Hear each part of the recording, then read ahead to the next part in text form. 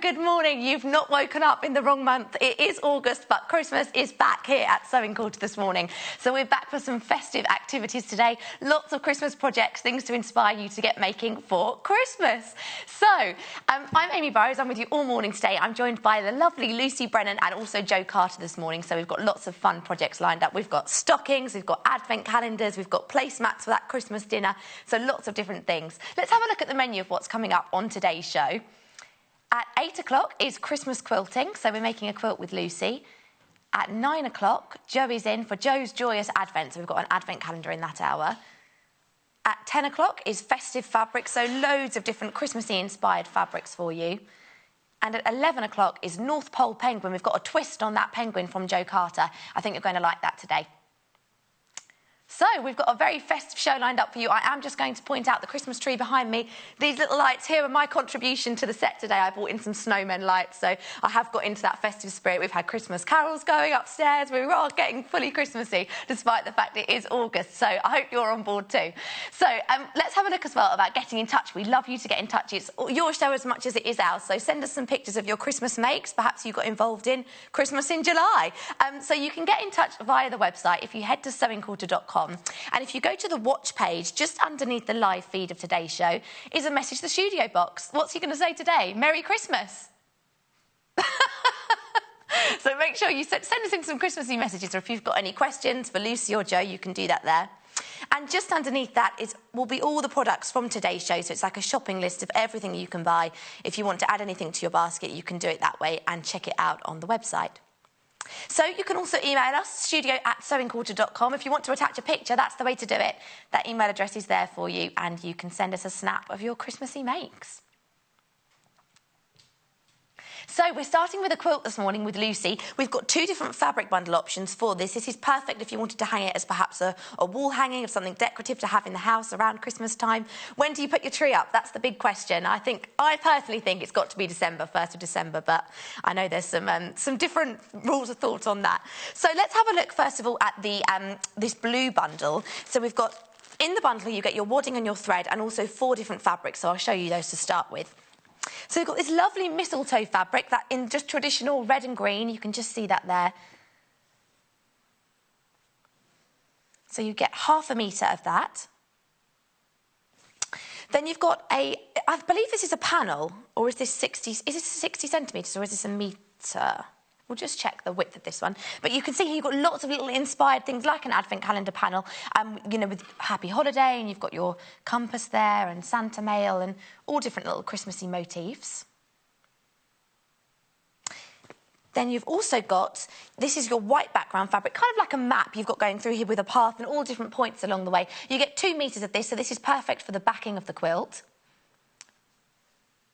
And finally, you've got a blue solid, so that teams in perfectly with that sort of that path running through the white fabric. So then you've got a rich uniform solid in your blue. So it's 4 metres of fabric in total. So it must be a metre of this one. If that's 2, half and half, it must be a metre of this advent calendar one. And then you've got your wadding and your thread as well there. JQGC66. Now, we also have another option, so a different colourway. Perhaps if you want to go maybe a bit more traditional, this is more of your red and green, so your classic Christmas colours. So we've got, ho, ho, ho, we've got Santa here on this first fabric, on our red fabric, classic Father Christmas, quite a playful sort of Santa print. 1/2 metre of that. Then again, we've got another sort of panel print there, but this time some more sort of Arctic-inspired animals. So you've got your polar bears, 1/2 metre of this, and your reindeers and penguins. Then you've got, I think this is 2 metres of this one. Let's just check. Oh, no, a metre. 2 metres. So this here is your reindeers and penguins again with polar bears on an icy blue. And finally, you've got your... Oh, it is a metre of this. No, we were right to start with. Let me just clarify. So you've got a metre of this one, you've got 1/2 metre of these 2 other prints, and then you get 2 metres of your green, so the green's for the backing in this bundle. So just that solid green. It's a Christmas tree green, we can call it that. Plus your wadding and your thread, LZGC55. That's a slightly more affordable bundle, 47.45. Also, we've got an offer today. So this is a new offer for brand new customers if you've not bought anything from Sewing Quarter before and you want to get involved. If you spend over £10 on your very first order with us, we're going to give you a Fat Quarter bundle. So you get 8 solids in here. This is a pretty Christmas-inspired colours as well. You've got some reds and forest greens and some softer greens and greys as well. So 8 Fat Quarters in there for new customers. That's for a limited time only, so it's only while stocks last. So if you do want to buy anything this morning, we'll also give that to you if you're a new customer. Let's come and see Lucy, who is back and with a voice. With a voice. Yay! How are you? I'm doing very well. So, Lucy, last night you went and got some Chinese food. I did. Loads of garlic, loads of honey. I'm going to stand like this. I know. So I'm feeling much better. Thank you for all your nice messages as well. People have been really kind, but I'm feeling loads better. Got my voice back. Got some voice. Yeah. Brilliant. But we're still going to take it easy. We're not going to go crazy. No. So this is the quilt that we're doing today. Yes, it is, yeah. Really fun one. It's a bit like an I Spy quilt. So you've got these blocks here so you can find the little creatures and that's a lovely print as well. And Fussy cut those and pop them yes. different sections in if you want to. Yeah, exactly. How did you find this one? So it's really fun. It's really fun picking out, you know, the different sections and thinking about where you want things to go in the quilt. So I'm going to show people how to fussy cut today, and we're making the quilt from the modern baby quilts book. Yes. So all of the instructions are in here if you do want your sort of cutting instructions and your measurements. You've got all of your instructions. This is separate from the bundle, so if you wanted to buy it on its own today, you can. And this is the quilt we're making. And actually, it's so interesting to see, if you look at it in the book, compared to how it looks with this fabric with a different twist on it, it looks like a totally different quilt. Yeah, totally different. Depending, you know, on what fabric you've gone for. Obviously, we're going festive. Yeah. Neither of us have Christmas jumpers. I mean, what mizzle? You're a bit more sparkly than I am. I've gone slightly sparkly. I've kind of got baubles in my ears. Oh, yes. We have got some festive in the ears. But honestly, I didn't have a Christmas jumper, and I thought, I'm not going to be able to get a Christmas jumper in August. Does anyone sell Christmas jumpers in August? I don't think so. Maybe I should have got my nan to knit me one. There you go. I'll do one for September. So, let's get started with the quilt. How did you begin this one? OK, so you want to decide, you've basically got 4 different sections. So you've got the square in the middle, the borders, and then the bigger borders. And I've used 2 different colourways for the borders. OK. And this one has the green on the back and for the binding. So you can have a play about with it and decide where you want the things to go. But obviously, I think the focus prints in this you bundle, want to highlight those? Yeah, would be this one and this one. So I'm going to fussy cut from both of those. OK. And I did 6 squares in each one. Yeah, so you've got 6 in the sort of bigger motif and then 6 in that window frame. This does look like doesn't it? Exactly like you've got a Christmas animals being and because I quilted it as well, so I just quilted it very simply, just with straight lines, but so like it would add window. to that. Yeah. And also like a present as well. I think it looks a little bit like a present. Wrapped up with a... It's all thought about. It's all thought about. So, we start by fussy cutting. So, fun of fussy cutting. So, the squares are, if we can look at it, I think it's 6.5. So, with this panel one, I'm going to centre one of the squares. So, because it's a larger square, you are going to get, you know, a little bit of some of the other ones. But I don't think that's, you know, a problem. It's better than missing out part of it. But an easy way of deciding what you want to do, I'll do it with the smaller one. This one is a 6.5 inch. It's a rectangle ruler, but you can easily see then where the 6.5 is going to lie. And if you just move it round, you'll get, because you need to think about the fact that you've got a seam allowance as well. Yeah. So if we had that in the centre, we're going to lose a lot of it. Whereas if we put the square in the centre, we've just got the little bits of the other block. But I think that's okay. Yeah, and that will, once you've added a border as well, that will really stand out. Yeah. So we're just going to cut some strips, but I want to try. Obviously, I can't use this section because we're going to have to cut it with that in the middle. So we're cutting the square at 6.5. So all I try and do is line up turn it round, the 3.25. Sort of running down the middle of the square, so then I can cut a long strip and then subcut it. I know that's going to be a central. That's going to be the central focus of that panel. Or is, you know, fairly central. Ish. If it's not perfect. So then I'm just going to cut that strip, And with a fabric like this, where you've got lots of the different boxes, I wouldn't double your fabric over because you might cut it won't through. be in line, and you'll end up cutting through. So I'd just do one layer of fabric at a time. These are like stamps, aren't they? Sort of all they are, like a festive Christmas stamp. And you could, you could just use them as tags or something like that. You could write on the back of them, things like that. Yeah, I really, really like this print. I think it's gorgeous. So 6.5, and I'm not worried about the edges because I'll just trim them as we fussy cut. And it's really cute on the selvage as well. If you can see, that's got little Christmas trees. So you can see your colours in here. I love it when they do little details like that. There's from the Threaded with Love range that's got all like little needles and things. It's just a little detail you can see. And it's sweet to keep those because you can do selvage quilts and all different things with them. So. It's quite a unique one, isn't it? Save that. I'll keep that one. I'll pop that in your basket. Yeah. So then you just want to decide which ones you're going to use. And from each strip, obviously we are going to lose little pieces. So you could have 6 different ones, really, couldn't you, if you wanted, 6 different century absolutely. So ones. just choose which one's your favourite. I like that I can't speak. Have a happy holiday. I keep nodding, and these on my head are like they sort of move when you stop nodding. I feel like one of those nodding dogs, that just keeps moving. I have to keep my head very still today. So again, just lining up that 3 1/4, running roughly through the centre of that square. If it's slightly off, it doesn't really matter. But so long as we've got a 6.5-inch square, not move it. So we're going to have 6 6.5-inch squares. Yeah.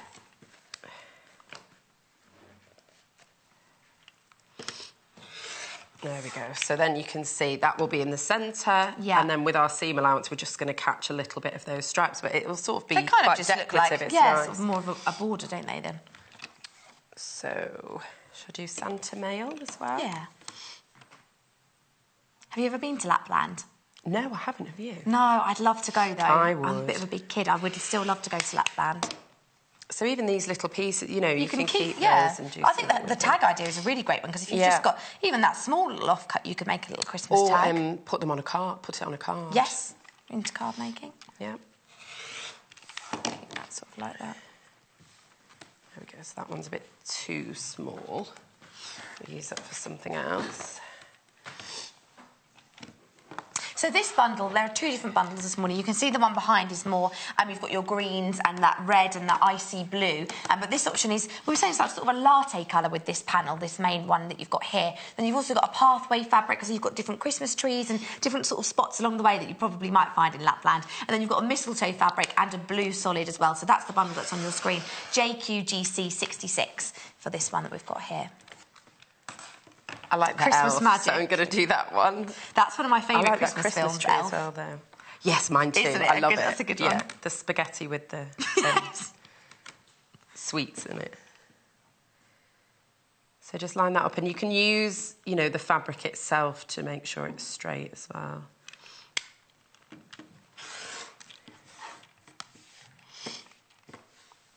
Did you wake up this morning and do that thing of just like checking first of all, is my voice there? Is anything going to come out? I was in the hotel room talking to myself. It's here. I've got something in my voice.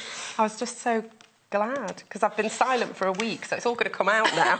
All the things I've held inside all this time. We're in for a treat today. Yeah. And I might do that compass. I like the compass. Nice to have different ones too, actually. Yeah, it's good to mix it up. And it is like, it's a real treat to be able to see the different things. It makes for a really fun quilt for kids or, just for Christmas. But although it is August, that's the thing, isn't it, with, any sewists and people that are doing making lots of things as gifts to give to people and Christmas decorations. If you want those ready for the beginning of December, you kind of do have to get organised and get going with a lot of the fabric lines. So some of the Lewis and Irene fabrics we've got today, they launched in June, which is probably maybe a time when people even... It seems crazy. Yeah, but if you're making things, you want to give yourself time. You don't want to have to rush the making things, especially a quilt. So it's nice to have time to do it. So again, I'm just going to trim the selvages off. And then this one is a bit different because you've got the... Keep one for you. Thank you. Another selvage for the collection. Yeah, it's got all different things all over the print. So if you wanted to, you could fussy cut, you know, and get things perfectly central. But I think because it's quite busy and there's a lot going on, I don't think you need to do that with this one. So I would just go ahead and cut 6.5-inch strip. I think as well, where this one is more sort of angular, all of the main central sections are squares, aren't they? Whereas this is very curvy and a bit more sort of playful. It doesn't need you to be quite so picky. No, I don't think so. And I mean, you know, like I said, you can if you want to, but... So then you can double it over as well. It's not necessary, so then you can double it over as well, yeah, so you're not wasting fabric. But I just want to make sure that the ends are... No, there's no bin there. I don't know where the bin's gone. So then we can just cut the 6.5-inch squares from that strip. And actually, there are some motifs. So, like the compass there is picked out in that other fabric, so it does run through. You know, so you can play those little I Spy games, find all the compasses, find the skates. Can we do that? And it's nice, got little bits of writing on, so reindeer stable, Santa's house on that one. Yeah. The toy warehouse. They're really sweet. So you just keep cutting so you've got enough of those. Okay. So we'd end up with 12. Yeah. If you're doing the whole thing. And then, I don't think I'll have time, but might. And then... I wasn't saying where's the other. Well, you don't know. I mean, it's straightforward, the construction of this one. So then you want to think about borders. So I would recommend having different fabrics because otherwise you've lost your piecing in the quilt, because if that was all the Santas, say, it doesn't stand out as much. You don't get the same effect. So I would recommend using 2 border fabrics. So you just want to decide which ones you're going to put with which. And I think there is a lot of red in that one, so I'll probably put that one with that one. And the blue and put the blue with the red, because it will make that pop a little bit. That's funny, because I naturally would have said, oh, there's the red in that, and then the red in those. But what that does is then is going to help to highlight it. Yeah, and you see, if you put that against that, it just gets lost a little bit. There's a bit more contrast. Whereas with the blue, there is more contrast, and it highlights the blue that's in there as well. So, but do as you wish. As you please. Yeah, you can do whatever you like. So then we're going to cut border strips, and they're all 2 inches. Yeah. So I'm just going to cut some 2-inch strips. And if you're, confident with cutting, you can layer these up. So you're cutting a couple at a time. 2 fabrics at once. Yeah, just move that out of the way. But you want to make sure your edges are even. I think this quilt is more, definitely lends itself as more of maybe a children's quilt, or this is slightly more young, isn't it, and playful, whereas this, to me, feels a little bit more grown up. I think so, yeah. I really like that sort of latte colour. I think it's really nice. It's got a bit of a vintage vibe to it. And it sort of goes with, we were saying, you said kitchen, didn't you, this morning? It would look lovely in the kitchen, or it's got those sort of colours in it that are quite homely, really. Bins over here. There you go. I was just sort of putting them on shelves underneath. So I've just evened up those edges so I know that they're perfectly straight. And then I can cut my 2-inch strips. So you have got enough fabric to make more blocks if you wanted to. So I followed the pattern for this quilt, but if you did want to make it slightly bigger, I did have some fabric left over. So you could do an extra row or an extra... You could do an extra row, yeah. If you wanted to make it slightly bigger. Yeah. What am I doing now? 2-inch strips. Measure twice, cut once, always. So these are going to make up our borders. So I'll just cut a couple for now and see how we get on. Okay. And then we're going to subcut these to 6.5 and 9.5. So all of the instructions are in, this is the book this morning. So the modern baby quilts, but there are 12 different quilting projects in here, and just, putting a Christmassy twist on some of these, so you've got different, obviously all different blocks, and that's the one there. 5 easy pieces. Here it is. It's been done there in sort of a dinosaur print. That's got a like, Jurassic Adventures feel to it, but with that Christmassy fabric, it looks totally different. It really does work, I think, with those windows. It looks like sort of a sashed window, doesn't it? It does. So I will... I'll just say, you know, I always recommend this ruler for beginners because it's great to have that full length to cut the strips from a ½ metre or a metre. But then you sort of go, oh, well, it's only, you know, 8.5 inches, but I need to cut 9.5-inch strips. So you just turn it. I know that might sound obvious, but when you first start using a ruler, it's a little bit confusing. Yeah. So you're just going to turn it on its side there, and you've got the ½ inch measurements on the ruler there, so you can just cut. So you can use it lengthways as opposed to feeling that you need to use the width of it. Yeah, absolutely.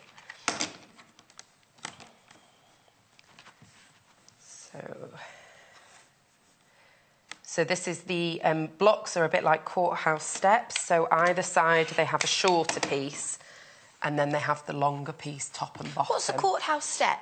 It's so you have your central square, and then you have the 2 pieces on the sides, and then the 2 pieces top and bottom. And with the Courthouse steps, you would keep going.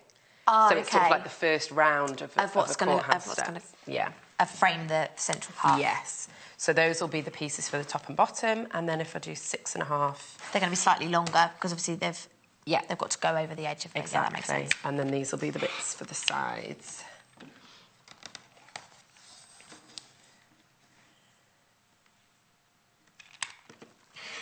Would you say this is a beginner could do this? Yes. Yeah. Yeah, definitely. It's a really nice one for beginners, actually. How many homemade Christmassy things do you have in your house at Christmas? So many. Yeah, and they just come out every year. Just get the same and then thing. Add to them. So I have an advent calendar, which is similar to the one that Jo's making in the next hour. Do I have a Christmas quilt? I don't have a Christmas quilt, but I made a big tablecloth. Okay. So it's patchwork. So I did do the patchwork, but I didn't actually quilt it because it's going on a table. So it's just a big patchwork tablecloth that comes out every year. But it's quite, you know, it's nice. There's a whole sort of seasonal living thing, isn't there, where you change your decorations. So it is really nice to have those things that you bring out, and then it becomes part of like your Christmas story. Your tradition. No, it does. Your tradition. And I love if you speak to people, people's Christmases are so different, but to them that's what's. We all have our own normal Christmas, don't we? Or what Christmas Day is to us, or what, and then your homemade things become part of that. Yeah. And stockings. Your children will remember that. I remember my stocking. Well, I still have a stocking, but I remember my stocking. Like it's something that sort of stays in your memory. Yeah, no, they'll keep those. And my stocking is one that my mum embroidered my name on. Is it? So I still have it. That's my stocking. Yeah. So that's really nice. Still have a stocking. Yes. You're never too old for a stocking. We've got stockings later today, actually. I might have to fill it myself. Yeah, we might have to buy our own gifts for it. But... Or not. Just wait for Father Christmas. Wait for Father Christmas. Yes. So if I lay these out, then you'll have an idea of what these 2 blocks are going to look like. So I was going to put the red with this one and the blue. Do you want to do the blue? Yeah. Blue with that one. Does that go on the edges? Yeah. That's it. Yeah. And then there you go. Oh, thanks. So like that. Okay. So that's going to be our... Yes, the blue does. The blue's nice. It pulls that out, doesn't it? Yeah, it does make it pop. That candy stripe. Yeah, and with that one as well, I think it's because you have got some red in there as well. So we're just going to piece those. So I'm going to put the side pieces on first, and then top and bottom. So while you do that, I'm just going to look at these Christmassy fabrics. So are we okay to leave you to do? That's fine. To do those, I'm going to take these to the other side. We'll put back in a second. So we've got lots of Christmassy fabrics this morning.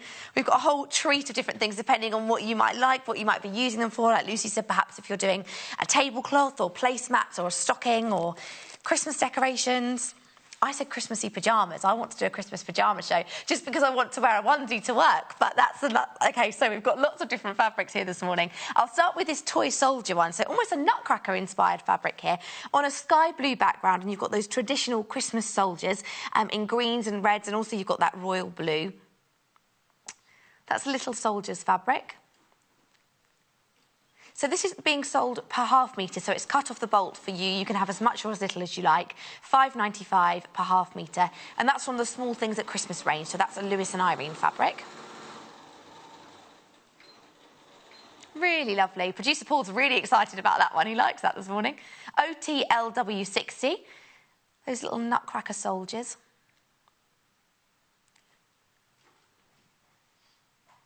That icy blue is nice too. So that's your first fabric. So all of these are being cut off the bolt. If you've not bought from Sewing Quarter before, you may or may not know, but these cut to measure fabrics, you can have as much or as little as you want in half-metre increments. So if you wanted 2 metres of fabric, that would be 4 units. If you wanted 3 metres, it would be 6 units. So, you can have as much or as little as you like because we're going to cut it for you. So we've also got another mistletoe fabric here, like the red one that Lucy's been using, but this is on a white background. You've got a little sort of coffee-coloured star, and also you've got the actual mistletoe itself. Again, this is the Lewis and Irene fabric, the holly fabric. LOLW70.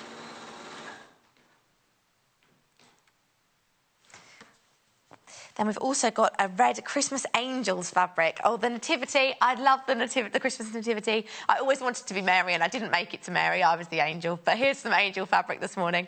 So on a nice red background, again, really festive.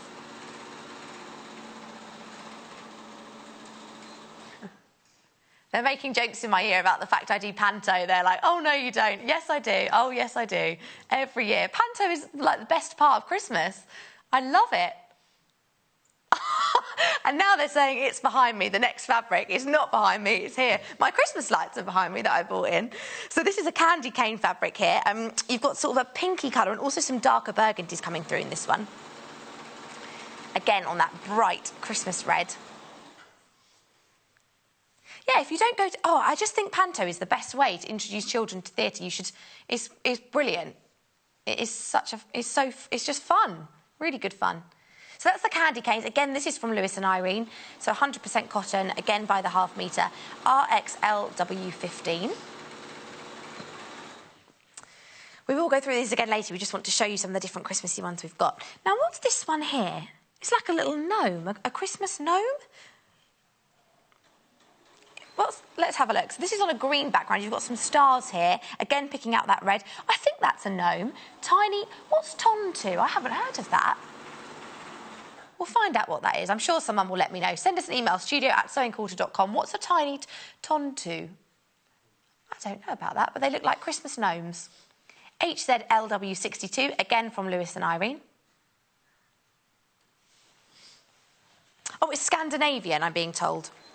Oh, so this is the sort of stamp fabric that Lucy's actually just fussy cut for the quilt. So if you wanted to buy this by the half metre, there's the option to do that here with all of those Christmassy motifs, like Christmas stamps. With your compass and your elf and Santa mail and that candy cane sort of framing. HYLW45. Now, this is a 60cm panel, so as opposed to it being cut by the half metre, this is cut in panels, because obviously you want a full square. You wouldn't want a half cut of one of those. So let me just show you what that looks like. Let's hold it up this way. So you're getting complete rows of that, as opposed to anything cut in half. Santa Squares fabric on snow. That's from the North Pole range, again from Lewis and Irene. This is brand new this year. They only launched this range at the end of June. So this is brand new Christmassy fabrics for all of those Christmassy projects.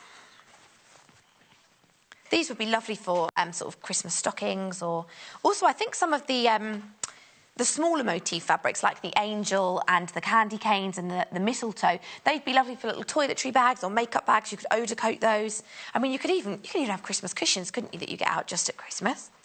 Drag it out a bit, maybe the end of November. You can get away with it in December. We've got another stamp one here, but this is a panel, but this is on a red background, so those same motifs again. Oh, I've got it upside down. I thought I just corrected that. But you can just see exactly the same, the ones that Lucy was fussy cutting, but in a different colourway. QDLW17, and that's on the festive red. Again, a 60cm panel, so you've got complete squares. Should I check how many rows you get in that? 1, 2, 3, 4, 5. You get 6 rows across that 60cm panel. Oh, I like this one. This is lovely. This has got sort of an icy feel to it. This reminds me of The Lion, the Witch and the Wardrobe. So you've got a really soft, glacier grey background, and then you've got like a little house in the woods here with some trees and a snowman and a robin. That's really lovely. I don't think that's the right graphic. Let's just change that one for you. So we'll just swap that in. I think that's for the next one. but this is on a soft grey. And again, 100% cotton from Lewis and Irene. A really lovely motif there. That's sort of sparkly Christmassy twigs and snowflakes. MUL, oh, that's like mulled wine. MULW01, snowflake scene fabric. And that's, it says cream, but it's actually, I would say that's a grey, sort of a soft grey. £5.95 per half metre. Oh, so far this is the most popular as well. Really lovely fabric. I think that's quite, I was going to say mature, but I think it's quite sophisticated Christmas fabric, as opposed to the more sort of playful ones. This was the graphic that we just had before for the Christmas map. So like the one that Lucy was using, but this is on a grey background. This is a slightly darker grey. So again, it's that map going through. You've got that pathway, all the checkpoints. So you've got the candy cane workshop, you've got the reindeer, you've got the ice skating, Santa's house. You've got your compass there to find the way to all of those little spots along the path. BJLW95. Again, that's from the North Pole range from Lewis and Irene.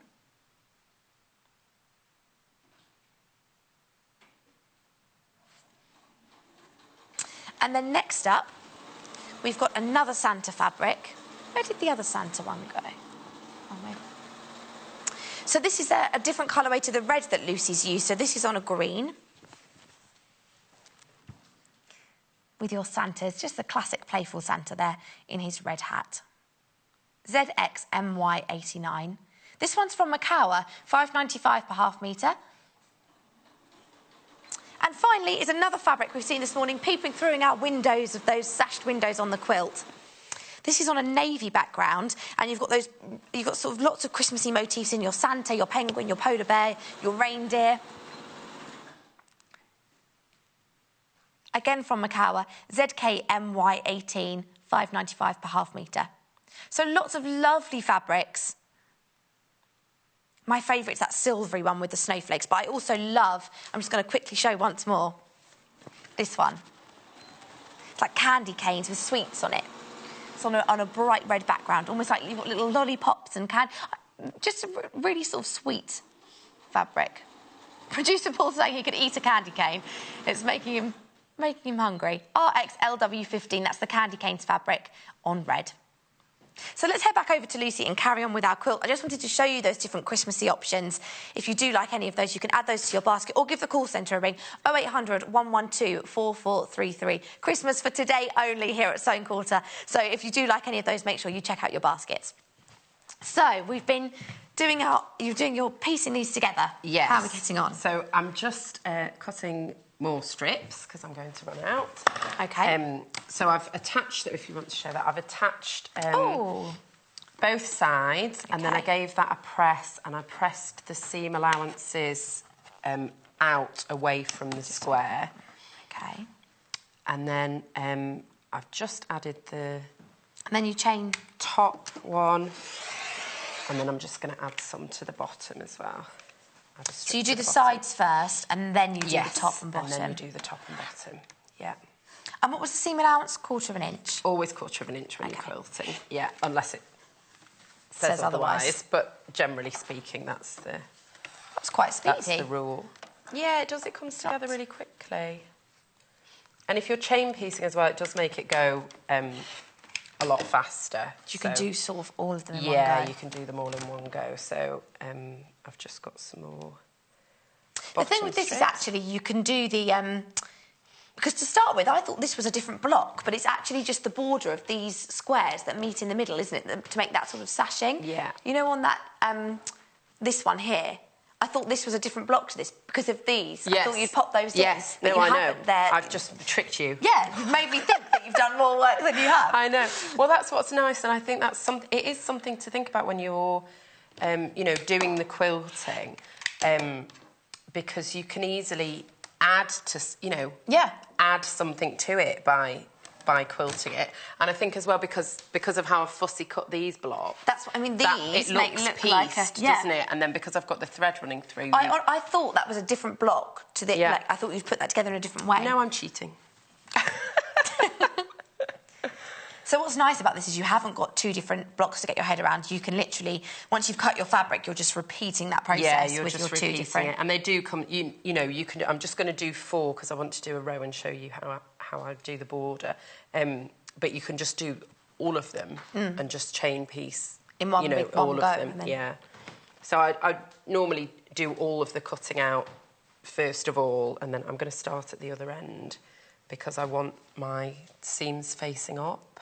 Oh, right, OK. Because it's so that I don't get them trapped when I'm sewing. It's easier to do it from that side. So in your bundle, you also get your thread and your wadding for this quilt, and you get more wadding than you need, so you'd have some left over.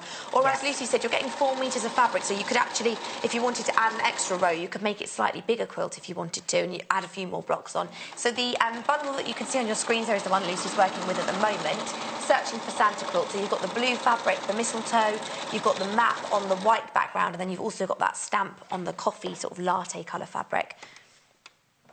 And with the, if you made the quilt at this size, you have got a nice strip of wadding left over, so you could make a small table or something as well, if you wanted to.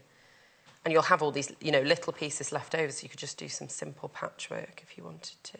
Or you could even make sort of little envelope, you know, or little drawstring bags, couldn't you, for, say, jewellery presents or something smaller if you wanted to give. That's nice. It is really nice making little... I did that for teachers, I think, one Christmas, made all the little bags to have a little gift. Yeah, but now the expectation is I've got to make something every single time. Something homemade, you can't go to the supermarket and just grab something off the shelf. It's nice, I did, when it was the end of term, you know, at the beginning of the summer, I'm forgetting it's summer now, I'm thinking it's Christmas, I made just little tote bags, but I had my youngest draw pictures on. Oh, that's nice. So I gave them they were like quilted tote bags, but they had a little picture that she'd drawn on, just with permanent pen. There is something so lovely as well. I think Christmas is always an excuse, isn't it? You might love making and not necessarily have a purpose for having all these mates, or you don't need any more quilts or any more, but to be able to have a reason to give them to people and, you know, as presents, it gives you almost something to work towards, doesn't it? You know, you've got a bit of a goal. Yeah. And it's a good time to start now, you know, so you can get all those things done. It's lovely. I wonder if people swap as well, if you go to workshops or classes and people, and, you know, if everyone makes little things and swaps little things that they've made for each other. And we do have... I'm no longer in the quilting bee because I don't have time, but the quilting bee does like a secret Santa, and they send each other little handmade things at Christmas, Where I live, they have a knitting group that do letterbox postbox covers, you know, that sit on the top. Have you seen them? Oh, yeah, and like Christmassy yarn bombing things. Wow. They're really, really good. You sort of, and like if you walk into the station and you see one on a postbox, you have to go over and see, and they might do like a whole Christmas scene with a, you know, like a Father Christmas and a sleigh and reindeer, and they're all knitted and they're really lovely. And it's sort of become a thing where I live, you know, they're on all the postboxes. So then again, I'm just going to press this out. So I'm pressing from the front, but you can do it as you wish, just so that all the seams are nice and flat, facing outwards. Yeah, and it's nice and flat. You can press them open if you want to, but it's up to you.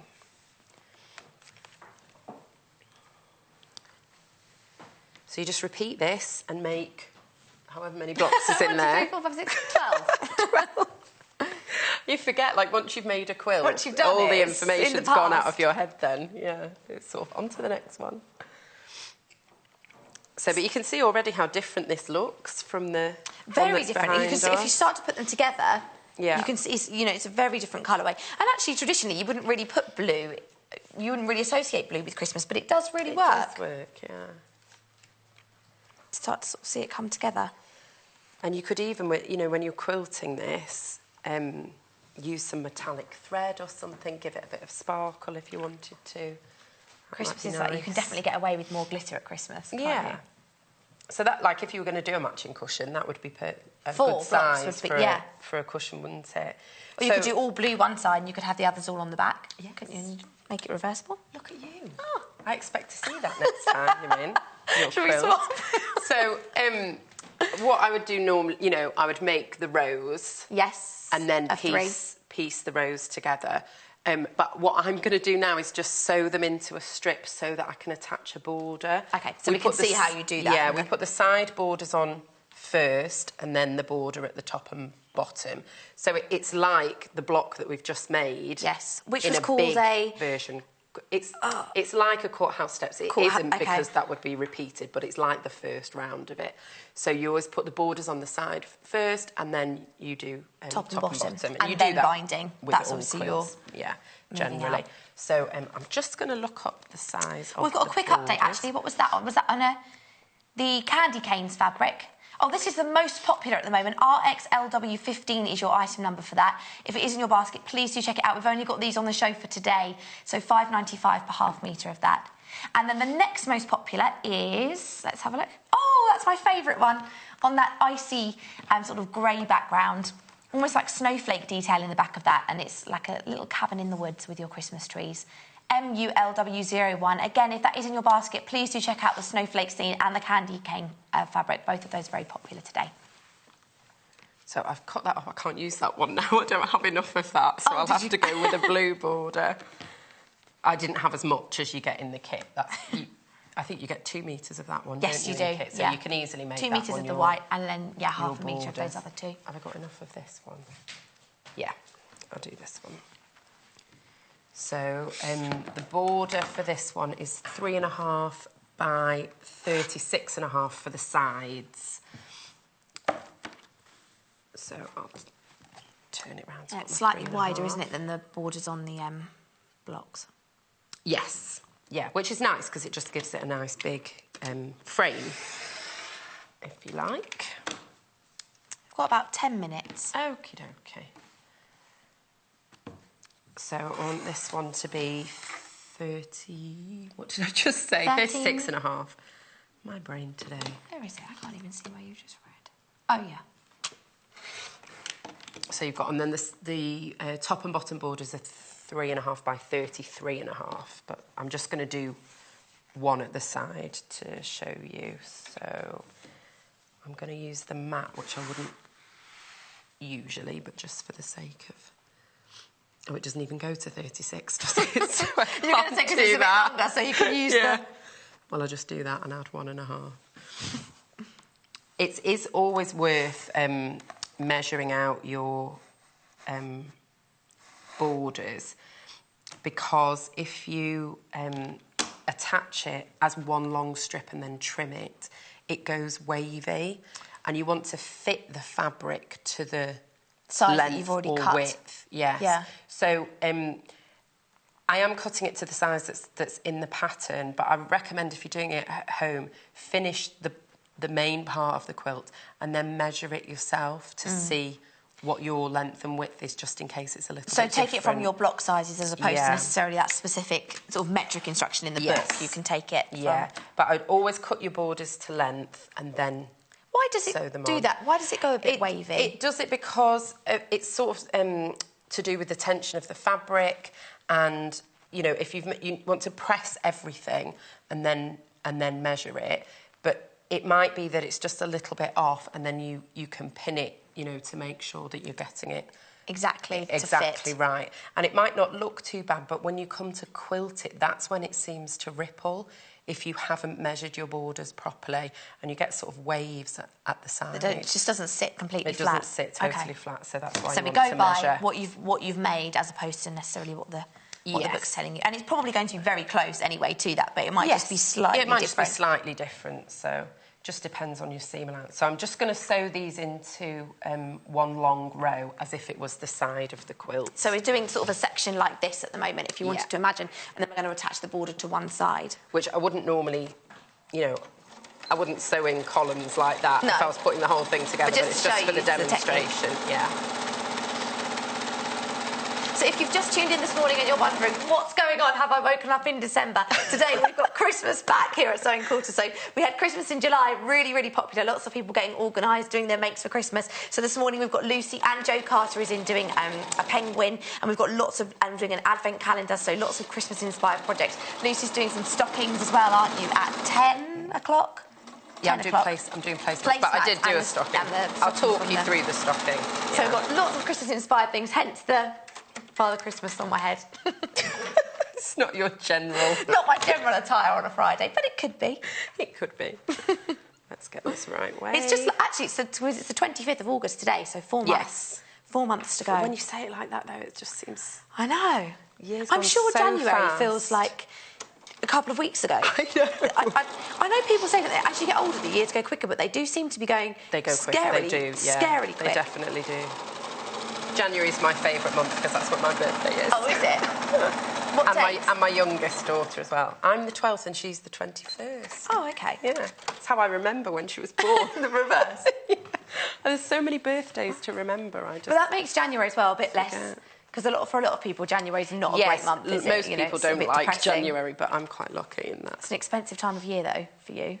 Yes. Christmas in January. Yes, it is.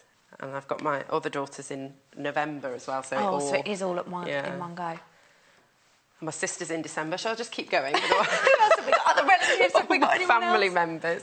My friend's born on Christmas Day. I always think, I wouldn't... see, look, that's I wouldn't not like right. that. That's why you should always make it and then... So you cut it from the ruler? Measure it. Yeah. Yeah, I did it wrong. So... I'm winging it slightly now, but you measure it properly at home. But... If you had used the map sort of fabric... Yes. You have to be careful if that's directional. Yes, you do. Thanks for mentioning that, because I've reminded myself this morning to talk about that and completely forgot. Oh, well. So if you decide that you want this one for your borders, cut your borders first. So because you're going to cut them the full width of the fabric, you've got enough there... you know, you don't need to cut it exactly to the size of the quilt. Obviously, I said, because you want to measure that after. Roughly. But you can cut them longer, the width of the fabric. But, yes, if you wanting it to be directional, your side ones need... And the reason I say cut it first is because you won't... Like, I didn't have the length. You've not then got enough fabric to cut. Yeah, so you want to cut your borders first, because for the blocks you only need 6.5. So you want to get that full... width of the side border and cut that from the side, from the edge first. So make the most of it while it's one big piece of fabric, and then take your fussy cutting the panels afterwards. Exactly. Okay. And that's I did exactly that with this one. So I cut these pieces off, you know, the metre, first of all, and this one, and then cut out the squares. That makes sense. So obviously this one's not a problem because it's not directional, is it? It's okay. No.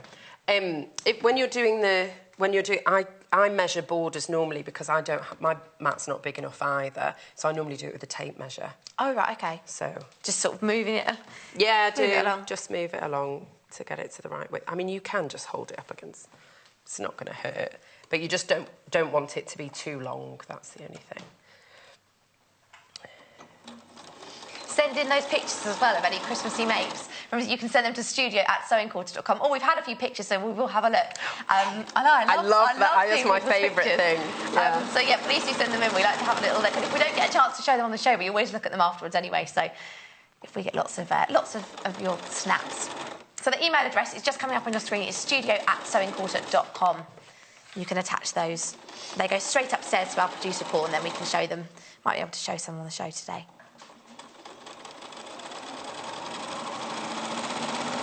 I'm trying to do this quickly, but I don't want to catch my seams at the same time. Got about 3 minutes. OK, well, we're fine.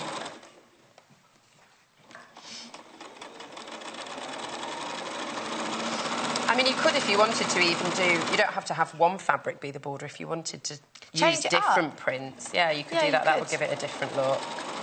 And even for the binding, if you wanted to go for a... Yeah. You know, especially one of the smaller designs, maybe like the mistletoe. Yeah. Because you could get that peeping through in the binding of the quilt. I should have pinned this because I'm going to run out.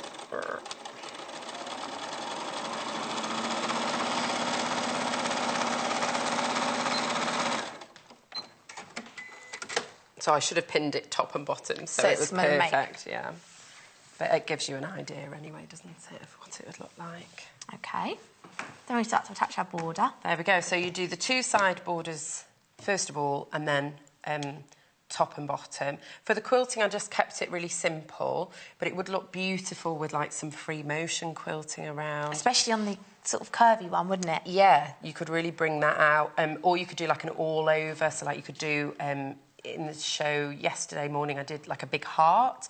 You could do like a big Christmas tree. Yes. Or something like that. Then you could even put sort of, like, you could have little decoration, couldn't you? Yeah, you could do, yeah. Like that, you know, I like bringing things out from the fabric. And I do have on my blog a free motion quilting pattern for holly and berries. Oh, okay. So you could use that to sort of get the shape if you wanted to. Do hollies and berries, which would look really cute. So there's loads of, you know, loads of different ways that you can quilt it. You don't have to do like the windows like I did, but if you were doing something quickly, if it was going to be a present for somebody, you know, that's it still really looks effective. Beautiful just with the straight line quilting as Did you take those for the for doing it with the window? Did you just take the central section, divide that first of all? So I just measured that. So I think that's 6. So just 3 in from the edge, all the way down, and then just draw a straight line and the same across. So that was really, really easy to do. But you could go all out with this. I think it would look really pretty.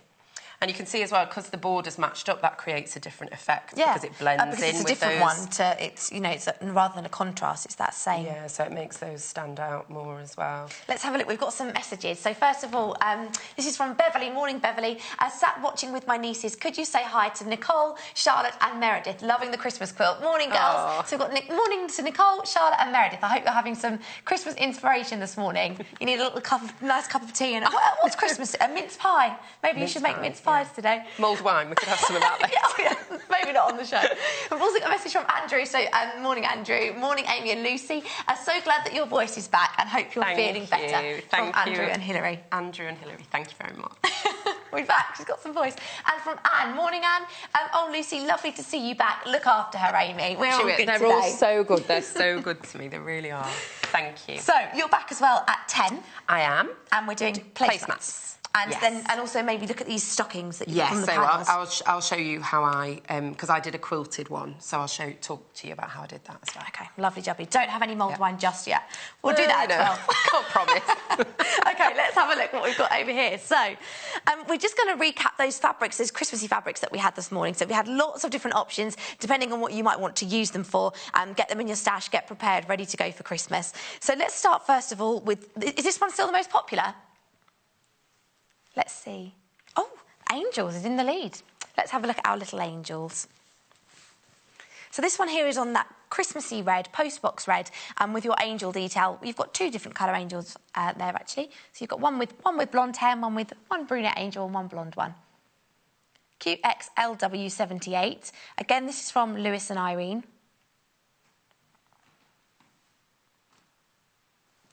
Now, all of these fabrics in their Christmassy collection were actually inspired. They had a trip to Lapland and sort of took inspiration from that.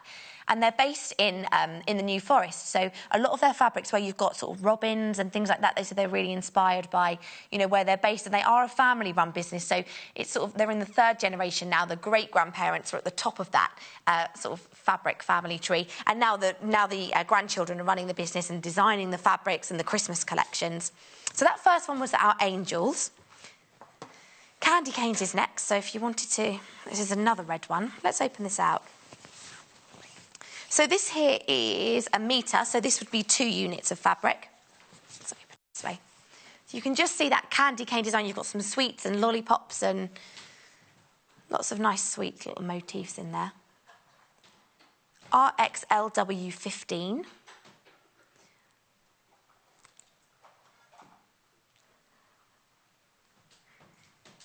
And that's from the Things at Christmas range, Small Things at Christmas. Now, next up, let's look at my lovely icy one. This is like the White Witch in Narnia. That's just what this one reminds me of. Now, it says this is cream. I think this is a soft grey, but it's like a silvery grey. But you've got lovely sort of almost snowflake detail highlighting that house in the middle. This one also from Lewis and Irene, MULW01. And that's from a Countryside Winter range, the Countryside Winter range. If you've never bought anything from Sewing Quarter, today we're doing an exclusive offer at the moment for brand new customers. On your first order, if you spend over £10, you're going to get a fat quarter bundle. So you get 8 fat quarters in here, some Christmassy colours. So if you like any of these and you were buying a metre, so 2 units, you'd get a fat quarter bundle if it's your first order. Now let's have a look at... Well, let's go for soldiers. I like this one. Slightly different. It's a slightly different colourway because it's quite nice, I think, to have... There's obviously a lot of green and red at Christmas. This one's gone on a soft, icy blue background, and with our nutcracker soldiers there, little soldiers from the small things at Christmas. And this would work really well, actually. Obviously, they're from the same collection, but if you wanted to mix and match these, I was just going to show it with the angels. That would be quite nice if you wanted to put 2 together, because 2 smaller motifs, if you wanted to pick those out with your angels and your soldiers there.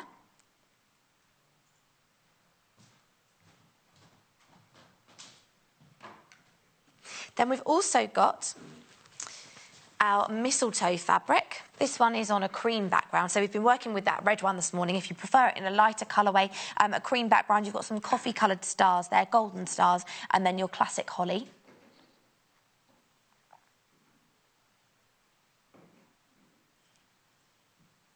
LOLW70. Now, we've had loads of pictures sent in, so we're going to quickly show those this morning. Thank you so much to everyone that sent them in. Let's have a look. Oh, wow, look at these. Everybody's going Christmas crazy already. That's fantastic. I love that sort of that truck there going through with our Christmas trees on the back, sort of loading them in. Oh, have we got some more as well? Oh, what? Look at all those penguins. We've got Joe's doing those penguins again this morning. A wreath. Thanks to Alison, Vicky, Lorraine, Alicia. We've got lots of people sending in pictures. Diane, Jackie, Leslie, Mary, loads, and Margaret. Thank you so much for all of those sending those in. If we don't get a chance to show them all on the show as well, I will definitely look at them when we come off air. So please carry on sending those in. studio@sewingquarter.com. Joe is here in just a minute, and we've got a fantastic project lined up.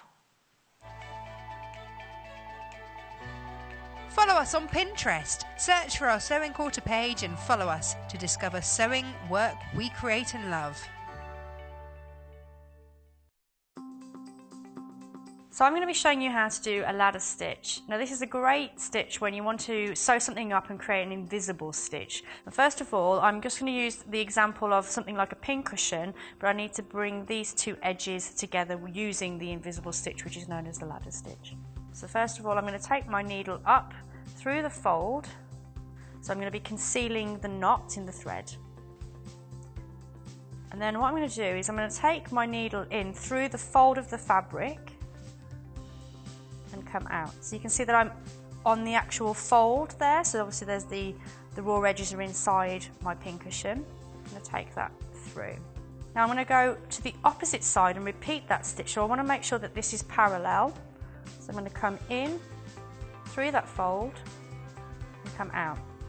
So again, I'm making these stitches really big so you can see what I'm doing. So you can see how I'm going across the whole of the fabric. So if I just keep doing a few stitches.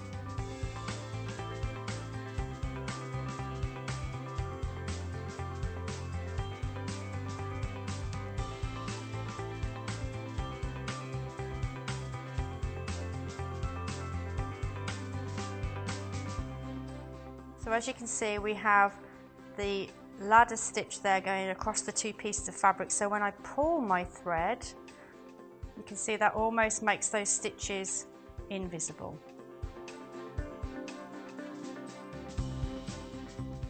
Join us for a 3-day quilting fiesta with the incredibly talented Joy Edgington. From Sunday the 27th of August to Tuesday the 29th, Joy will be sharing all her quilting expertise and tips with us. On Sunday the 27th, we will be delving into Joy's world of wadding, learning how to select the correct wadding for the right job and demystifying the properties of them all. Then on Monday the 28th, Joy will be presenting the Elna 730 Pro Quilting Machine.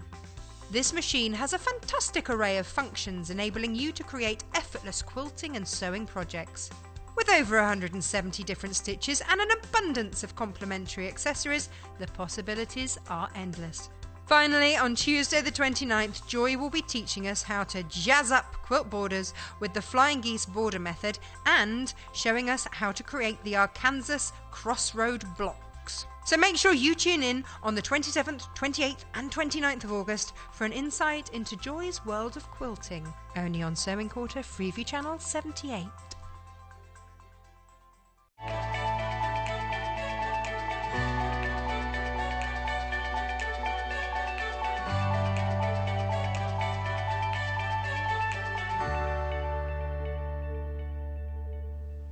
Good morning, welcome back. It's Christmas here at Sewing Quarter today. I do feel like we should have some jingle bells coming in on the intro, something we need to make it a bit more Christmassy.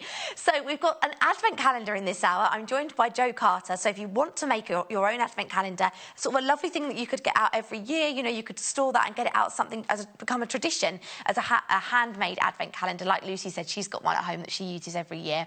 We've got some different fabric bundles this morning for making those advent calendars. They come as panels with all of your numbers marked out for the little pouches. I'm quite upset we haven't got any chocolate coins in here this morning. We should have them in the advent calendar. Surely that's part of the deal.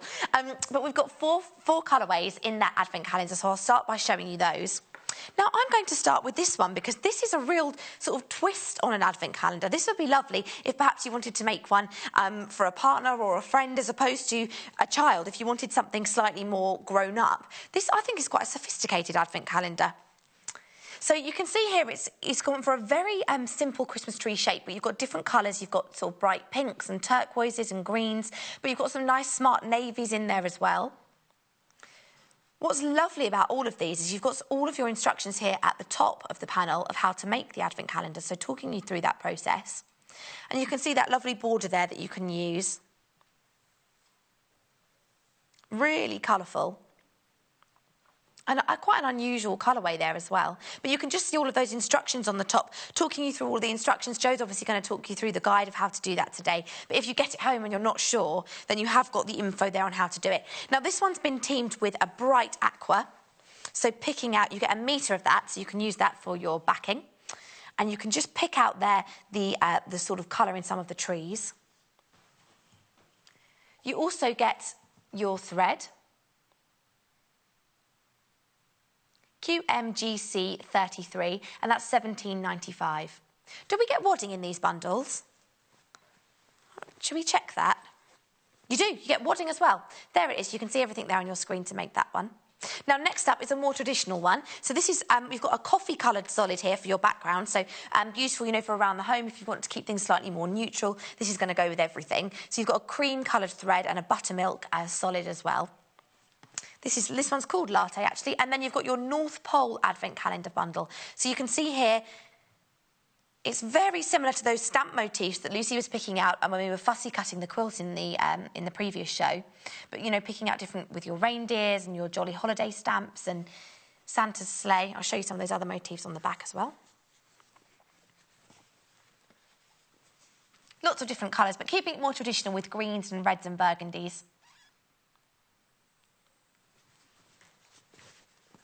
The lovely thing about a homemade advent calendar as well is obviously you don't just have to do sweets or chocolate. You could have little gifts inside or something personal or a little joke. You could fold those up, or fortune cookies, or there's so many options when you're customising those. Now, this next one comes with a silver spot on, so you've got this soft grey backing fabric here, so slightly more detailed than those solids. And then teamed again, it's the same, the North Pole fabric, but in a different colourway. You can just see that silver. If you can see, if I open it out, there it is. Slightly different colour option there for the lining of the pockets.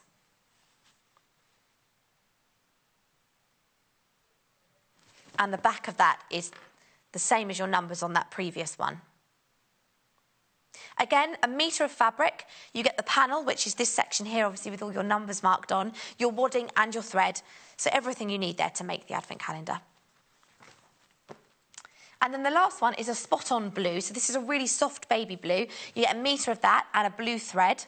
I'll show you those to start with. And then you've also got your panel here. Let me open this one up.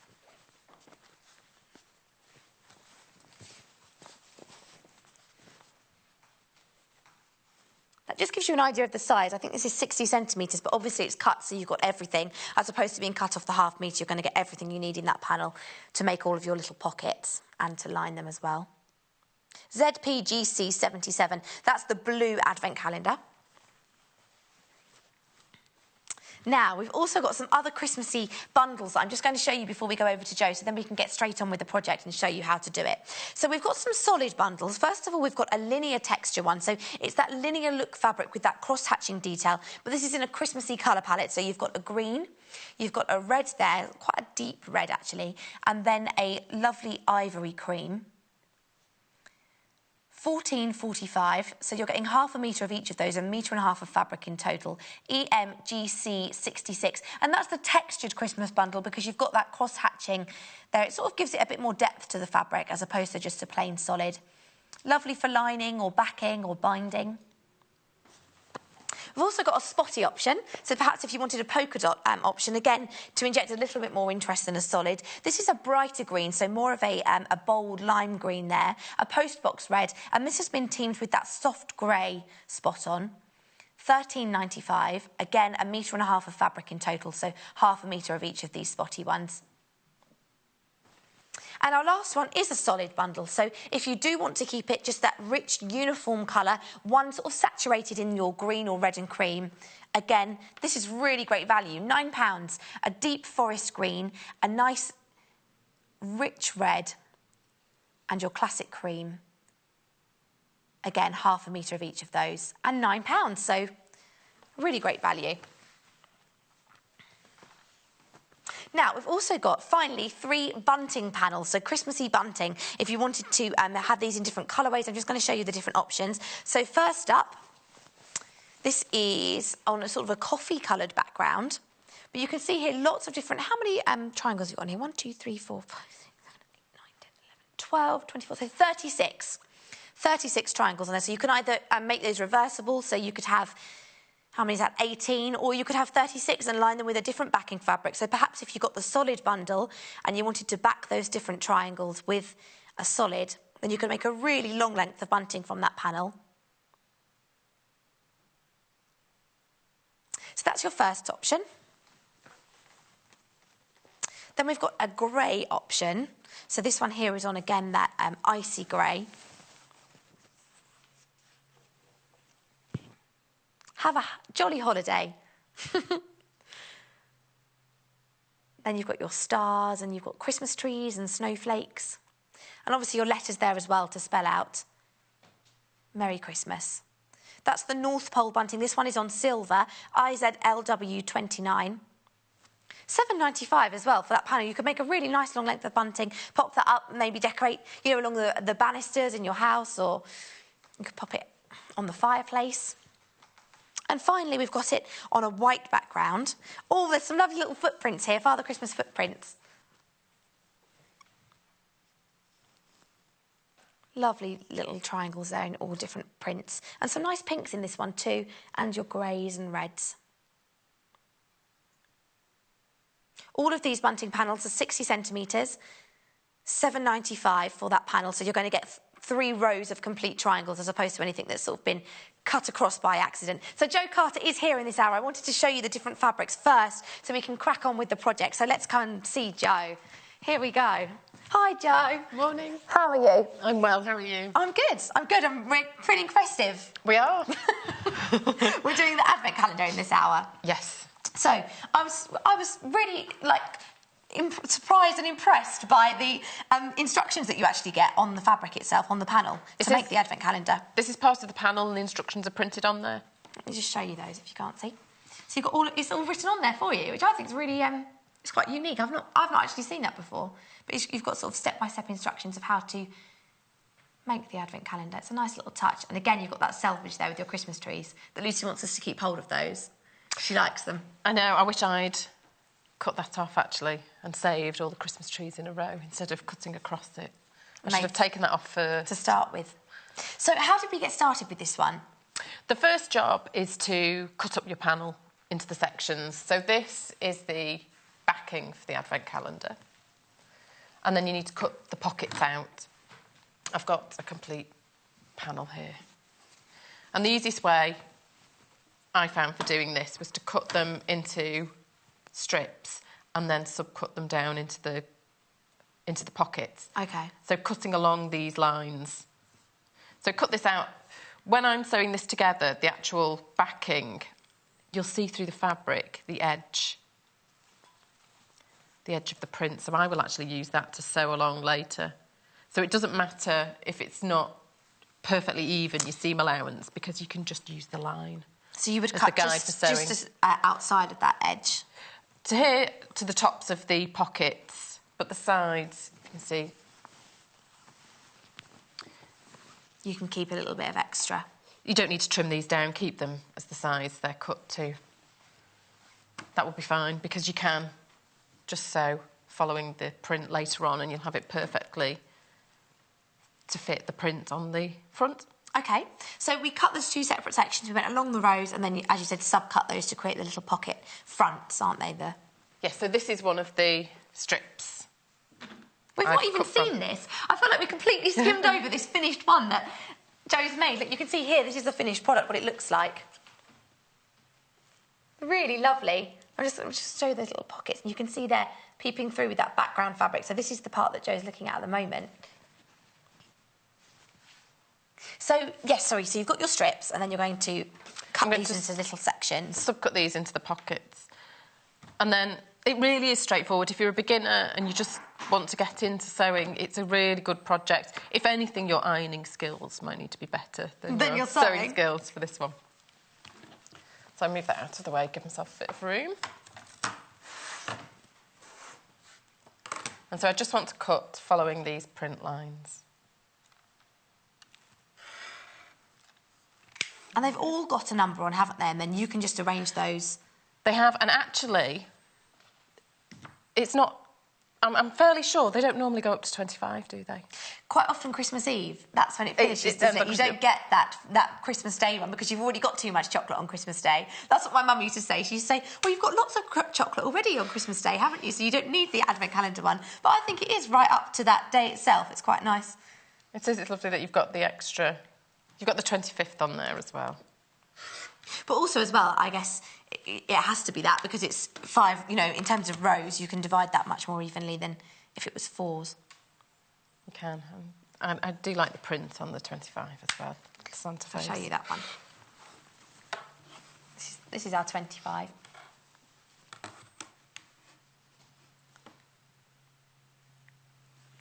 Now, where I have drifted away from the instructions a little bit, it says the instructions that come on that come with the panel say to make the sort of the complete back, so minus the pockets, first.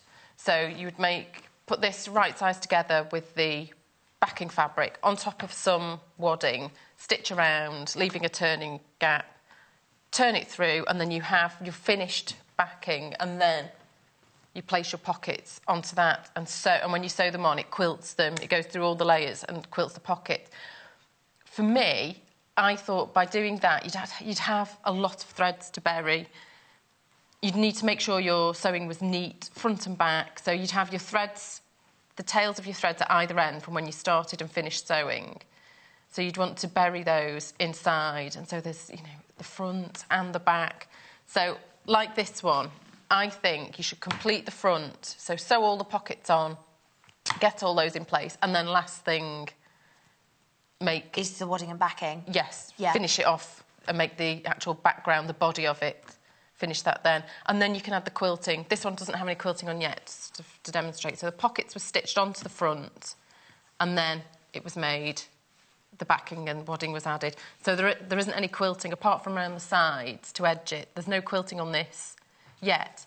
But I think... if you wanted to, you know... You could add that at this point. And I think do these squares, or you could, you know... Going around each square, I think, would be lovely, and especially if your machine has sort of a fancy quilting stitch, I think would look lovely going round. A nice sort of decorative, something sort of... And you could do different ones on each ones as well, or hand quilting would be lovely. Or you could use you could have something a bit sparkly, couldn't you, as well? Look really nice. Go for something a bit sort of glittery if you wanted to add that. So you would actually do it a different way around. You would do the pockets onto the backing, and then you would do your, onto the panel, then you would do your wadding and backing, and then quilt afterwards. Yes, I just think quilting, actually sewing the pockets on so they're quilted on, just is quite a lot of extra work. If you want to keep it straightforward, it might be a slightly easier way. Yes, I'm a big fan of where possible, making life easier. Burying threads is probably quite a lot of what, for that many. If it was 1 or 2 pockets, but it's a lot, obviously it's 25. It is. So, you've got to do that 25 times. You don't want something... Yes. That's kind of... I mean, you could clip them close, but just you don't want pockets to come away at the sides at all. So that would be my advice. Let's go with that then. So that's what's the next... So you're cutting out all of our pockets now, and then you're going to fold them. Yes, I've got some pre-prepared pockets. What have I done with these ones? So on the instructions, it says to firstly deal with the top edge.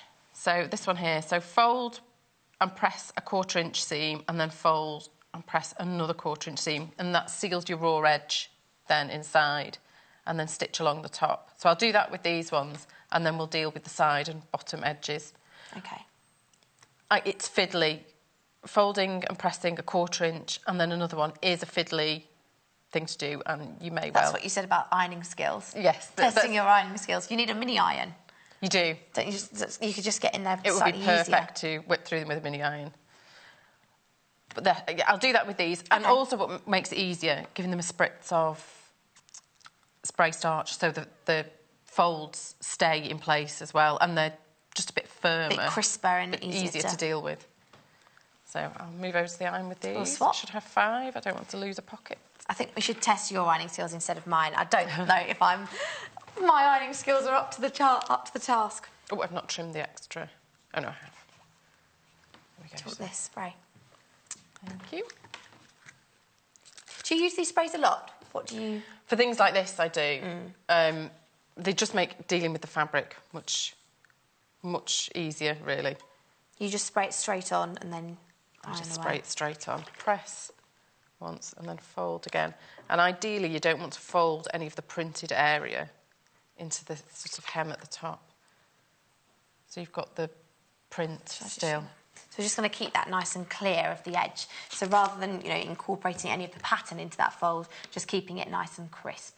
I'll just show you on the back what Jo just did there. So there's 2 folds. And also, when you're doing the top edge, make sure the 6 and the 9 are the right way round. So you do the top, just in case. It's the top and not the bottom. Otherwise, it could be a bumper day. Yeah, one of the, and a double whammy and then a day with nothing at all. What do you put in advent calendars, normally? Do you have one at home, a homemade one, or...? We do. We have 3, actually. So they get to choose which one each year. Chocolate each, and then often there's a note. A little note. In the last, with the clue to where some Christmas pyjamas might be hidden. See, quite a lot of people do that now, don't they? Christmas Eve pyjamas, so you've got new pyjamas to wake up in on Christmas Day. That's become quite a popular... It has. It looks better on the photographs as well. You've got Christmassy pyjamas on? Yes. I want to do a Christmas pyjama show. I really do. They're all laughing at me in my ear, but I really think we should do a Christmas pyjama show. We should make children's pyjamas, or like a little onesie or something like that. That would be really cute. Give that a little press. They're writing it down upstairs. That means we might get a Christmas pyjama show. So the spray starch that quite a lot of our designers use these maybe as well for dressmaking, if you're doing cuffs and collars and you want to keep things looking nice and crisp. It comes in 3 different scent options. This one is the Linen Fresh, which is my favourite. So this one, this big one, there's only 3 of this left in stock. So if you do want a larger spray, how many millilitres is this? Let's just check. 499 millilitres in this one. So this was a new one. It's a slightly bigger spray. £9.95. This is from Mary Ellen. This is recommended for Quilt As You Go as well. They really recommend using these. This is the linen scent, so it's like clean laundry. FSEQ20. But we also have a smaller option, again in the fresh linen. This one is 107. That's a very random amount. 177 millilitres in fresh linen. So that's if you wanted a smaller one there. Again, what's lovely about this is you can just see how much you've got left as opposed to sort of an aerosol. Nice clear bottle there. There's a scent-free and a lavender one. Those are on the website. If you wanted to add those in a different, if you don't want to add a fragrance of any sort, then there's an option to do that. So you have to press all of those. Would you do that in one go? Cut them all and then press them all? I would. I'd press them all and then chain stitch through all the top edges, because you don't need to go forwards and backwards when you stitch this, because this will be folded in and secured. The stitching will be secured anyway, so I will just go straight through, stitching along the top of each. So these ones, I've done a 1/4 inch, folded, pressed over twice, so there are no raw edges. If you don't fancy doing the 2 fiddly seams and you just wanted to do... You could go for half. You could just do that and have a raw edge inside, but if you want this to last for years and years, I would advise, because you don't want them fraying inside the pocket. And taking things in and out and things like that, it is going to wear and tear. It will. I mean, you're unlikely to wash it, but even so, I would recommend, if you want it for years, do the... If you want to get a whole childhood out of it, basically. Yes. If you want to go from tiny all the way through... Why? Do you still have an advent calendar? Don't let me down, Jo. Please tell me you have an advent calendar. I sometimes make sure... Well, because we have the 3... homemade ones, yeah. And sometimes I do one for me as well. I don't think you're ever too old for an advent calendar. It's just an excuse for chocolate in the morning. That's what I always think. Or if you forget to have it and then you go back and you're like, oh, I've got 3 days' worth of chocolate to eat now. It's great as well if you've been away from the weekend. Yeah, and then you come back and you've got something to look forward to. Right, so I'm going to stitch close to the fold on the inside. It should be neat. I mean, you could do them on the front if you want, but it will be neat enough, I think, if you've... I'd really like to do this with metallic thread. I think for the quilting would look really lovely. It would. So just chain piecing these. So I'm just going to go straight along and go from one to the other.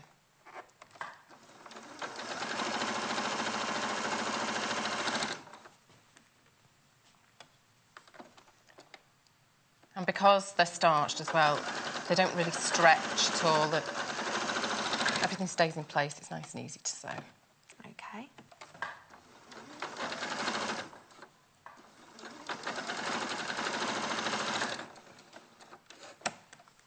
Last one.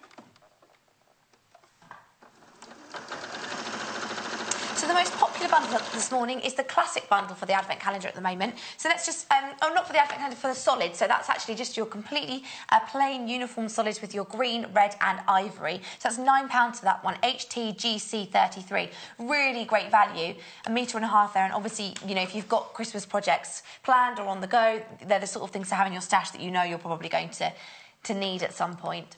And that's the most popular one this morning of all of those bundles. There's also the linear texture one and the spot on. And the linear texture is the next most popular. That's a brighter green and a slightly brighter red as well, actually. And it's got more texture to it if you wanted something a little bit more detailed. And also it's got a silky feel to it, I find, that linear texture fabric. It's slightly silkier. EMGC66 for that one.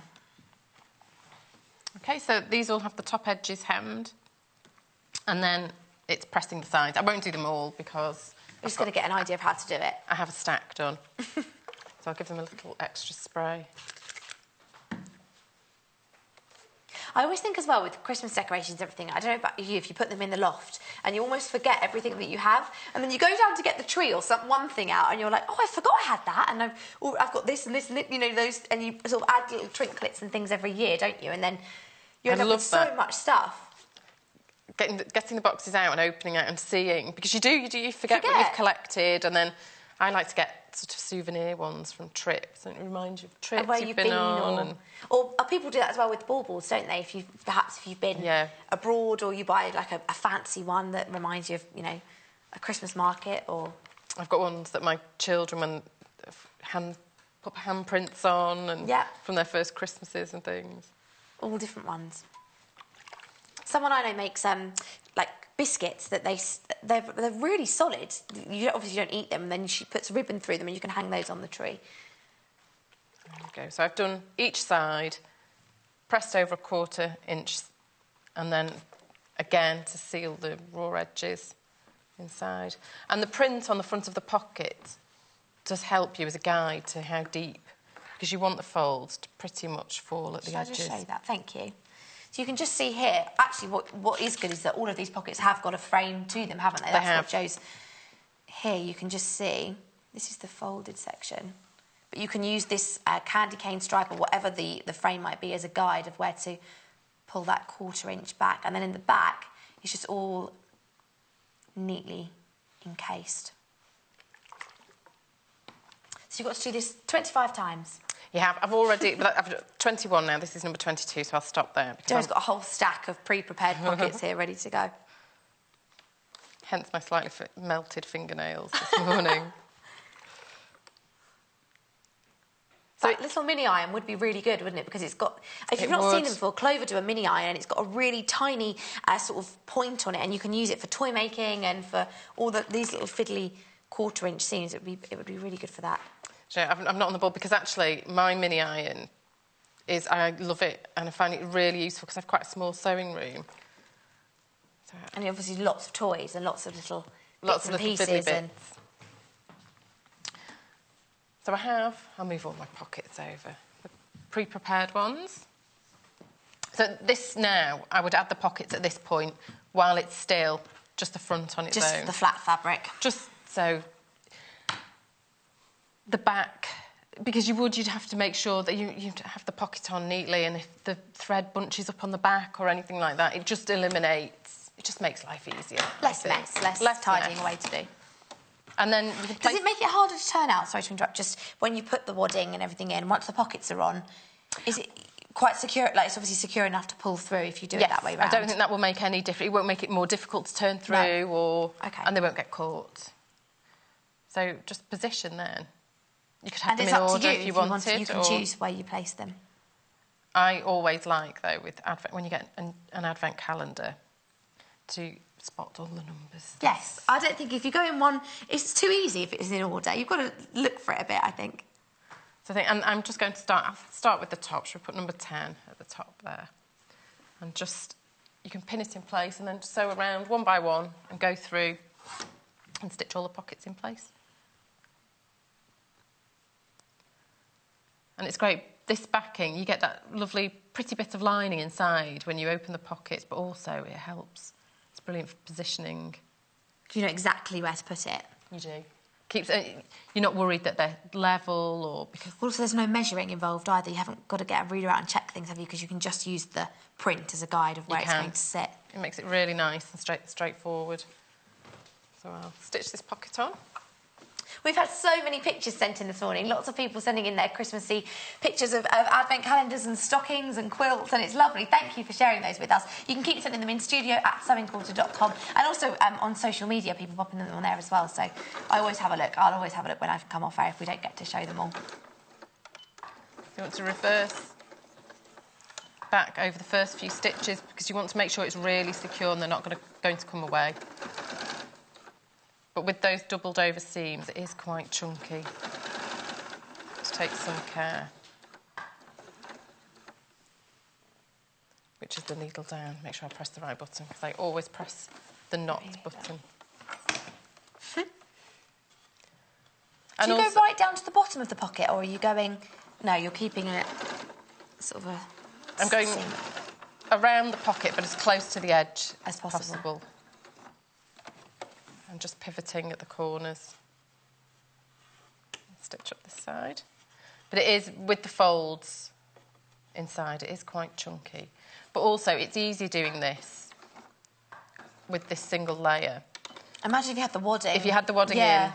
It's quite a lot of layers to go through. It is. Do you know what's good as well? If you have a child, perhaps, who has allergies and it's difficult to get an advent calendar, you know, that works with that, this way you're in complete control, aren't you, of what you put in there, so it's, you know, there's going to be nothing that they're allergic to, or perhaps if they're dairy-free, or you can't, you know, if they can't have chocolate, or... It is. I've run on with my stitching a little too much there, so I'll just unpick it. You can tell I've not used one of these machines for a while. The buttons are in the same place, but in a different order to mine, so... So you just automatically press what you think? I'm forever tying a knot instead of putting the needle down and things. There we go. So that's one pocket on. And with a needle, I'll just thread those threads to the other side. And you can snip them, but just to make sure the pocket's secure, I like to feed them through. And then we just go along and repeat this all the way across. Would you work across in rows? Yeah, I would, just for ease. I mean, you could put them on completely randomly if you want.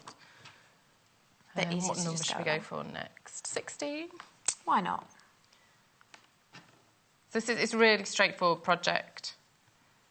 Are they all different, every single pocket? They are, and they've got such lovely prints on as well. Santa Claus, Santa's house, North Pole. We've got Christmas trees. We've got a little elf. Look at this one.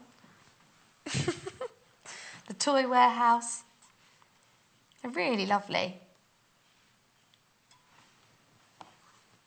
Santa's mail, but definitely something that you would keep, and you could even pass through the family, couldn't you? You know, if you've used it as a child, and then here it is, Christmas Day. But I think there's a real excitement as well for children to see things they're familiar with come out each year as well, and that excitement that you know Christmas is on its way. You associate it with that countdown, or with, you know... Because I was saying to Lucy this morning that everybody has their Christmas, you know, how they do it and their traditions and what their Christmas Day run's like, and part of that might be things that, you know, have been made, or got advent calendar that you get out every year, and that becomes part of your memory of Christmas, really, and what Christmas is to you. We even make mince pies the same way every year. They've always got a star on top rather than a lid as such. That's the family mince pie recipe. I wouldn't be allowed to do them without stars now, I don't think. I can't believe we've got no mince pies and no chocolate coins this morning. I know. They must be in the shops. Yeah. What do you think already? Oh, I would think so. Really? After Easter, they all start coming out with all the Christmas things. But we've had lots of pictures, so that does make it better. Oh, we've got a collage of pictures. Let's have a look at these. Oh wow, look. So we've had one from Helen and Beverly. Was that the three little girls this morning that were watching? That must have been. I reckon that was from Beverly, yes, that sent those in this morning. Oh, that's lovely. And you've got Charlotte, Meredith and Nicole. Morning, girls. I'm so glad you're watching. And I hope you're keen sewists as well. Maybe you're into sewing too. Like lovely Christmas bunting and just so many options. Thank you so much for sending those in. It's lovely. Which number next? Number 2? Sort of trying to keep it different, isn't it? It is. I think the 2 might need a darker border around it, so I might swap. I might do the blue elf this time, number 5. So this one that Jo's working with at the moment, this is the Wrap It Up Advent Calendar Bundle. So that's the one on your screen, KMGC33, and that's £17.95. So you can see it's that blue background with all the different pocket detail. But that's actually the most popular at the moment. Probably, I imagine, because we've seen that one a lot. Let's have a look at the... this is the latte option. So this one here is a more neutral background. The pockets, are quite similar across the ranges, but it is mainly to do with the change in background fabric and also the print that those pockets are sitting on the back. So this is the latte option, BWGC99. You do need to check out your baskets on these. They're going really quickly this morning. Or give the call centre a ring, 0800 112 4433. So we've also got, there was 2 other colourways in the Advent calendar as well. There's a really sort of fun, sophisticated option that's got some more bright, bold colours. I don't know if we've got a picture of that, but if not... Oh, we've got the silver one. I'll show you that to start with. So that's a different colourway. You can't really see the colours of the pockets there. It's sort of blues and turquoises. But that's the silver North Pole Advent calendar. AUGC 44. And I'll show you that sophisticated one that I think would be... I'm just going to grab it. Let's have a look. I'll just grab the panel. This is a really unusual one. Have you seen this one, Jo? I love that. It's really... It's a really different... sort of steering away from that those traditional colours and introducing more, like, pinks and some lovely blues and oranges. I think this would be nice for a grown-up. It would. Maybe with some makeup in. Yes. As well, you can buy those makeup, like toiletry advent, and candles as well. People do as well, don't they? Little tea lights. But you can see those.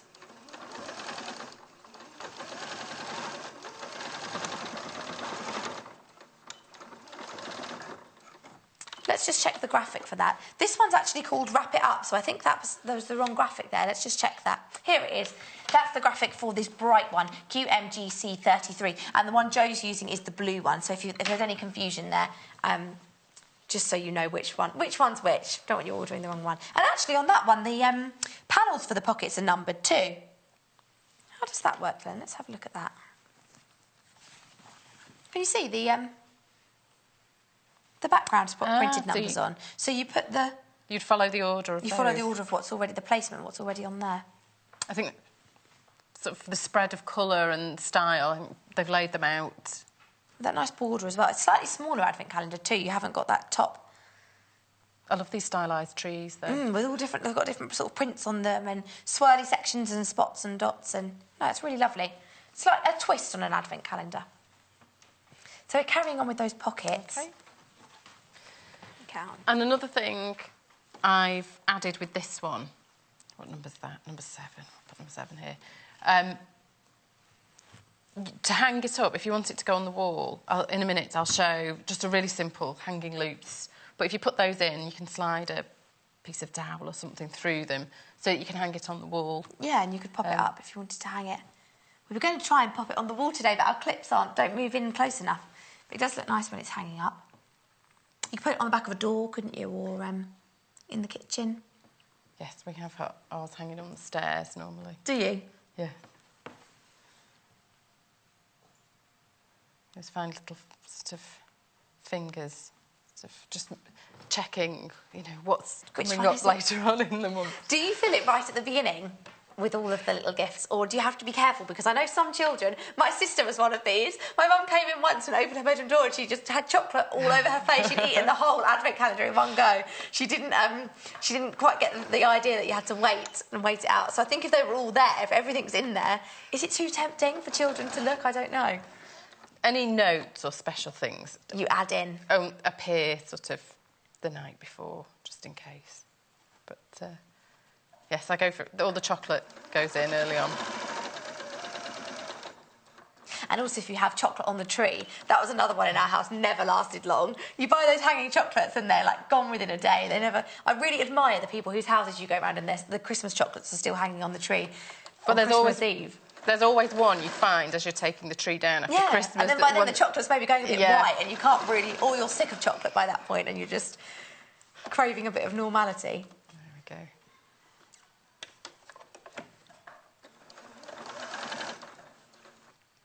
So if you've just tuned in this morning, the process for these pockets that Jo's been talking through, Jo would advise doing it so that you take the main panel and then you cut out all of the pockets, you fold over 1/4 of an inch seam twice and you sort of encapsulate that, and then you add it onto the panel itself and then go for the wadding and the backing, as opposed to doing it the other way around, just so you've got slightly less bulk and you haven't got to hide as many threads as you go through. So Jo's just attaching these pockets at the moment. So I'd just carry on like that and make until the whole thing was filled.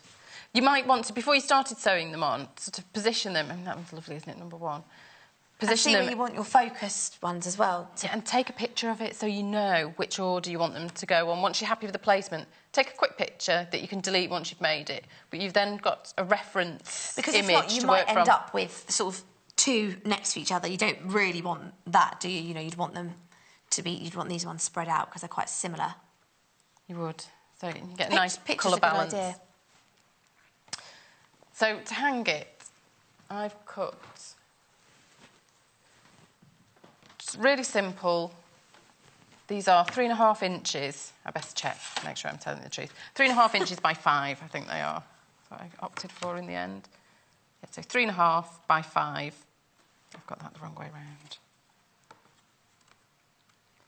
And then sew them together, right sides together.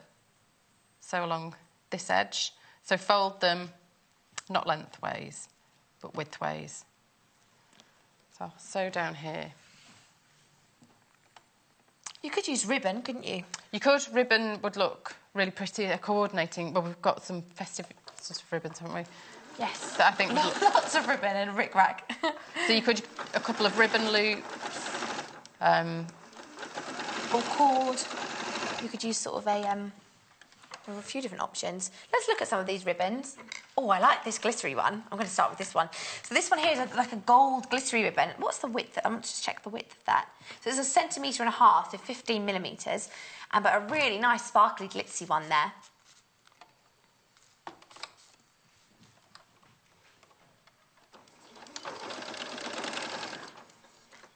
gold lame. 20 metres you get in there, GBGQ80.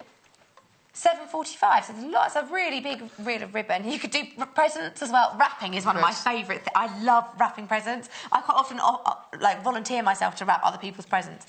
And you've also got a red satin ribbon. So again, this is 15 millimetres, so 1.5 centimetres, and 20 metres on there too. This is a satin red ribbon, 15 millimetres. We'll just get the graphic for that one.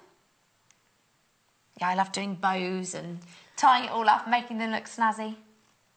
7.95, AZGQ83. Also, if you like the red but you want a thicker, there are two sort of slightly wider options for that. So this one here is 2.5 centimetres, so it's a thicker one. Again, in that, it's got sort of a sheen to it, that satin. This is a double-faced satin, and these are 100% polyester, these ribbons from Beresford's QPGQ03. And then the last red one is a really thick red ribbon. This is 3.5 centimetres and 20 metres again on there. 12.95, BTGQ07. Now we've also got a gingham ribbon here. So this one is a cream and red, that bright postbox red, just teamed with a classic cream. I always think that's got a very homemade feel to it. It has. I think it'd look lovely with this one as well. Actually, yeah, those latte colours, that would work really well. It's sort of like a farmhouse kitchen gingham. That's what it reminds me of, that sort of feel to it. And then we also had one last blue one that's got sort of a stitched look on it. This is a baby blue, and with a stitching going around, picking out some of those blues in the... I think that one would look nice with that one. Good colour matching. Yeah. Just some ribbon options there for you. So you're creative. So just talk us through what you did there, Jo. So I folded it in half and stitched along, joined the short edges, stitched along to create a tube, and I've just finger pressed this seam open, and then turn it the right way out, and I give it a press so that the seam runs centrally down the back. So I'll give that a press so it looks like one of these. I'll do them both at the same time. And then we're going to attach these, I imagine, to the top. And then you...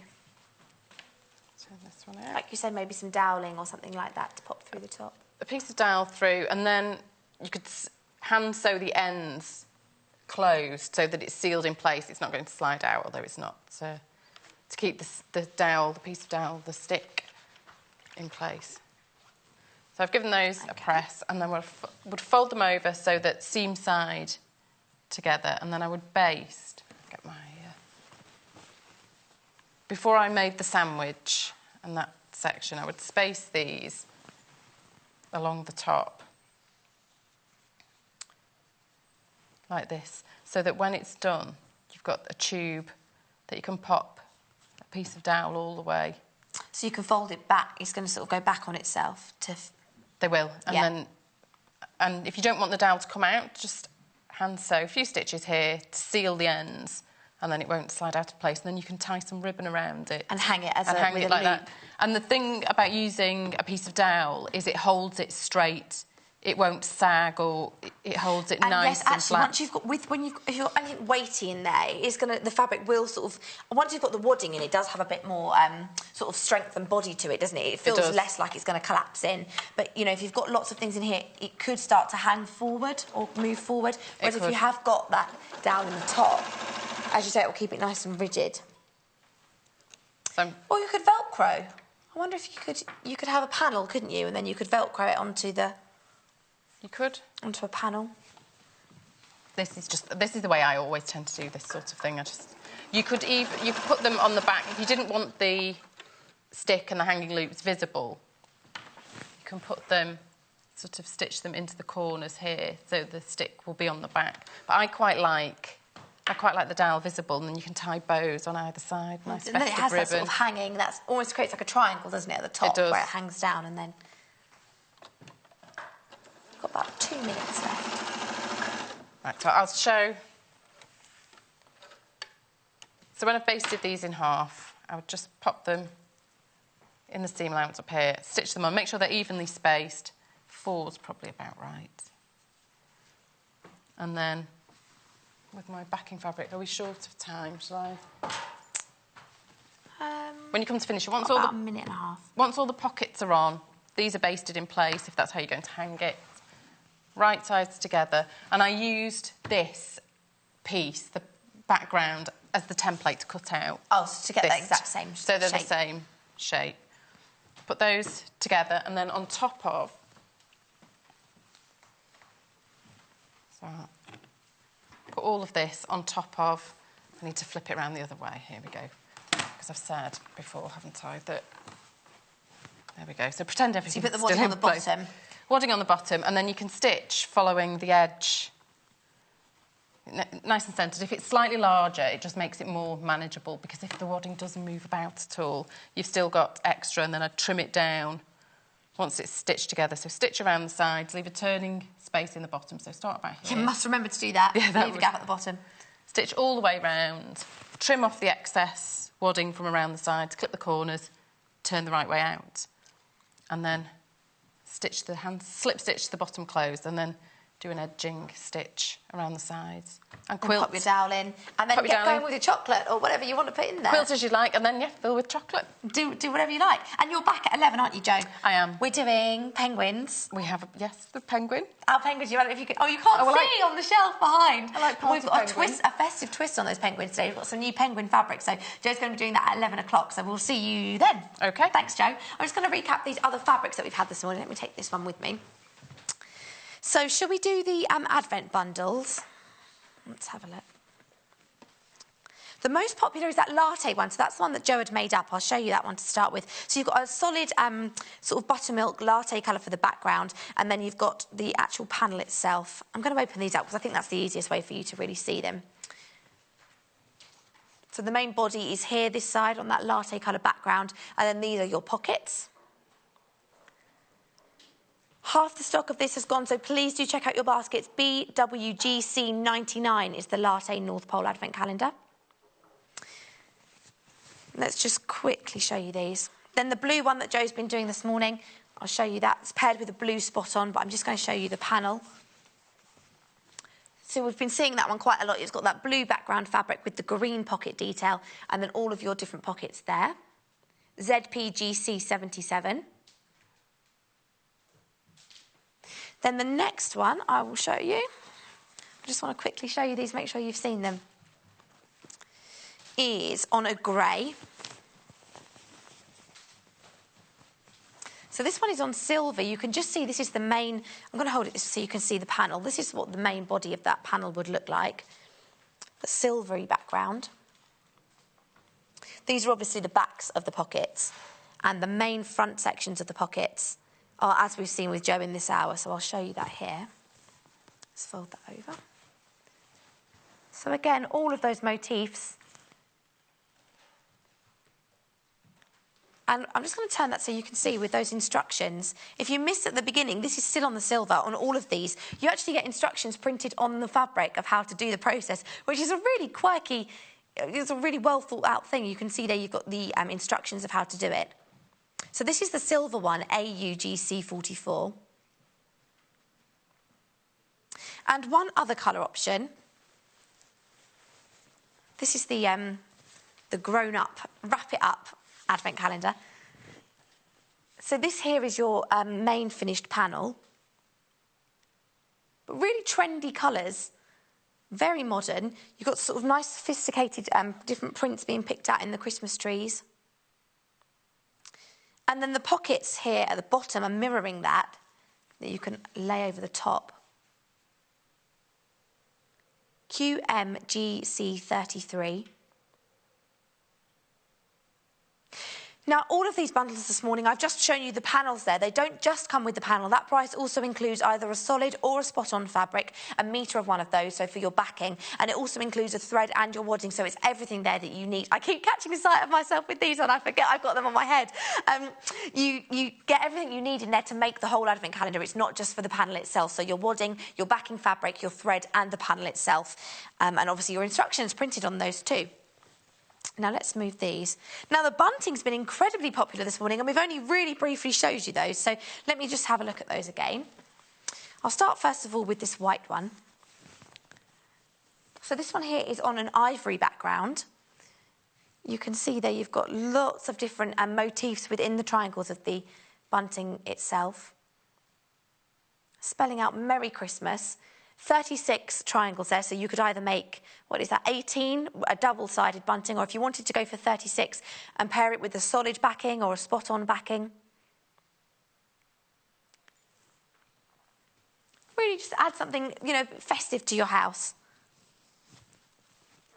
I think it looks lovely sort of going along the banisters, along the, in the hall or on your stairs.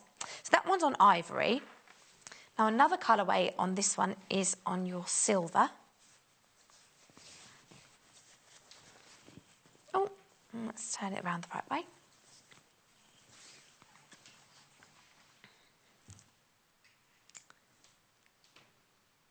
Again, Merry Christmas. You've got your Christmas cheer, you've got Santa's footprints, lots of motifs. You've got Christmas trees and snowflakes. You've got some other ones this end, actually. If I move it along, you can see Father Christmas and a lovely little Christmassy cottage.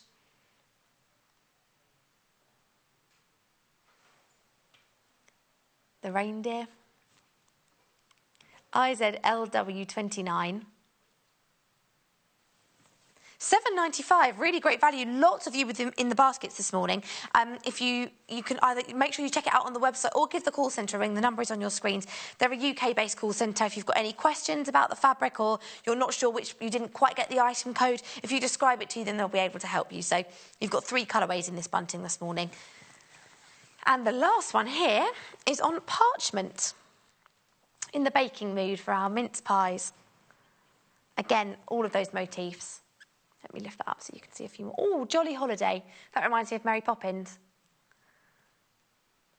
QZLW79 is the bunting panel on parchment. All of these panels are 60 centimetres, so you're getting those complete triangles as opposed to anything cut off the bolt. How frustrating would it be to buy a bunting panel and for it to be cut? I mean, I can't ever imagine why bunting would be sold like that, or any of those panelled fabrics. But that one there is 60 centimetres. Now, the most popular thing of the hour, are you about to tell me that it's the solids bundle? It's the solids bundle, so let me show you that. This here is 1.5 metres of fabric. You've got 3 half-metre cuts in your traditional green, red and a cream and ivory as well. So, you know, ideal for your bindings, for your backings, to have in your stash. You know you're going to use these sorts of fabrics, whether it's for lining pockets or for, you know, for any of those stocking fillings, or you've got Christmas red, foliage green, so Christmas tree green, and an ivory, 1/2 metre of each of these. That's the most popular thing of the hour. I can't believe that. So simple, but it's because it's great value, £9, HTGC33. Really fantastic value this morning, and obviously very, very popular. Now, we also have this as an option in spots, so I'll show you that spot-on fabric. It's a slightly brighter green and a brighter red as opposed to those richer tones. So this one here, you've got your... what red was this one called? True red. Oh, true red. Then you've also got your lovely soft grey. And then you've got a bright green here at the bottom, which is just called green. So true red, green, and you've got your grey. Slightly more exciting, almost like and it also fits with a Christmassy theme. Maybe we can make a twist on that and pretend that this is snow. This is like a snowy fabric. QXGC33 producer just said, or dandruff. We could say that it's a dandruff fabric. I don't think so. I think let's keep it nice and festive. We'll go for snow. Now, the other option in a solids bundle is cross-hatching, so it's a linear look fabric. So here you've got your red, green and ivory again. So 1/2 metre of each of these, again 1.5 metres of fabric in total. These have a lovely sheen to them. They've sort of got a silky, I don't know if you can just see where that catches the light, but these are really lovely fabrics with that textured look. They're a thicker fabric as well, really lovely quality. EMGC66 for the textured bundle, $14.45. As always at Sewing Quarter, our P&P is capped at £2.95 a day. So if you do buy anything and you add it to your basket, or you see something later in the show, maybe you like the penguins or you bought something earlier, our P&P is added at midnight, so you're only charged £2.95 per day. It's capped at that. You won't be charged again. So if you've already bought something and you're thinking, oh, I don't want to pay P&P twice, you won't have to. Now, we've also got rickrack. This is really lovely for festive things. You know, perhaps for bunting, it's lovely if you want to add those, the pennants, and hang them from that. But also you can use this for decorative detail, for wrapping even, if you wanted to use this as a twist on ribbon. I'm going to start with, let's go for red to start with. So there are two red options. This one, I believe, is red. There's a red and a wine. This one is red. So this is 25 metres of rickrack. Loads and loads of rickrack here. You can see it wrapped around, sort of woven around this card. £12.95 for the bright red, DWGQ46.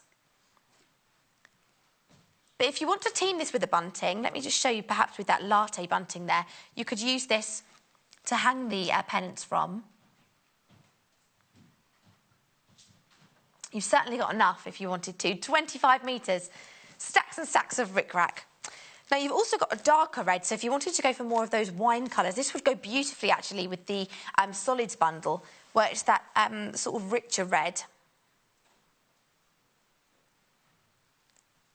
But the wine rickrack, again, 25 metres, £12.95, JBGQ27. Our next rickrack is our white, so this is a bright white. Lovely with the spot-on fabrics, picking out that white in the spot, or the snow, as we've called it this morning. That's a really bright sort of optical white. YMGQ95. And again, £12.95. All of these this morning, 25 metres for £12.95. If you've got that in your stash, I'm sure you'd find lots of projects you could incorporate rickrack into. We've also got two blue options. So we've got a soft baby blue here. Goes beautifully with that blue advent calendar that Joe's done this morning with the blue spot on.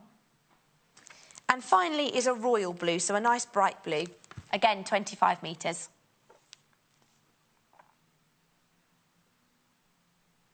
And your item number for that is just coming up on your screens. DJGQ98, £12.95. So, in the next hour, Lucy is back. So we've got lots of different panel options. We're actually going to be looking at a placemat, so a Christmassy placemat, and some stockings as well. So you're not going to want to miss those. Some Christmassy festive fabrics too. We've got loads in our Christmas morning. Don't go anywhere. Lucy and I will be back in 3 minutes. Join us on Facebook. Simply search for the Sewing Quarter and like our page for the latest news and more.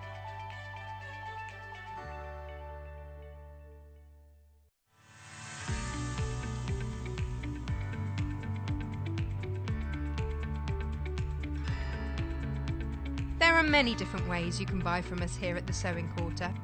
You can order from us by calling our free phone number at 0800 112 4433 and talk to the team at our UK-based call centre. Alternatively, there are other ways you can buy from us. You can go online and shop through our website at www.sewingquarter.com. You can even watch the show there and shop as you go. You can check out as many times as you like throughout the day and only pay a small fee of £2.95 postage and packaging for the whole day. We also offer a 30-day money-back guarantee on all products excluding custom-cut fabric. Our friendly UK-based team will help guide you through every step.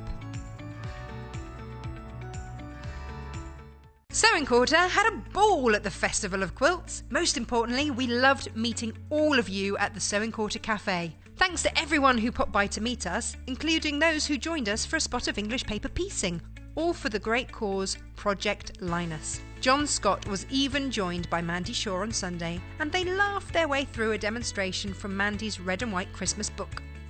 If you didn't have a chance to drop by our stand or couldn't make it to the NEC, then we have a treat for you. We've filmed Mandy Shaw's live demonstration at Festival of Quilts, and you can watch the full video over on our website at www.sewingquarter.com. Simply click on the banner at the top of the page, sit back with a cuppa, and watch Mandy and John.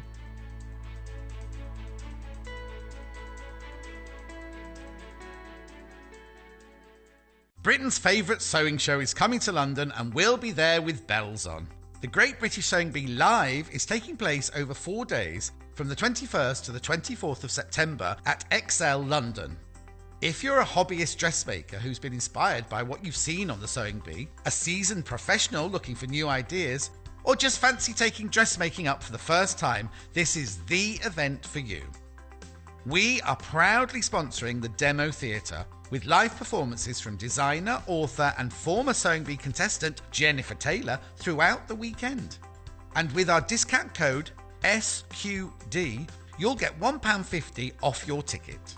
So what are you waiting for? Grab your tickets now and join the buzz at the Great British Sewing Bee Live this September.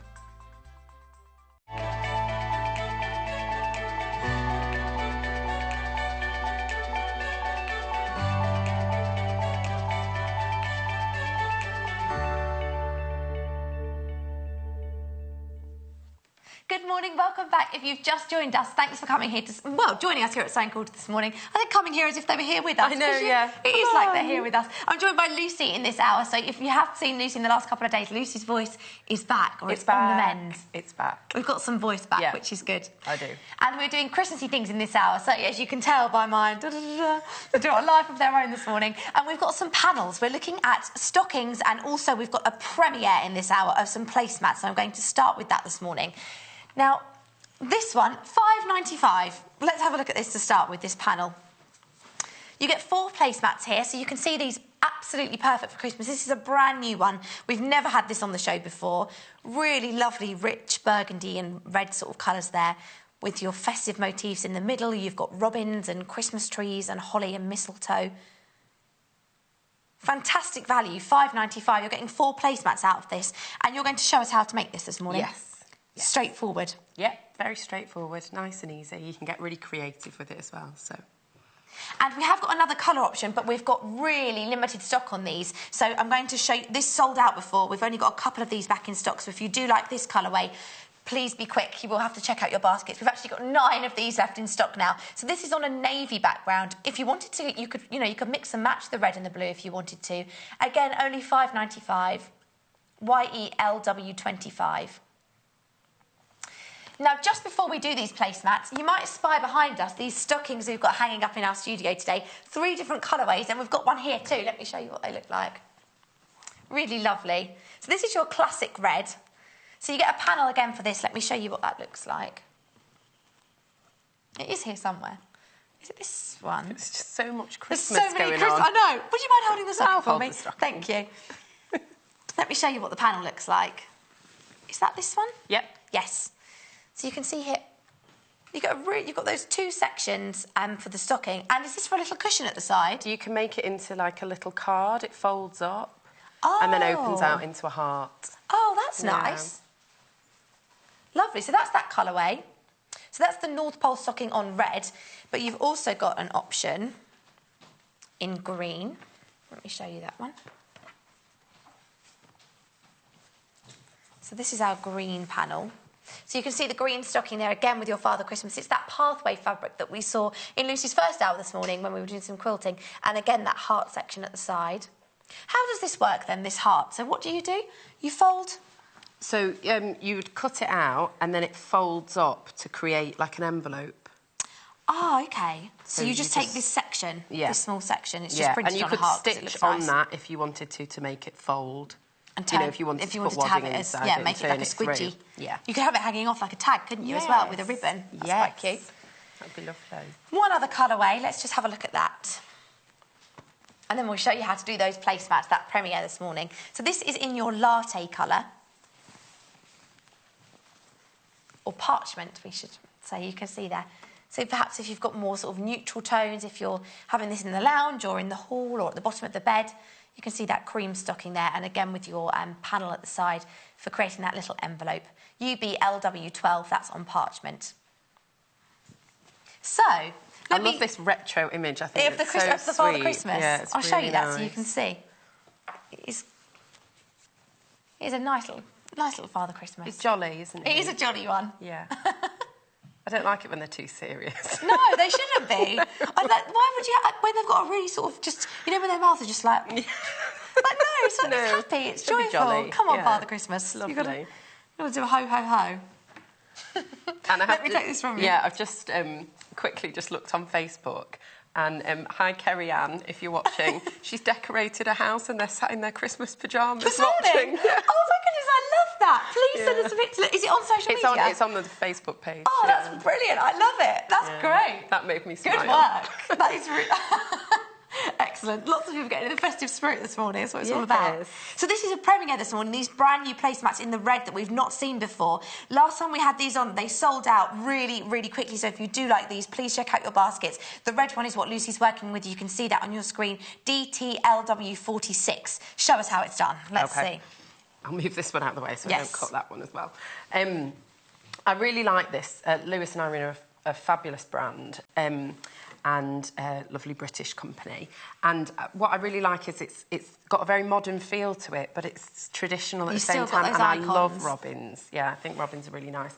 So the panel comes, you've got like the 4 on a strip. So all you want to do is just cut roughly in between them.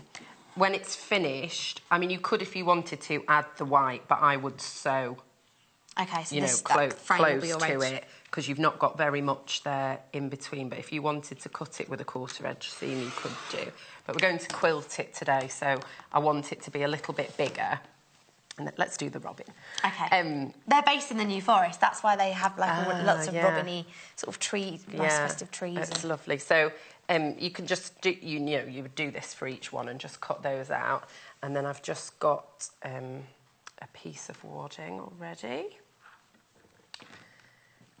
And you'll need a background fabric as well. So I'm just going to use white, but you could pick out any of these. Pick out any colour. Loads of people have bought that solids bundle this morning, actually, with your reds and greens, and any of those would go with. Oh yeah, that would be great. These panels. So I'll just. It is nice to have a festive placemat, isn't it? I think so. It's just another way to decorate the table and to have. Oh, please do check out your baskets on this. It's going so quickly this morning. The graphic is on your screen for this brand new red one that you've not seen before, and it's such good value. Yeah, $5.90. You can't even buy placemats for that sort of money. So you want to make sure you've pressed everything well. That's a bit excessive. How I've put that We're making a pillow really this morning. No, you don't need that much. And then you want to just, because I'm going to quilt it, I'm just going to baste it. So I'm just going to use some of the curved safety pins, because that's quick and easy to do. So just poke those We had through. so much stock of this, and almost half of the stock has already gone, so please check out your baskets or give the call centre a ring. And the blue one has sold out, so I'll take that one off the table. Speedy, lots of speedy people in there. Thinking about Christmas. Well done, because it is lovely, and it's such a nice way to decorate your table. And you don't, while you're not using them, you could have them around your home, couldn't you? Like little table toppers. Yeah, definitely. Just almost use like them coasters, like big coasters. Exactly, yeah. Or even on a mantelpiece or something, if you had a big mantelpiece. If you live in a castle. If you live in a castle. Or on a fireplace, at the bottom of a fireplace or something, you could line them up and put decorations on top of them, couldn't you? Or you could use them to put like a vase on or anything like that. I'm all about like making the most of things, It's not just for Christmas Day. Yeah. So why are you using... I've never seen anyone use safety pins on the show. Why are you using safety pins and normal pins? I prefer using these because I'm not going to hurt myself because I'm going to be moving it around a lot. But also, I feel that it holds it in place better. And it's actually easier to use these because they have the curve in them, whereas a pin, you've got to sort of move everything. You're keeping it nice and flat as you're putting the pin in. So you're not moving the, fabric to bend it into place. Yeah. So just one more. Like to be nice and safe. You could spray baste as well if you wanted to. And I'm not going to pin in the middle because I'm just going to work in that central part. So I'm going to just use some decorative stitches because that's fun. So I might find one. I think it would be nice to pull out this motif in the centre. So I might just go around that with some sort of a leafy type. I want a foliage. What do you think? Yeah, I want a foliage, but I'm doing it in white, so maybe 23 looks quite nice. Lots of people multi-buying this as well, so perhaps obviously Christmas dinner is one where you've got more people around the table. If you need maybe 8 or, if you want a few more. Or if you want to have them double-sided, then you're going to need more than one panel, aren't you, really, to create. Depends if you want to use a separate backing colour. Yeah. So I've not used this stitch before, so I'm just winging it. Having a new one. But that's okay. Oh my goodness, look how many, all these people that have bought this morning. Oh wow, well done. All these, this is gonna sell out, so please do check out your baskets. But let's just pick some. Sheila, and we've got Betty from Devon, and Leslie from Kent, and Margaret from Essex. That could be my nan. Margaret from Essex, that might be my morning nan if that's you. We've got Karen in the Shetland Islands, Phyllis in Hampshire, Annette from Shropshire's bought 3, so lots of people buying these this morning and adding them to their baskets. And Lucy now winging the decorative stitch. I'm just winging it. But this is quite nice actually because it will sort of look like a wreath, you know, if I'm going round it with this. You'll see it in a minute if I go a bit fast. Oh no, it's lovely. I like that. So you can use what, you know, if you don't have a lot of decorative stitches on your machine, you know, you easily can just play about with some of the utility stitches, even like zigzags and things like that. You can still get really nice effects. It's quite a nice excuse to try some new stitches, isn't it, as well? It is. I always encourage people to do it, and I try and use different ones all the time in my quilting, and little projects like this as well are a fun way of, because you've got 2 of each design on the panel. Yeah, I'll open it out so you can see. So that, you know, then you can do different quilting on each one if you want to quilt them. Oh, Maureen's messaging to say you could frame these if you embroidered them. Oh, you could. That would be beautiful. Like lovely Christmas pictures. Yeah. Let me just show you those different panels. So you get 2 of each panel. So if you wanted to make them double-sided, you know, you could pop a robin on the back and the house on the front, or you could pair them up, or there are lots of different ways you could combine those. But then it's sort of repeated there.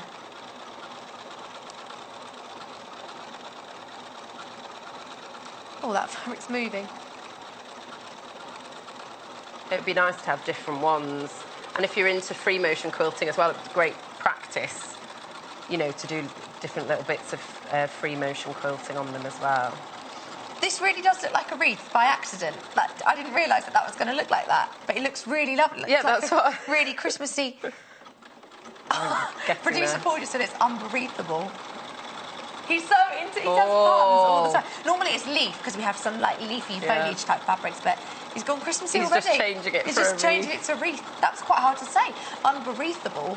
It's not a word that's in my normal vocab. So I could have, if I'd have thought about what I was going to do, you know, drawn out a circle or an oval and followed that shape. But I think it's okay that it's organic. I don't think it needs to be precise, completely perfect, no. So I am nearing the end now. The nice thing about quilting around it as well is it's going to stand out. So that robin, because I've densely quilted around the robin, that part in the centre is going to really pop because of the quilting. Gives it some height, doesn't it, as well? Yeah. I really don't want you to miss out on these. Please do check out your baskets, DTLW46. These are brand new today. We've never had them on the show before. They're a premiere, really popular already this morning.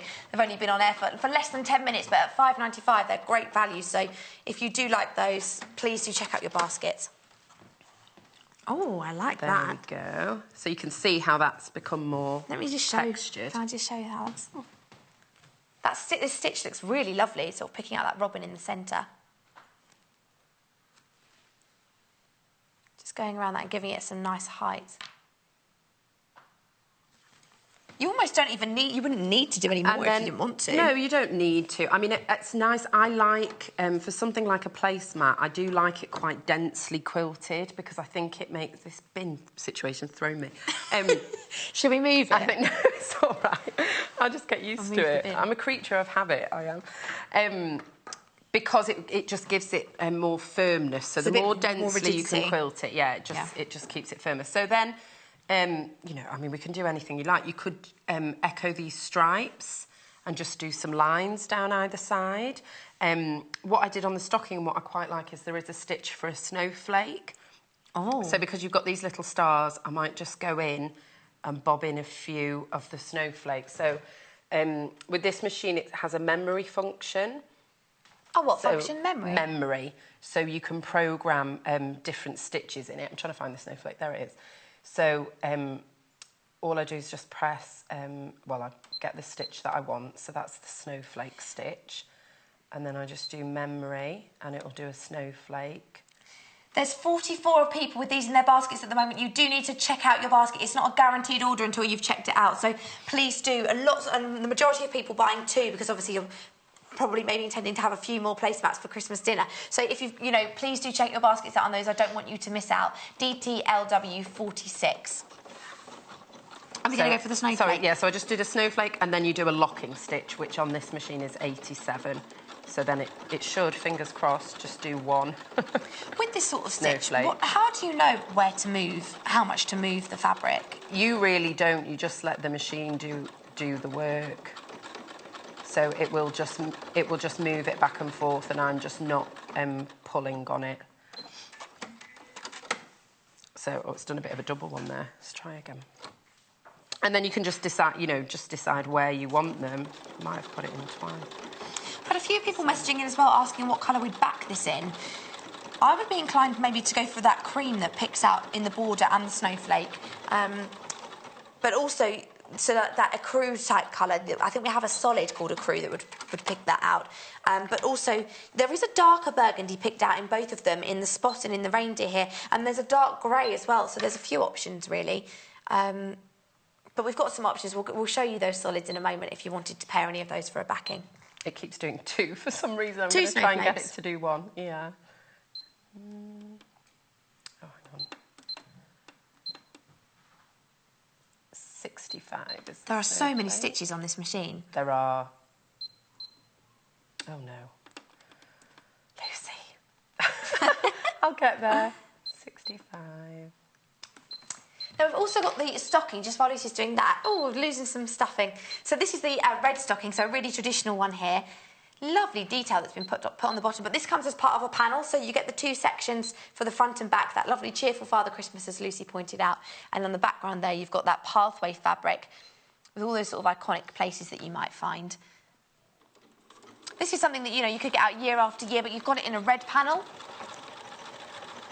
It comes like this. Oh, this is actually the parchment one, but all of the stockings come like this. So the stocking there is printed on the panel, both sections for front and back. And then you also get this lovely little envelope if you want to stuff that and add that as almost like a gift tag on the stocking. So this one here is called Parchment. It's sort of a latte colour, UBLW12. The most popular is actually the green. I don't know if you can see that hanging on in our studio here. This is the green one. I'll just show you that panel.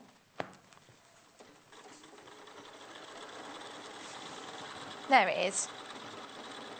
Again with your heart and the stocking panel there too.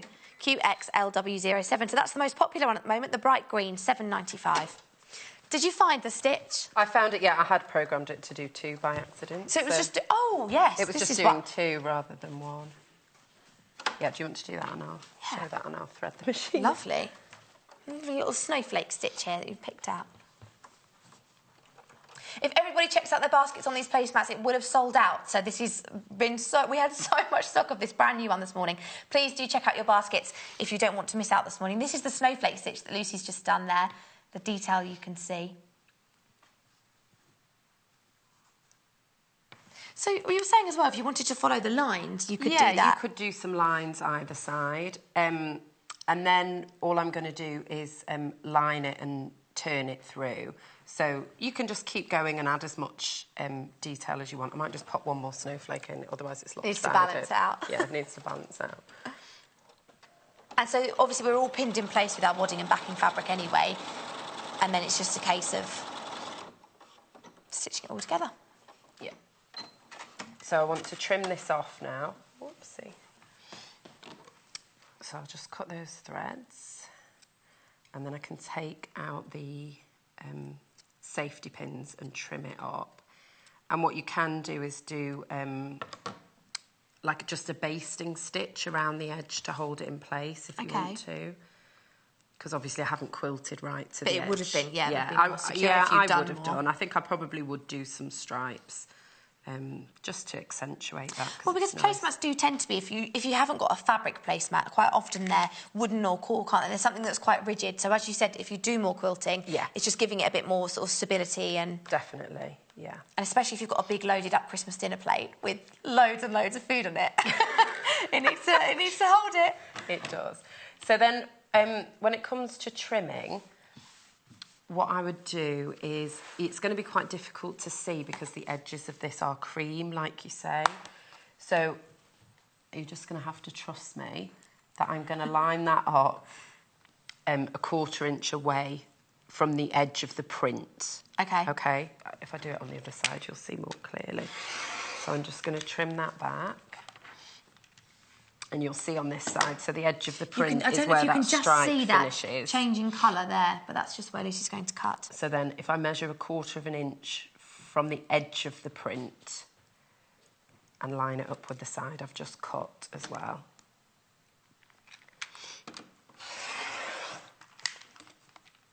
I'm so happy you've got some voice back. I know, me too. It was incredibly frustrating. It must be.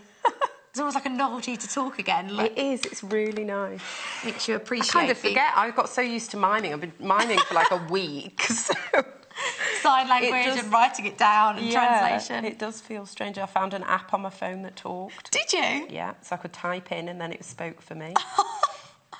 Which was novel, but then got a bit tiresome. Probably gets quite annoying. Yeah. And I'd be talking to my children and they'd walked off and I'm still typing. I still have more to say. Yes. So there we go. So we've trimmed that back, and then if we just measure that. These are lovely. Really lovely. And so straightforward as well. I mean, that's taken no time at all, has it? No, not at all. So that's 10 by 14 6/8. Okay.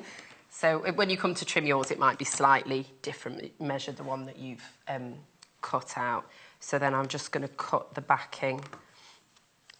I've not ironed very well, have I? Was the backing not already? Well, I just lined it. For quilting. You can do it just with the wadding, but it isn't great for your machine. You're not really supposed to. Although I did do it with the stocking. So it's up to you. If you want to use a bit of like a lining fabric, then you can do. And then I'm going to back it by turning it through. So I'm just going to cut this out. I'll just show you this. They would be lovely reversible, wouldn't they? If you had 2 panels and you wanted to either have 2 robins, or if you wanted to have the other one you've got there, which is your sort of like a cabin. One person's bought 5 of these, so they've obviously got a big Christmas dinner planned. Nice. But you could have that on the back as well if you wanted to have it reversible. Just depends.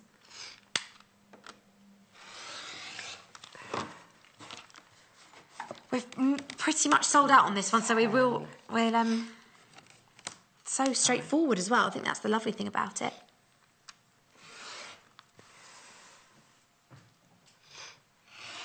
I reckon I might be able to do these.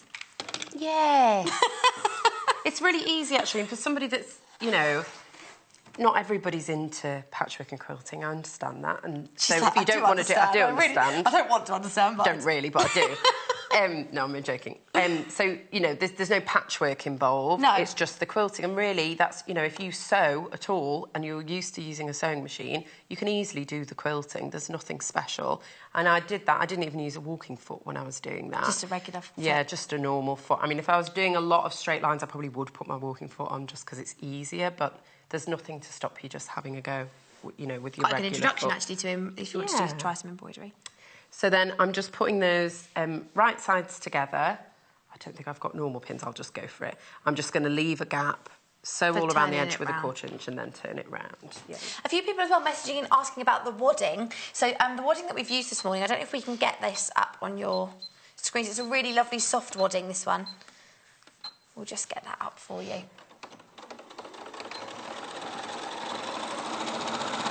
I don't think this is the poly wadding, is it? This is the... Where's the packet? We haven't got the packet down here, have we? I don't think. Oh, no, I used some of the cotton wadding, sorry. Cotton, this is the cotton wadding? Yeah, that's the one that I'd used. So. We'll just get that one for you. It's coming.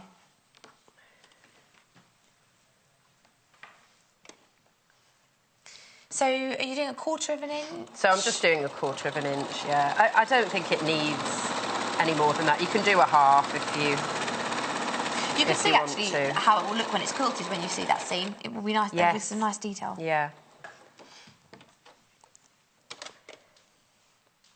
You really should pin. I'm just covering myself there in case it doesn't turn out nicely. Yeah. You should really pin because it is shifting as I'm doing this. Would you use a walking foot as well for this? You can do, yeah.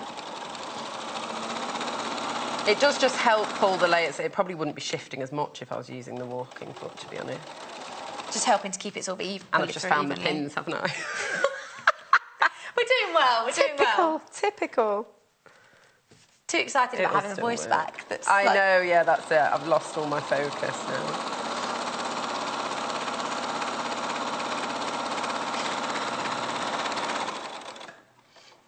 DTLW46 is the code for this panel. You get 4, this is a Premier, brand new one, but you get 4 panels for placemats. So you get 2 different designs. There's the robin that Lucy's working with at the moment. If I hold it this way, you can probably see more clearly. And the sort of a little house in the woods. Well done if you managed to buy this morning. Lots of people have been really quick in checking out their baskets on this.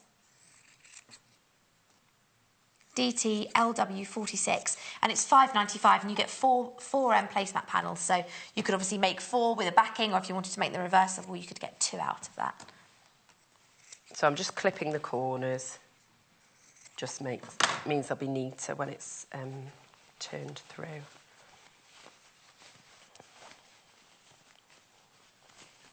She says. There we go. It's just a really simple but effective. Yep. Easy, it's easy. It's not. Yep. It's not a tricky project. And then you could see. I've not caught that corner. I'd have to go back in there where I've not caught it, but you get the idea. And then what you could do, I'd give that a press. You can just do a top stitch all the way around, and you could add in. I could quilt a couple more snowflakes, and that's just going to keep that backing. It's not going to stop it from shifting. I mean, the top stitch will hold it enough, and if it's on a I'll show you. If it's on a table, you're going to put something on it anyway. But I think the wreath thing looks really nice. Yeah, that does look really lovely. If you can't, I don't know if you can see there, but that's actually that was the decorative stitch that Lucy put on. And the little snowflakes. Lovely. Well, thank you, Lucy. We're going to look at some other Christmas fabrics now. But are you back in tomorrow? You are? Yes. Yes. Yes. Do you know what are you doing tomorrow? Can you remember tomorrow? I'm testing you now. A quilt and some fun rulers. Oh, OK. Rachel Ruler. Rachel Ruler. Rachel Ruler from Crossgrids. OK, so we are actually going to come back over here in about 10 minutes or so, but I'm going to look at some fabric. Yeah. So take a breather. Thank you. So I don't even know if I'm going to stand behind this table. There's so much fabric. I'm going to squidge in between the wadding. So we've got lots of fabric options first. So you wanted some solid options to team with the placemats, so perhaps for the backing of those. So let's start by looking at them to begin with. I don't know where to... I'm going to move some wadding. Let's move a wadding. It looks lovely, but I don't have any room to move. OK, so... First of all, we've got... this is a solid. I think this is a crew. Is this one? Let me just check that. It looks like a crew to me. But this one here would pick out the detail that was in that robin and in that wreath in the placemat. So you could use this for your backing. This is a Spectrum solid from Macauer, £3.25 per half metre. Yes, that one is a crew. AFMY83. Then another colour option is your Christmas red, so ideal for today. You've got that deep red. Again, this is being sold by the half metre, so you can have as much or as little as you want, depending how many placemats you bought. If you bought 5, as someone had this morning, you might need a few metres of this. NPMY38, £3.25 per half metre. Then we've also got a bright green. Again, this is a solid cut off the bolt. This one is just simply called green. Now, these you can also use with your stockings, so these are ideal for lining the stockings. This is the exact green that's picked out in that panel of the green stocking itself, or if you wanted to go for a red or a cream. GRMY67 is the Spectrum solid in grass. And finally, we've got a soft blue, an icy blue. So this one's called Pearl. You could team that with the green stocking. The green stocking was the most popular this morning, and it has got some of these blue tones in it, these sort of soft, icy blues. TJMY57 for your pearl blue from Makawa. So lots of people were asking for solids to team with those placemats. If you managed to get them, well done you. So you've got your cream and your ecru, the ecru and the Christmas red are the two colours that I would probably team with those. But there is a grass option as well if you wanted to use those. So, there's also a Christmas thread bundle this morning. So you've got 5 threads in here from Gutermann. You can just see those there, those different colours. You've got some nice blues. You've got a pink as well picked out in this. And a Christmassy red, green. And the red there. This is actually a very, I don't know if it looks black on your screens, but it is a green. It is a very dark sort of forest green. Let me check. Is it 100 metres of thread? Yes, so you've got 500 metres of thread in total. YEGC55. Now, we also have a fabric bundle, and this thread bundle was teamed perfectly to match that. I'm just going to show you the two together. This is a 2.5 metre bundle of solids, but let me just show you that thread colourway if you wanted to see the match. Just see those the duck egg blue and the blue picked out there, and then again with that pink and the red. But in the solids bundle, you've got vintage blue, 1/2 metre of that. You've got your dark forest green on the bottom. You've got Christmas red. Nude, which is that top one. That's actually more of a pastel-y, a soft pastel-y pink, I would say. And you've got teal. So it's 2.5 metres of solids. Let me hold it that way so you can see how they work together. But they do work really well with those. I might grab one of those, actually, those stocking panels, just so you can see picking out the colours in some of those different pathway designs. But the vintage Christmas fabric bundle, PNGC11, $15.95 for those solids. Now, we've also got Christmas fabric galore. So I'm going to quickly whiz through these and show you some of the fabrics on offer. I'll start with the ones that we've not seen yet this morning. So these are brand new ones that we've not seen today. Let's move that other wadding as well. OK. Oh, let's have a look. So we'll start, first of all, with Winter Animals on Wine. This is all sounding very poetic, isn't it, this morning? So this one here from Lewis and Irene again. Really lovely. You've got some sort of forest squirrels and owls and different little animals picked out here, and deers and reindeer. But also you've got some foliage and twigs and branches and little scatters of snow and snowflakes too. So Winter Animals on Wine. This is from the Countryside Winter range, as I said, from Lewis and Irene. 100% cotton, cut off the bolt so you can have as much or as little as you want in 1/2 metre increments. $5.95. Next up, we've got another one on a wine background. Actually, these work really well together. Let me look at those next to each other. This one is on your rustic red background. And this actually is the same motif that's picked out in the placemats. I was just going to grab... Lucy, would you mind just passing me the placemat panel if you get a second? I'll show you. So if you have bought that fabric and you want to pick something out as home decor sort of in the house, and you want to have a fabric where you've got those colours and those different motifs picking through, this is the fabric there that picks out the motif in the placemat. You can see that little cabin in the woods with your Christmas trees and robins as well. I'll show you that placemat panel with that in a second, just so you can see how they work together. But that's the snowflake scene on wine. GJLW68. OK. Oh, my mic pack's just gone clattering to the floor. Let's just pop that in there. OK, so then we've also got a Father Christmas, the Jolly Father Christmas, as Lucy said, that's picked out in the stocking. Let's look at that one to start with. This is on a bright red. Here's our Santa. Yes, so you've got your snowflakes and you've got your Father Christmas with his beard. Producer Paul said, is he whistling or saying ho, ho, ho? I'm going to say ho, ho, ho, I reckon. SWLW30 is your vintage Santa fabric. Oh, that's the wrong one. That's not icy silver. That's red. Let's just change that. We'll change that for you. That was a different one. I'll show you the icy silver in a sec, but this was your red one, just to check your graphic there in case I don't want you to get the wrong one. We've got so many Christmas fabric graphics this morning. Easy to get in a muddle. There it is. YSLW14. That's the festive red Santa. Now, the one that was on your screen was the silver, so I'll show you that. If you wanted to go reversible, again, you could team these up. This is your Santa on silver, on that icy grey with the snowflake detail. From the North Pole range. I'm going to show you that with the red in case you want to pair those together.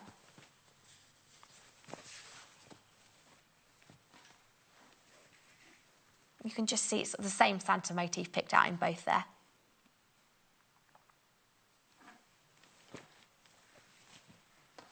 Now we've got 3 more to go. I just wanted to show you that panel that I said about, and we've got this, see here, this is the same.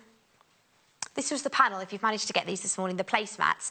The fabric here that was the festive one on wine, you can just see that it's picking out that same motif if you wanted to do something running through in that theme. GJLW68 is this wine fabric, background fabric.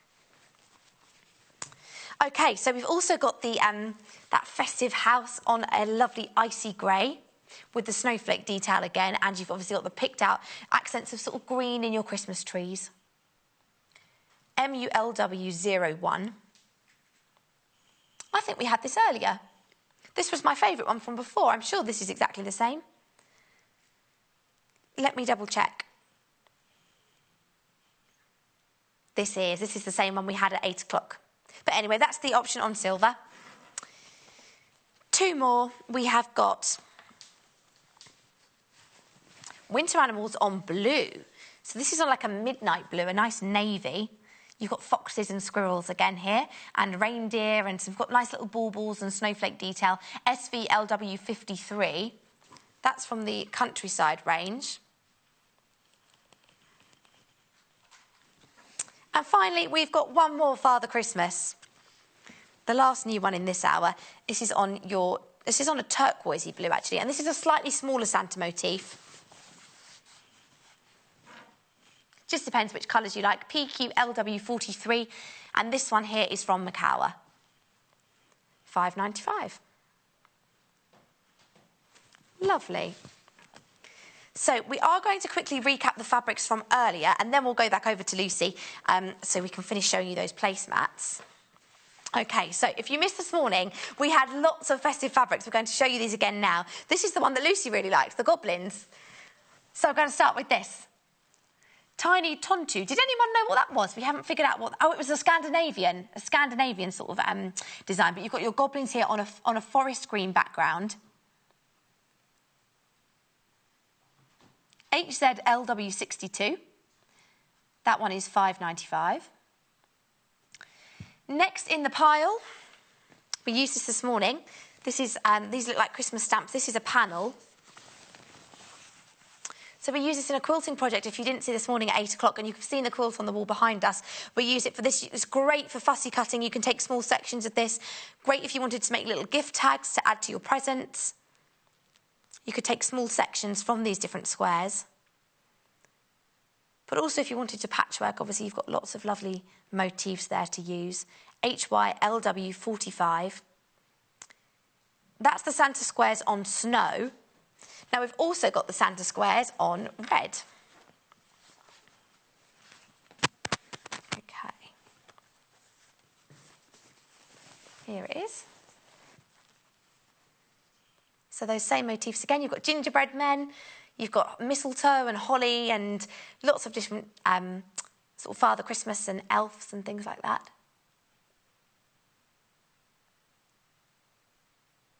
QDLW17 is Santa squares on the red, and again that's from the North Pole range. And these are 60cm panels, so as opposed to being half metre cuts off the bolt, these are cut in panels, so you make sure you get those complete squares.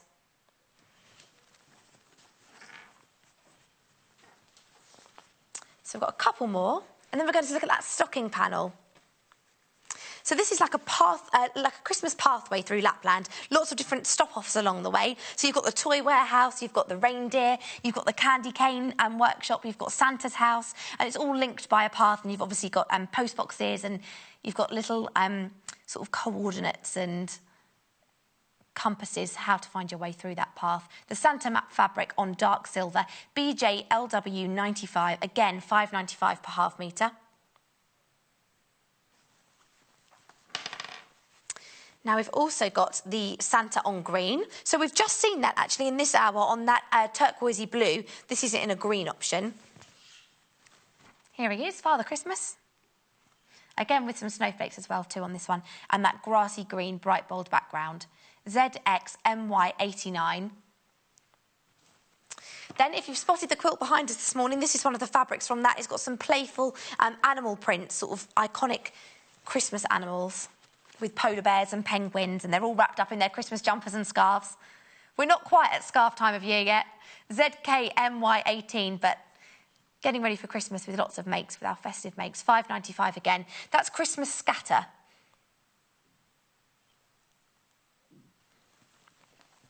Oh, I love this one from this morning.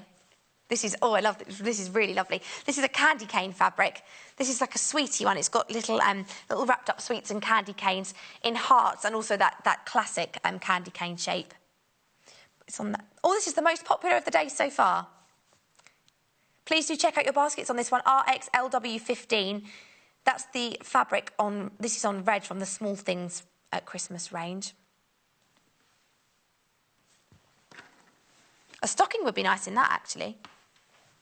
Or little Christmas decorations to hang off your tree. We've just seen that one, so I won't show you again. Then we've got a mistletoe, a holly on white. So this, again, is from Lewis and Irene.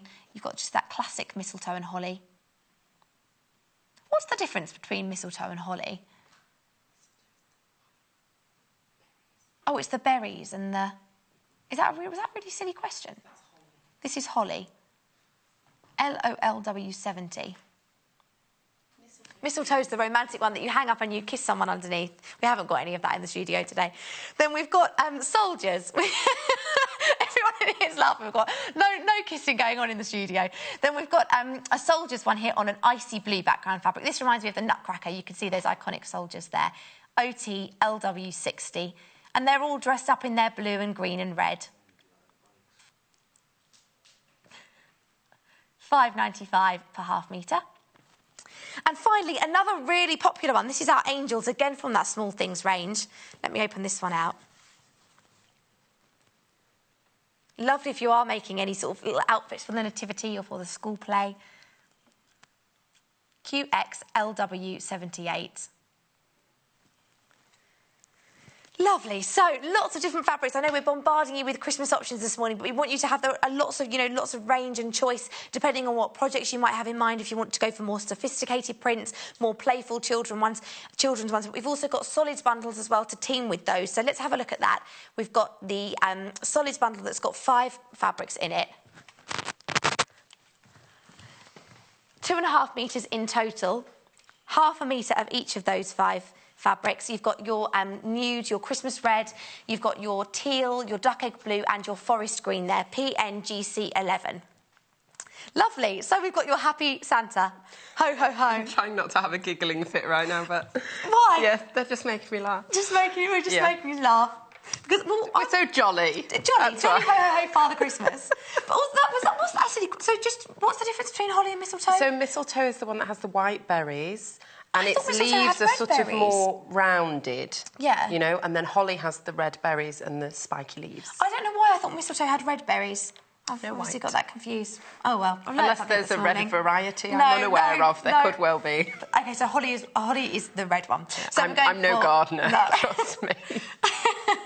So we will keep to... we'll go back to our stockings. How do we do this one? This is another panel. OK, this is a really fun project. They're really quick... to make up. Obviously, you can do it without any quilting, just sew them together, and the technique for doing that would be the same as I'm doing. You just wouldn't have the wadding, and so you wouldn't quilt more in if you haven't got wadding in there. Yes. So if you've got more presents to squidge in, maybe don't go for be wadding. Thrifty and do the wadding. And do less presents. Don't have to put as much in. That's really stingy. But I think the quilting is nice. It's nice to add some decorative stitches in there, and that gives it a bit of of weight as well, so it's not, you know, if you hang them up decoratively, you know, pre-Christmas, which a lot of people do, then around the house. It just has... You can see here actually really lovely detail on the foot of the stocking, just those decorative stitches. It really does add something else as opposed to it just being plain. It did. I was going to do something in his beard, but I was just so scared that I would mess it up. What? And then it would look a bit weird. It would look like cotton ball. Yeah. Just like... But you could, or if you had some of that, like, minky furry fabric, you could just stick a little bit on there and make it like a 3D. Like, then you can have it so you makes you want to touch it like that. That would be fun, but I did sort of leave him alone. So on this one, I just did some different decorative stitches. So this one's actually a utility stitch. On the 680, it's number 66 in mode 1, just in case anyone's interested. And then I did some stars along... Oh, no, that one's got like an asterisk one. On the other side, I think I did stars. So nice decorative stitch detail nice there. Look. And then sort of followed this. Yeah, I did just sort of loops, and I did do it with just my regular foot on, just moving it. So it looks like it's free motion quilted, but it isn't. I was just moving just sort of it as I was woven going that along. through, haven't you? Yeah. Producer Paul just said, could you wear these like slippers? I'm not sure about that. I don't think so. It'd be ridiculous. But you know we're going to try it afterwards. We're going to make producer Paul put his foot in here after the show, so well done. I'm glad you asked for that. So I might show that loopy one, show how to do that loopy one, and then I'll show you how it's constructed, because that's really what people need to know. So the loops, I'm going to just check that they're going the right way. I've got them going the right way. Yeah, I've got them going the right way. So I just started as if I was, you know, I just followed this sort of curve. Yeah. So I just started coming off the edge as if that was one continuous curve. So you sort of used that to run into. Yeah, exactly. And then I didn't change the settings. I just let it do it on, you know, let the machine do the work. My husband says this is cheating. I told him to have a go at doing it. But this is mode... Does he sew? No. No. This is mode 2, number 4 for anyone that has this machine. But this is it's a really nice effect, and it sort of looks a bit like, you know, sort of tinsels or decorations hanging down, like a garland, even like a garland or something. Yeah. Is this? Have you got backing on this? No, just straight onto it. No, I'm cheating. I mean, when I say you should put something on the back of the wadding, just to protect the machine from all, you know, any fluff from the wadding. But you can really just use like muslin or anything, you know, just any sort of cheaper fabric, on the bottom, or just any. We've all got that sort of ugly fabric in our stash that nobody uses. Just use it up, The one that you've kept hold of, despite the fact you know you'll probably never, you don't need it, or you're not going to use it in a project. Well, exactly, yeah. So it's just fun. So I'm not, you know, pushing it. I'm just guiding it with my hands to get that sort of curve on there. So if you wanted to do this where it was going to run all the way round onto the back of the stocking, you would do that as a separate panel and then attach them. You wouldn't do the embroidery once you've sort of stitched the stocking together. No, well, there are different ways that you can put it together, to be honest. So that looks cute, doesn't it? I like it with the white thread, actually. Yeah, you can see it more than the yeah, you can. A bit more than the red. Very much on there. I was trying to coordinate, but you know, I didn't want to detract really because it is so pretty, but it does look nice in the white. So the way I've done it is to quilt the two sides of the stocking separately. Yeah. You could do it with the lining inside and then put them together, and then you'd have to bind all around the outside to hide the edges. So if you do that, you're going to put even less in the stocking. If you really don't want want to to tiny in things, there, that would be okay. But you know, it is a good size stocking, so it doesn't really need binding or anything, I don't think. So you just continue on, and you name. You could put a children's name, couldn't you, on the top? Absolutely. This machine does have letters as well. That would so be you really could easily lovely. do You that. could just pop something like a name on the top, or initials, or you know. Yeah. So you can do that, and then all you want to do is just roughly cut this out. So you want to do all your stitching first, because obviously if you're quilting it, it can sort of shrink up and it can distort it. So I'm just for time's sake, I'm just going to do it now, but I would carry on and keep There's some different colour options in this as well. This is the red one that Lucy's working with at the moment. The green's actually the most popular, so let me just open this up. So you've got really bright green, lovely bright green there. Again, it's that same Santa motif on the front, and the back is the pathway fabric. QXLW07, $7.95. All of these are $7.95, just 3 different colour options. You've got parchment, red and green. So then you're going to cut round the edge of that once it's on your... So I'm just getting rid of the extra wadding, and then what I'm going to do is do a basting stitch around the inside part of the stocking. So because I'm going to sew this to the lining, but when it comes to sewing all the pieces together, so I've got my other stocking there. We'll just pretend that that's quilted, okay? Okay. And then I've got, this is going to be the lining fabric for the stocking. So what I can do is lay that on there, and then I can draw around it or just cut it out. So I'll just go ahead and cut it. And I'm just doing this quickly and roughly. Just so don't, yeah. But you could line this with any fabric you like as well, couldn't you? You know, if you wanted to go for a spotty fabric, or or one of the one of the prints would look nice as well, wouldn't it, on the inside?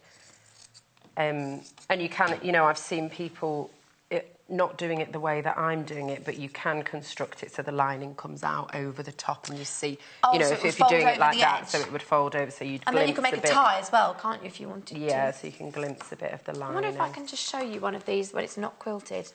How easily can I pull it out the wall? Don't take. But if you've got 3 children or 3 grandchildren, you could have 3 different colours, and then you've not got. There's no arguing. Yes, that's a good idea. But you can just see it. If it's not quilted, you do have a little bit more room in there. It just obviously has a very different feel to it without the wadding. But this is the parchment one.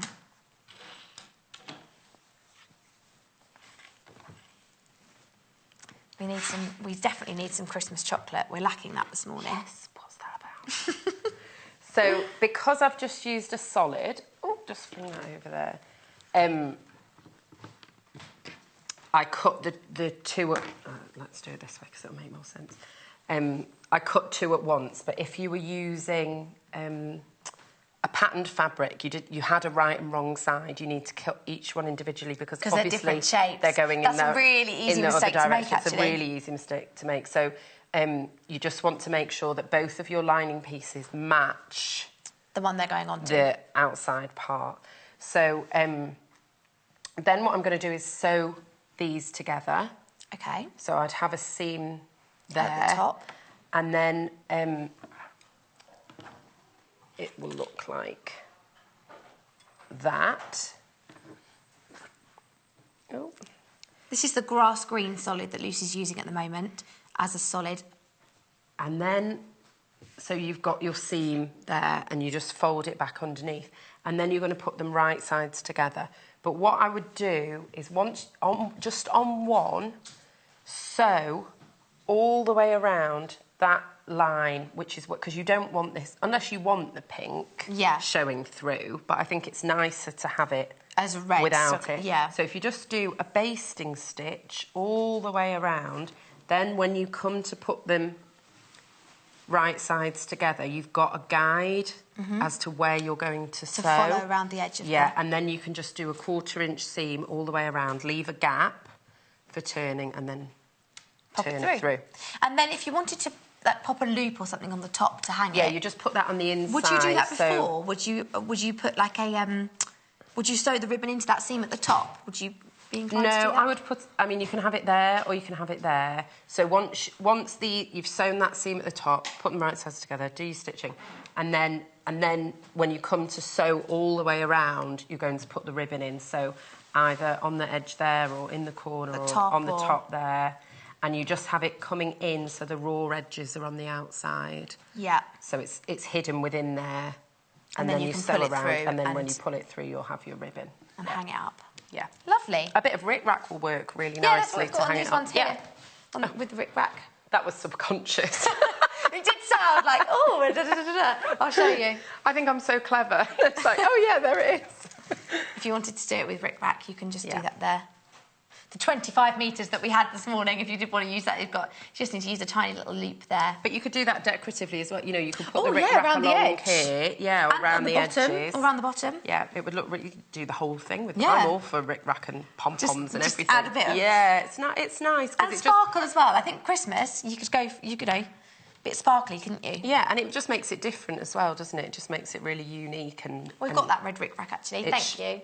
It just shows that you've made it. Yeah, it's homemade. This is the bright red rickrack, so we've got a wine-coloured red. This is the brighter red, that works perfectly with the stockings this morning. I'll show you if you wanted to use that. DWGQ 46. Lovely. Well, thank you, Lucy. Thank you. And you are back in tomorrow, as I said. I am back in tomorrow. We forgot we were doing the stocking. Yeah, and you're doing... That's okay. And you're doing the quilt. Yes. Which quilt is it tomorrow? You didn't see it because... I haven't seen it. You haven't seen it. It's a really, really nice one. It's lovely. It's using some of the big charm squares, the 10-inch ones. So it's beautiful. It's a bit more advanced. It's a little bit more advanced. Okay. But I think that's as a a good project. thing. And the other project was with rulers. And then some of the creative grid rulers, some of my favourite ones, so that'll be good. And will you be back at the Chinese tonight trying to get some more potions and lotions? I might be. I don't know that I need it, but yeah, garlic me up. Why not? We're getting Lucy's voice back using garlic and whatever other lotions and potions. You had honey. Yes, honey. I had lotions some and organic potions honey that was really good. It is doing the trick. Yeah. We are so nearly there. It's good. It's lovely to have you back in voice and in person. Thank you. So we've had these different stocking panels this morning. Lucy's done that red one there. We also had the cream one, and the green one is the most popular. I'll just quickly show you that it's once more. It's a lovely fresh green as well, really, because a lot of the Christmassy stuff is, like the Christmas tree is a darker green. This one here is a lighter one. QXLW07 is that bright green panel.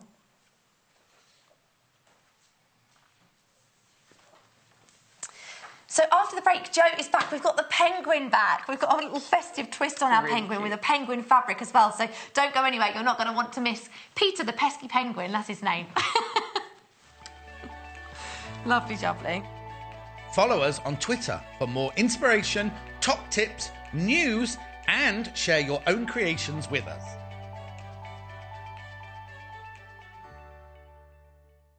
The Sewing Quarter website is simple and easy to use. You can view a live broadcast of the show on our homepage. Get instant access to our online shop, which has a wide range of wonderful products for you to choose from. You can also enjoy a selection of projects and guides which we have on offer to help you enhance your skills and gain valuable tips. Watch the live shows and you can buy the product which is currently being shown on air. You can even message the studio to ask our presenters or team any questions you might have. Below, you'll find all the products from today's show for you to look at and purchase. On the right of the screen, next to today's products, you will find our simple programme guide listing all upcoming shows. So, join us today at sewingquarter.com.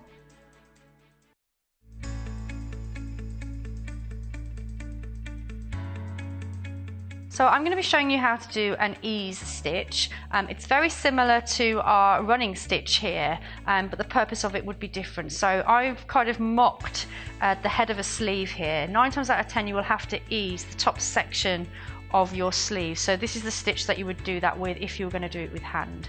So I'm going to use the embroidery thread. I've just popped a knot on the end again just so it doesn't pull through. Normally you wouldn't do it with embroidery thread. So on your sleeve, normally these sections will need to be kept as they are because it's only this section here that we need to be working with. So I'm going to be doing a running stitch quite close to the edge of the fabric. I'm just going to do the quick method here where you're pulling the needle through the fabric while keeping it on the same needle.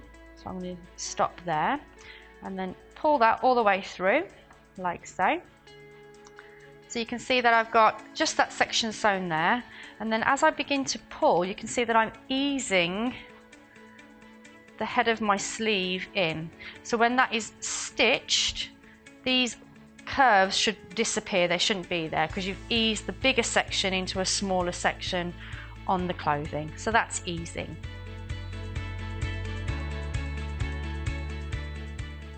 Join us for a 3-day quilting fiesta with the incredibly talented Joy Edgington.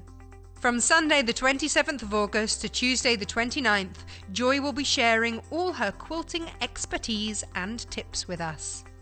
On Sunday the 27th, we will be delving into Joy's world of wadding, learning how to select the correct wadding for the right job and demystifying the properties of them all. Then on Monday the 28th, Joy will be presenting the Elna 730 Pro Quilting Machine. This machine has a fantastic array of functions enabling you to create effortless quilting and sewing projects. With over 170 different stitches and an abundance of complementary accessories, the possibilities are endless.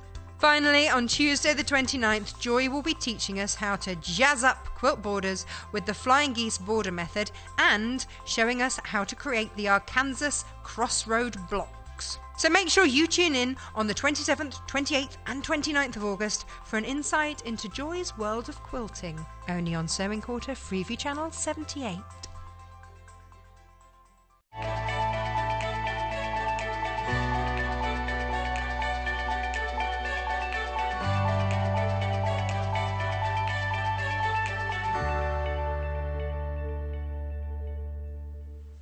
Good morning, welcome back. Merry Christmas. It's Christmas this morning here at Sewing Quarter. We've got lovely festive fabrics for you so you can get nice and organised in time with your Christmas makes.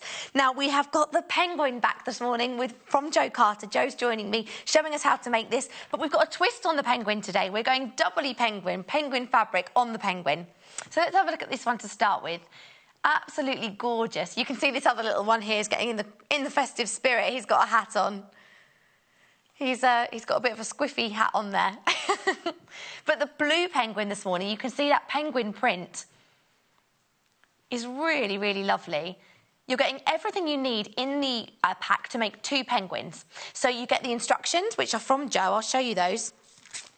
You get your stuffing. You get a skein of your normal thread. You've got all of that you need, and you've got enough fabric there to make 2 penguins, and you'll have some left over. So you know, if you've made the penguin before and you want to do it again in a different colourway and in this new penguin fabric, then you've got enough fabric there for 2 of the toys, plus some for your stash. Let me just show you these instructions. If you've not seen our penguin before, you get your instructions in all of these bundles this morning. The classic penguin in the black and white that you can see with the hat on there. All of your templates. This is written by Jo, step-by-step instructions. So you can make an exact replica of the penguin you can see next to me here. Full-size templates. So all of these come in your kit. If you want the traditional penguin, which is this one, he doesn't come with a hat. You have to put that on yourself.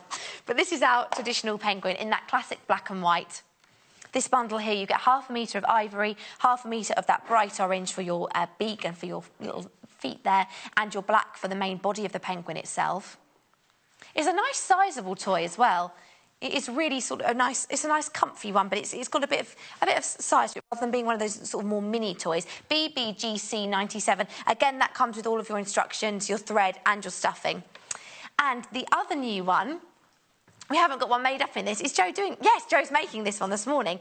It's in this sort of duck egg blue penguin fabric, which is a really lovely sort of icy Arctic twist on the midnight blue that you've just seen there previously. Again, teamed with the orange and the white solids for the body of the penguin and for the beak. QDGC 44. All of your instructions in that, and these are your solids that you get with that too. Now, the best thing as well this morning, what's great is if you do like the penguin fabric on turquoise, for today we've got this by the 1/2 metre. So this is really limited stock. We've only just managed to get this in today. And if you want this off the bolt, not only in a kit, but perhaps you've already got the penguin instructions and you want to make another penguin, you can buy the turquoise one off the bolt by the 1/2 metre. So it's got those lovely little playful penguins on the fabric. CAMY 85, $5.95 per 1/2 metre. So let's take a penguin with me and go and see Jo. Let's take our new one. So we're doing this back to penguins again today. We are. It does look very different, doesn't it, in this fabric, in a different print and... It does, but it still keeps the sort of penguin look because of the colours and the white, really. You can almost put anything with that white, and because of the shape of it, and you know it's a penguin. It's still absolutely... The shape-wise, you know, it's quite an iconic shape, isn't it? You know what it is. But I love all the little penguins on here. Really cute. So the actual process for this, I've never made this with you before. How easy is this? Is this, you know, is this a beginner project, or is it quite... As with a lot of the toys, is it this section that maybe causes... I'm going to start with the trickiest theme, really, and it's this one here, because it's a curve. And you need it, it gives it the shape of the face, and there's a way to tackle it that makes it easier. Demystify it. Yes. But I think it's probably an intermediate project, really. I don't know, maybe. OK. So let's have a look at this tricky bit then. So, because actually that is really almost like an owl as well. That curve, it does give it that... It does make it look characterful as a penguin, as opposed to just being a generic sort of bird. It's, you know, it gives it that penguin look. And I wanted to have the white eye patches on the face, because then the eyes stand out. You can just see here that detail with the little beak. Oh. OK, then, so let's have a look at how we do this. Let's demystify that. OK, so these are the eye patches, and they join to the middle head section along this seam. Now, the easiest way I found to do it is to have the middle head on top and to sort of shape this around the curve as you sew. OK. And also, I would give it just the slightest clip, not... You don't want it too deep. You don't want, when you're stitching, you don't want the ends of these little clips to meet your stitching even. So it's just tiny, just to give it a little bit of give. Just to give it that little bit of flex. And then I'll sew from this bottom edge around this curve. And I don't pin it either, I just reposition it as I go. OK. So I'll line up the bottom seams. And when tackling a seam like this, needle down function, I've not thought that through, did I? Press the needle down button and the needle will move down. There we go. So I'll pop that under. Backwards and forwards over. Oh. So always catch the wrong button. There we go. Needle down. I'm going to make the machine a bit slower as well. So do a few stitches, just pausing with the needle down, and just bring the fabric around the curve. And I'm going to stop here and just lift the presser foot because I'm going to get a crease in it there. So just readjust it, smooth out the fabric and bring it round. You wouldn't do the face first, would you, if you were sitting down to make this? Or could you do it at the beginning? I can't remember which order I've put it in the instructions. I really should have checked first. I like to get the head done and then assemble the wings and the feet. So once they're all done, I can just join it all together. For that main sort of ta-da moment, bringing it all together onto the body. So there we go. So I just position the fabric all around that curve, and then it should give the nice curve on the front. It starts to give you that shape, doesn't it? Give that a bit of a finger press. So it wasn't too... Hopefully that didn't look too difficult. No, but giving it that little sort of cutting into it does help to give you the flex, like you said, so you can curve it. I mean, it's on the bias as well, so you do have that little bit of flex, but just adding those little... And you're only cutting that on the main pattern fabric, not onto the white section that you're putting it onto. No, just this curve, this concave curve, is it? Is that the convex one? I think that's right. Concave, I'm trying to think. But if it's wrong, I apologise. And again, I'm going to keep this middle head on top as it follows the curve round. So this time, when I stitched this one, I started at the bottom end and stitched that way. But this time, to keep the middle head on top, I'll have to start at the top and work back down. So line up the edges. OK. This fabric, so you can buy this by the ½ metre today. This is the turquoise penguin fabric that Jo's working with. But also in the kit, you get enough in there to make 2 penguins. And you have loads of fabric left over as well, so you'll still have a little bit in your stash. You get all of your stuffing. You've got your toy stuffing. You've got your instructions from Jo, so she can talk you through the instructions for making the whole thing. You've got the embroidery scheme that you can use for your eyes, and you've also got the thread. So everything you need there to make your penguin QD GC44. Well, to make 2 penguins, in fact. So 2 little toys. There we go. So that's both. So you just repeated that exact same thing from the other side, didn't you? I did. And there we go. So that's the top of the face. And also, whilst we're talking about fabric, should I show how much of this fabric? Absolutely. Because I've cut out 2. You can just see, I'm just showing you. I'm showing you, it looks like he's going to a mask. He's like the Phantom of the Opera penguin. But I've just shown you where this sits. That's how you start to get that curve from the top. He's in disguise. So I've cut 2 penguins out, and this is how much of the printed fabric. From the bundle. From so the you've still bundle got all of this left? You could do a little project in that. You could make him a coat. Could. But you could make a little something else to go with it. Or if you combined that with another fabric, you know, you could make another penguin, but just use a solid and maybe use that for another part if you wanted to. There's lots of things. I have so many pieces this sort of size and smaller that in my stash that are perfect, especially at Christmas when you want to combine a few sort of festive fabrics and things. And you just look at colours and go, oh, yeah, I could pick out a bit of that. Yeah. Or... Great. I do. I love these little penguins. They are cute, aren't they? Really lovely. So we started doing this curve on the top of the head. OK, and the next bit that is getting the position and fitting the beak properly. That can be a bit tricky. But the best way of doing this, because this is a beak piece, I'll move that out of the way. It's 2 straight lines, and there's a corner sort of in the middle. So if you mark those on, so I'll mark the centre of this headpiece, give it a bit of finger press, use my water erasable pen. So that's the centre point. So I know when I get to there, that's when I want to pause with the needle down through the fabric, lift the presser foot and just readjust. Because there is a really slight... There is a very slight sort of point. Section, isn't there? Sort of mark. So there's the centre. So when I come to sew this, I know. I'm going to start the seam. You need to think of the seam allowance. So this would be the edge of the seam there. So we want the seam allowance for the orange overlapping that. So we've got the seam allowance there. Yeah. Start the seam here, get to the top point, pause with the needle down, pivot, and then stitch the remaining section. Tease that into place, OK. But marking... I'm going to finger press that seam open there. But marking the centre is quite helpful because it... So I'll go back to this. It doesn't look quite in the centre, almost. Because it's beyond... Because it's got to fit into that curve, hasn't it? I don't know if you... Can you just see that there? This sort of that little central mark is past where you would naturally feel is the centre point. But as you turn that in, it's going to end up in the middle, isn't it? It will. That's the top of the seam itself, so... There we go, I'll sew that. Do your children have all of your toys? Do you have lots of them at home, or do they have a lot of them? My youngest is obsessed, and as soon as I will arrive home, have you got anything that you've nearly finished that you can do, that you can finish for me now? Oh, that's so sweet. Where do they sit them on the bed? Or on he has them all in his bed. I bet none of his friends have all homemade toys. And then they come round and they're like, oh, my mum made all of these. It's quite cool, isn't it? I'm just going to finger press this seam open there at the bottom. So I've stopped at that centre point, pivot round, and just sew down this second part of the seam.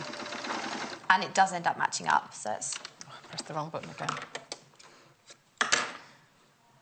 So here we go. So when it's on, it should be nice and central. Shall I just show that one? There you go, you can see. Just there where that's fitted into that centre bit where Jo was finger pressing. And then what do we do with the other one? We do that... The bottom of the face. So have I got that piece here? Yeah. Again, I'm going to mark the centre. All of the templates for this are in the instructions, so you just cut your fabric according to those instructions. And all the seam allowances are included. The seam allowance is 6 millimetres or a quarter of an inch. All the way through? All the way through, yeah.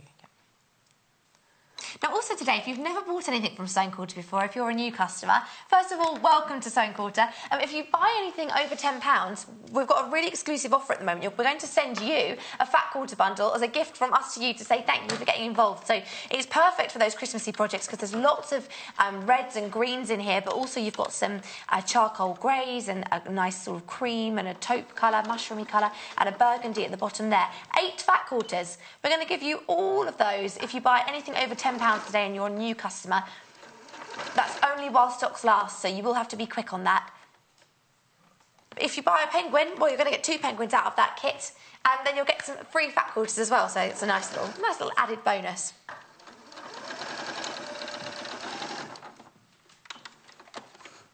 Oh, stocks are really limited. We're running low on these now, so please do check out your baskets. Which is the most popular at the moment? It's the blue one. So it's this dark blue one at the moment that's most popular. I don't know if you can see him here. This fabric. I've never seen this fabric before. I wonder if that's a premiere. I might just check that. But this one is the most popular at the moment.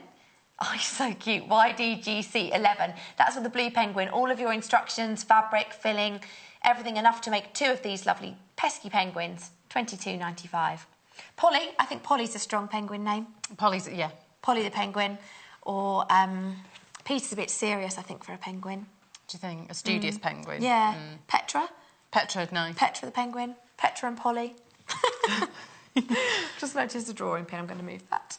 OK, so I stitched this one in the same way, paused at the centre, and then carried on to sew the second part of the seam. Yeah. And that's then the bottom of the face, and this is the top, and they need to be joined together along this seam here. The easiest way to do this, and to make sure everything's going to be level, I line up the beak and stitch down the side and out.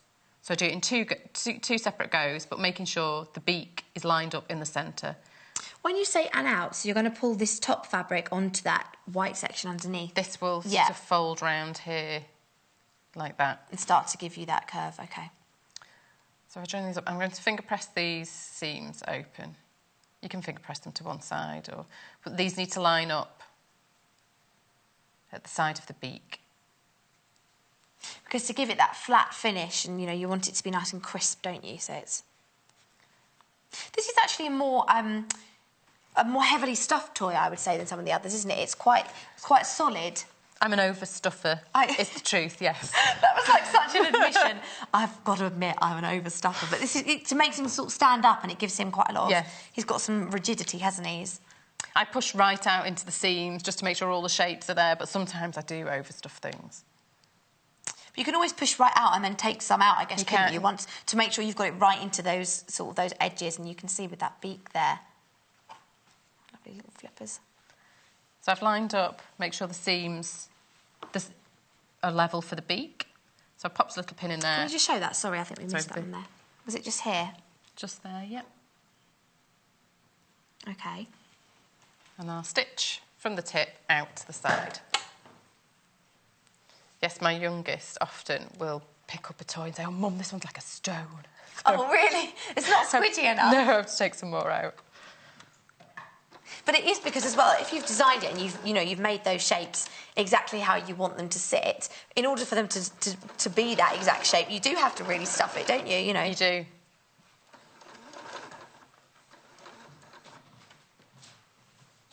So I'm pausing with the needle down at the edge of the beak here, and I'm just going to reposition because the curves go in opposite directions, but actually this is cut across the bias, so you've got a lot of flex here. So actually it's not too difficult to arrange this around the curve and make it fit.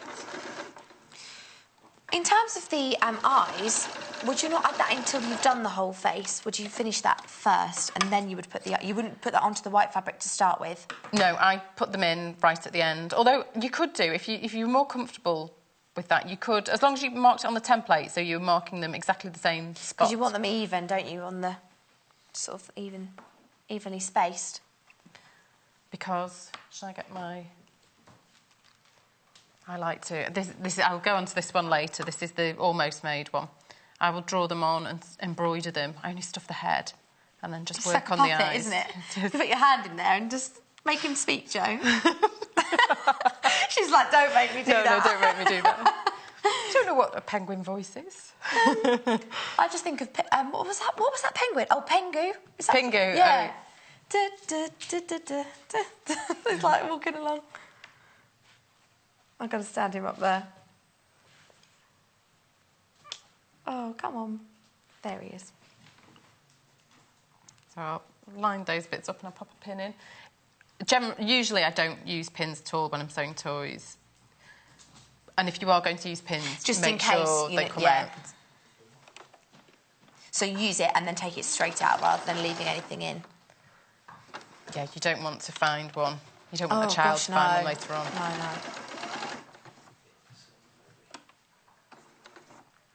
Okay, so pausing at that point, I'm just going to... This time I have got the curve going in the opposite. I've got the convex curve on top. So it's slightly tricky this side, but it's not too bad. Just make sure they line up. Lovely. And that's all the tricky... I think that's the tricky work done. Or best to take the pin out. Actually, listen to my own advice. So if I turn this out, I'll clip. You can go straight across, but because it's quite a shallow corner, I'll just clip a V there, just to remove a little bit of the bulk. Just to help us turn it through and keep it nice and flat. Yeah, otherwise you'll get like a lump at the tip of the beak. But there, that's the face. Oh, one last job on the face. There's a dart, a little tiny dart in the top. Just gives it a little bit of shape at the top. So bring those edges together and just sew. And taper the edge. Start with the seam allowance from the side and then... This was the traditional penguin, if you've not seen this one before. This was made in the black and ivory, you know, as you would expect to find a penguin. So if you wanted to go for the more traditional one, then this has got the black and the cream fabric and your orange. You get all of that in the bundle again with your stuffing and your instructions and thread and everything you need.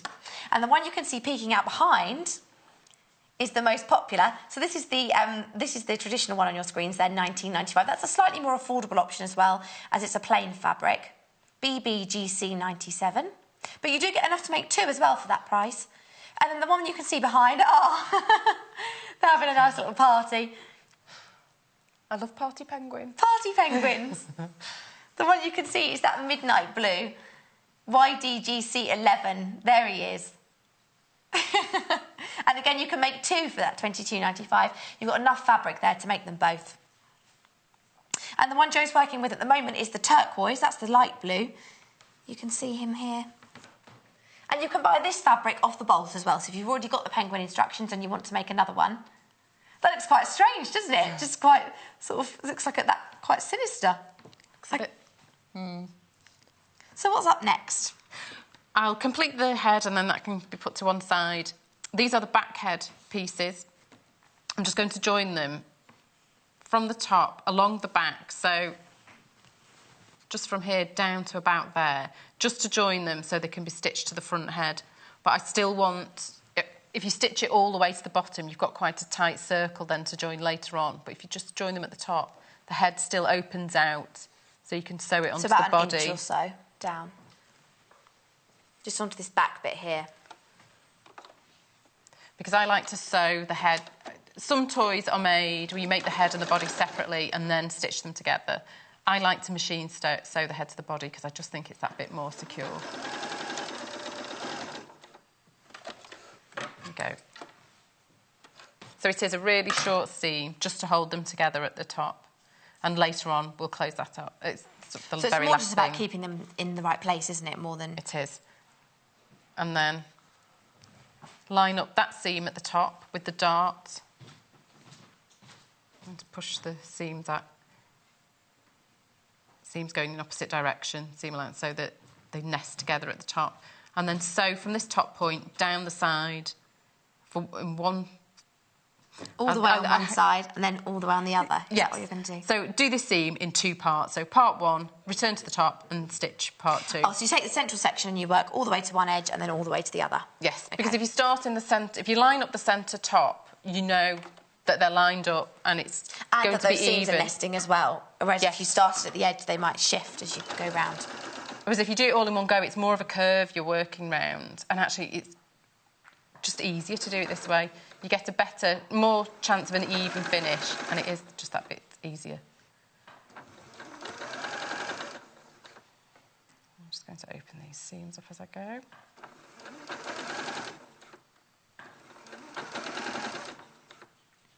So I'll speed up a little bit. OK. So that's one side done. And then I'll return to the top and stitch the other side together, and that's the head. Pretty much done. It can go to one side, ready for the other bits and bobs to be done. It is quite nice, I think, to, like you say, to have all the little parts. You sort of do those as little mini projects almost, and then you've got those ready to go, and then when you get to the point of assembly, you've got it all in one place, ready to put together, rather than, you know, then you get that finished product, don't you, in one... You get that ta-da moment. Yes, I liked it. Once I'm assembling it and putting it together, I like it. I like to all be there. All there, and to get it done nice and quickly then.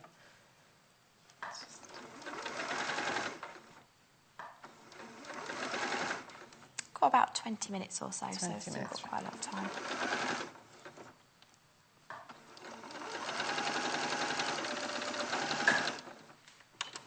Right, so there's the head. Done. I'll turn it the right way out, just so it looks a bit better. There he is. So we've still got that opening at the back, so when I come to sew it to the body, there's more room to manoeuvre, whereas if it was stitched together, it's quite difficult to stitch an enclosed circle like that. That would be quite hard to manipulate, wouldn't it, around the fabric? There it is. You can just see that finished head there. That looks like, you know what pilots wear, you know, with the, like, goggles. But you can see how that's going to fit onto the body of the penguin in a minute. So the next part... The wings. The wings. I'll go to the wings. Yes. These are quilted as well? They're stuffed. They're stuffed, OK. So 4 wing pieces, need them cut 2 one way, 2 the other. So turn the template over after marking the first 2, because we need them as mirror images. So right sides together, and I'm just going to sew all the way around the edge, bringing it in a little bit. I don't know whether it shows on this one. It needs a bit of a press. It's nice here, actually, the shape. Just get a little bit of shape, and then we'll stitch a channel there just to give them that extra bit of something going on. It's just a nice bit of texture. Half the stock of all of these penguins have gone already this morning, so lots of people with it in their basket. Please do check it out if you don't want to miss out, or give the call centre a ring, 0800 112 4433. The one Joe's working with at the moment is the turquoise penguin. That's the one on your screen, QDGC44. So you do need to get that one today if you like that one. We've never had that one on the show before as a kit like this. But if you like the traditional penguin, you've got that in the black and white. That one's also slightly more affordable, and that's £19.95. We'll get the graphics of that one up on your screen as well. I'm just holding it. It's just comfy to have here in my hands. I just noticed I was just cuddling a penguin. But with tight curves like this at the bottom, I just do a few stitches, lift the presser foot whilst the needle's down, and just readjust. I think sometimes people get the idea that you should just be able to do it in one continuous seam and at one continuous go, and, you know, when you've got a lot of experience, buy regularly, do a couple of stitches, pause with the needle down, just to make sure it's definitely all going in the right direction. So I've stitched all the way around, and then we need a bit of clipping. So I'm just going to clip into this internal corner here, avoiding the stitching, and then V-shaped notches around the curve. So closer together, the tighter the curve. You're quite brave, aren't you? Because you use big scissors on tiny little notches. You don't just go straight in there. And then how did you do you know this section where you've gone further in? This channel? The channel. That's really easy to do. I'll give these a press and then show. Sorry, I'm fast-forwarding you before you're there. It's with my trusty water erasable pen that I take everywhere. There we go. Let's call that done. OK. So I'll turn this... Did you want to press? The right way out? Yes, I'll give them a little press first. It just makes this bit easier. Send us a picture if you've made a penguin. We'd like to see them. studio@sewingquarter.com. Maybe you've gone for a twist on with some different fabric. But once you've got your instructions as well, if you've made the normal penguin before, if you do like this turquoise fabric, you can buy it off the bolt today. So if you want to go for a penguin fabric penguin using the instructions, then you have got the option to do that. If you want to buy that fabric off the bolt, how much fabric would you say you need for the body of the penguin? Oh, if you're making one, half a metre? Yes, yeah, you would half really. A metre. Yes, my estimating skills are not up to scratch. It's quite hard, isn't it, to know really what, especially if you've just made it with what you're given. You just. Yes, when I do a pattern at the end, I actually, because I have to specify how much fabric you need to complete the project, I actually draw out all the pattern pieces. And measure it. And then add a bit extra, because otherwise my measurements would be all over the place if I did it by my own. People with like loads in their stash or like not quite enough to finish it. Oh, we've had a picture sent in. Let's have a look. This is from Geraldine. Let's see. That's so cute. I love the baby. Oh, I like it in the grey. It's lovely as a a baby penguin. That was the first penguin. toy she'd ever made. Oh, it's a brilliant job. She made it for her 27-year-old daughter, Amy, who loves it. So, see, I'm never too old for a penguin toy. That's lovely. Thanks, Geraldine. That's really cute. It's nice in the grey as well. It's like that cross-hatching fabric. I'm glad that 27-year-old Amy approved of her little penguin. I don't think you're ever too old for a toy. No. I bought my Nana a teddy bear. It's quite late on. She treasured it. She said nobody had ever got her a soft toy. And you're past it, don't you? You're like, oh, you know, you're a bit... You're too old for that, but you're not. Had I known that, because I wasn't a toy designer then, but she loved... The teddy bear had its own chair and everything after that. Were you going to say she'd never had... No, she made a comment once that she'd never, ever had a soft toy when I was... I must have been about 13 or 14, so... Oh, wow. So that was a meaningful one. Right, the channel now in the wings. With a pen, just follow this sort of shape up a tiny bit. Just how long for, let's see. It's about maybe 1.5 inches-ish. So I'll do it on both sides. And you're just sort of following into that sort of nipped-in section, aren't you, on the curve? So I'm going to stitch now on the machine. So it goes through both layers and it creates 2 sort of channels at the end of the wing. Which ends up, I don't know if you can see it on this one here, but it gives it a really lovely 3D shape and sort of changes the... I don't know how easily you can just see that channel. It just gives it a bit more... a different feel, doesn't it? It does, and also, in your hand. If it wasn't there, they'd be quite fat at the end, the wings. So this, because it's 2 channels, you're not getting as much stuffing in there. It just slim it down a little bit. Stop it being quite so bulky. So I've stitched that one on. I've reversed over the first couple of stitches and then carried on at both ends so that the stitches are locked and secure. I'll do this one.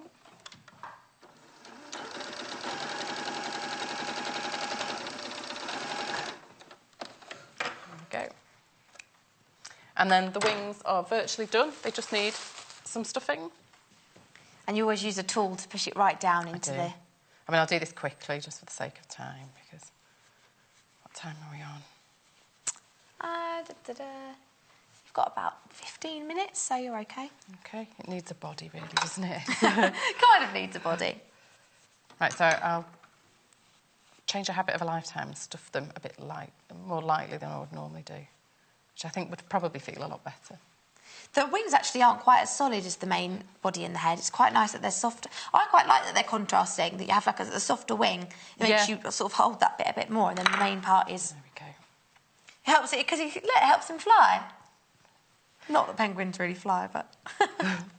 And the top bit, don't stuff all the way up to the top, because you want it a bit flatter at the top so that you get... One, it doesn't have really broad shoulders, if a penguin can have... I'm just imagining, like, a penguin stood, like, really... with his wings really out. But also you get a bit more movement. So I'll leave the top inch or so. Have you seen Happy Feet? I have. Yeah, it's a good film, isn't it? It is. There we go. So that's one wing done. I'll stuff the other one. Tap dancing penguins.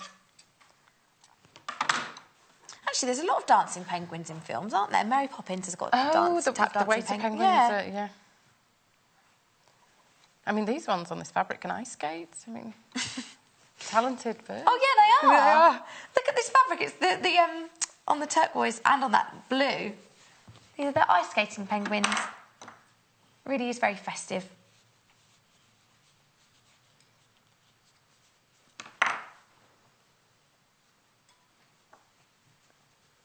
£22.95 is for the turquoise penguin and sort of bundle that has got everything in there to make the penguin. Well, to make 2 penguins, all of your instructions, all of your stuffing, all of your thread, your embroidery scheme to do your eye, and the actual main body fabric, as well as all those, the white and the orange. QDGC 44. £22.95. This is for the one that Joe's making right this moment.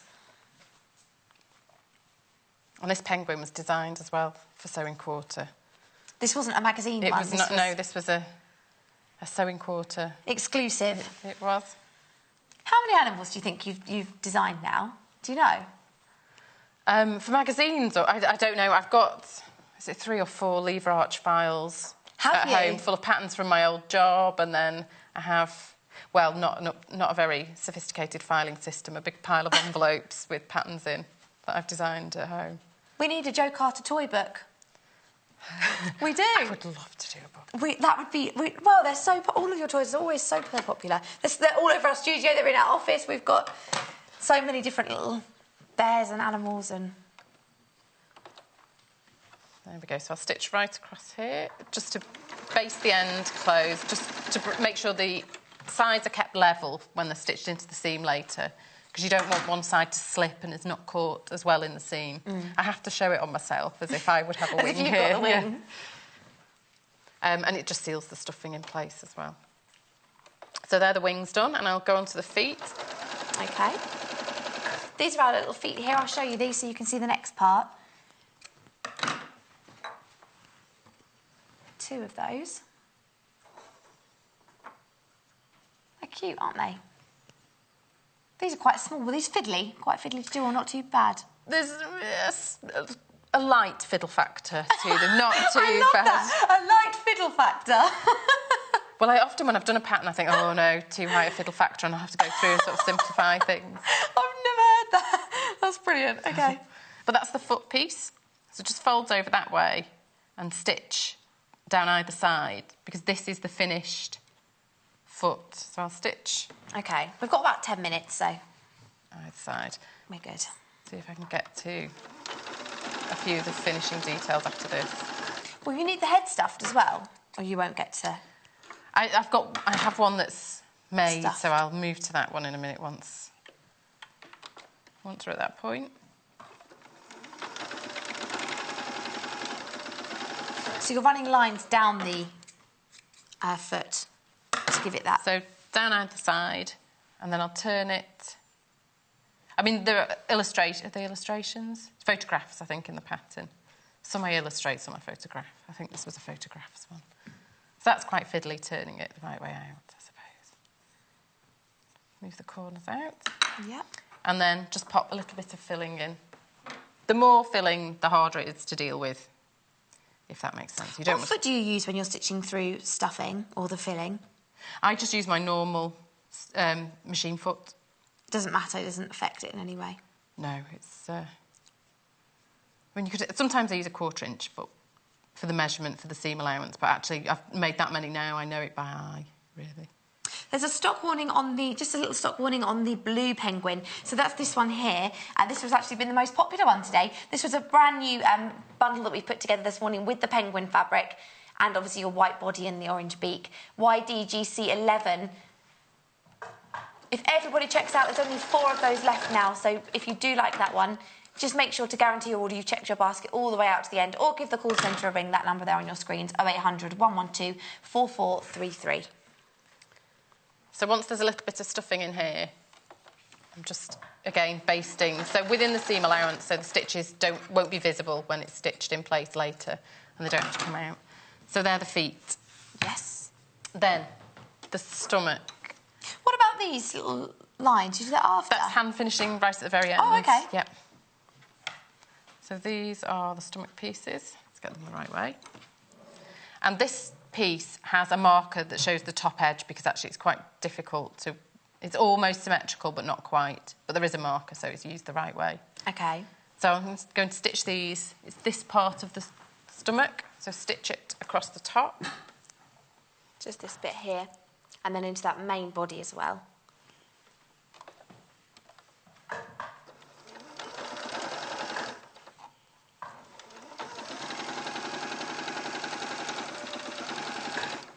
You do make this look so easy. Well, I've had a lot of practice, but it's not that difficult. I think a lot of the time... I mean, I still get it with dressmaking patterns. I think... Depends what you do a lot of. Feeling intimidated is the main problem. Right, let's make sure I do these the right way, so that I have opposite body sides. See, even I sometimes lose track of where I'm up to. So these just provide that sort of flash of colour on the chest.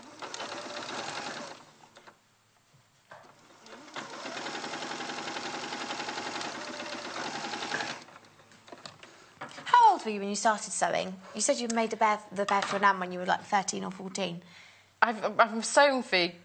Well, my mum always had the sewing machine out and she did lots of sewing, so it's always been there, and I've always done sewing to some degree. But then I got into toy making with my first sort of serious job. So these pieces have those chest flashes, chest patches there, and I'm going to stitch it together now along the front, and that's the stomach. Making this main body of the tummy of the penguin. So we can do this. He's going to nosedive, go, way!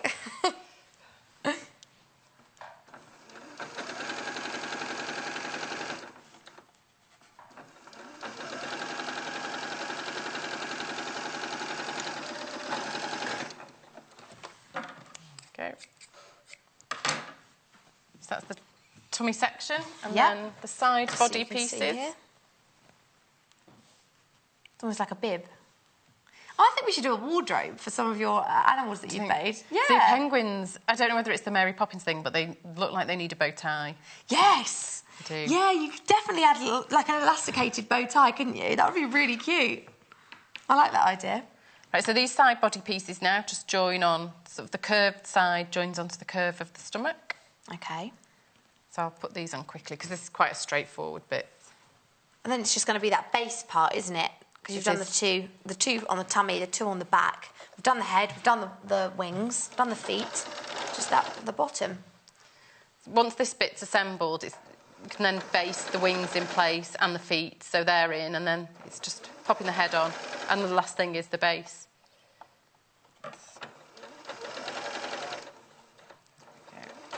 If you do like the traditional penguin, this is this black and white one here, so in just that sort of traditional colourway, it's actually that linear look, cross-hatching fabric there on the chest, and then you've got your black and your orange. The graphic for that one just coming in. Limited stock on this one as well for your traditional penguin, BBGC97, in our Christmas show this morning. So we've got Arctic themes, 1995 for the black and white one. And this one here, we had really limited stock on. If you do like this one, that one's nearly sold out now, so you will need to be quick. It's got the penguin fabric, where you've got those penguins all ice skating across the fabric there, darting across and having fun. If you're making it for a gift, you know, you've got a couple of months to make that if you wanted to give it for Christmas. And you can make two from that kit as well. YDGC11, that's the blue one. And all of your instructions from Jo are in there. You get your template, so you can trace around those straight onto the fabric.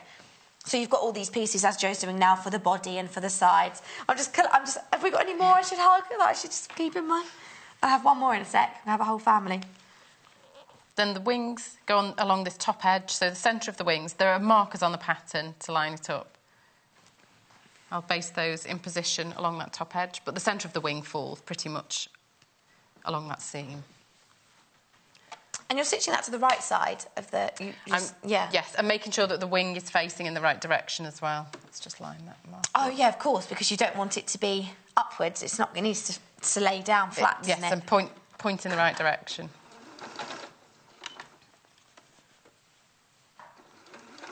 I'm being told a group of penguins. Do you know what that's called? Is it a raft? Is it... No, that's something else. If they're in the water, it's a raft. Oh, is it? Yeah. Ah. I didn't know that one. And it's a waddle if they're on the... waddle. How good's that? It's perfect. A penguin waddle. So, yes, not sort of pointing inwards. The wingtips need to be pointing towards the back. Away towards the back of the... You can just see here, actually, you just want that... It's sort of following the curve of the tummy, actually, but it needs to come away. So rather than pointing, if it was that way. We've got about 2 minutes, Jo. Right. Not to make you do it on fast forward, but... I'm just going to work out which bit to go to now. Let's have a look. So then we have... The wings are in place. Yeah. There are markers for the feet, so the feet need to be basted to the right side in the same way. And then when they're all sort of held in place, so the head along this bottom seam all the way along here, making sure the centre marker there lines up with the central seam. You know when you did the head, you started in the centre and you worked outwards. When you're attaching the head to the body, do you have to start on the end? No, you can start in the centre again. If you want to line it up that way, sometimes I do that, sometimes I do it all in one go, depending on how big the seam is. So something like this, often I would start in the centre, and line it up, take it out, and work out. And then once that's done, start at the back edge.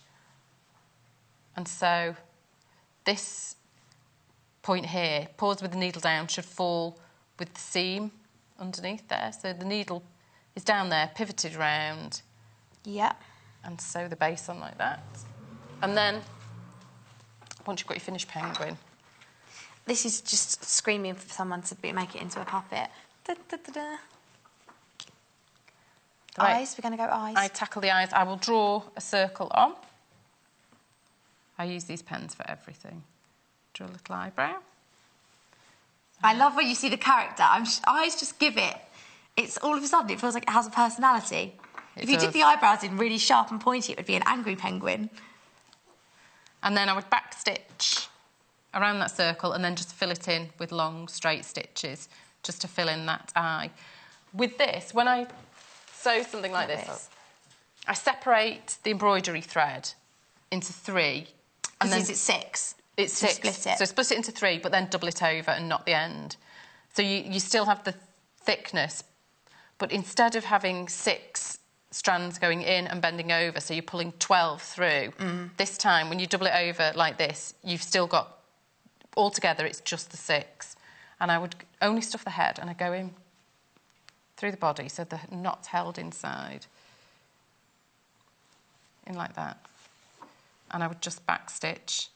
But this bit, the eyebrow, is thinner, so I would only use a 2 or 3 strand thickness for the eyebrow, just to give it a slight suggestion. So it's going to look like this one. A bit of a, a bit of surprise.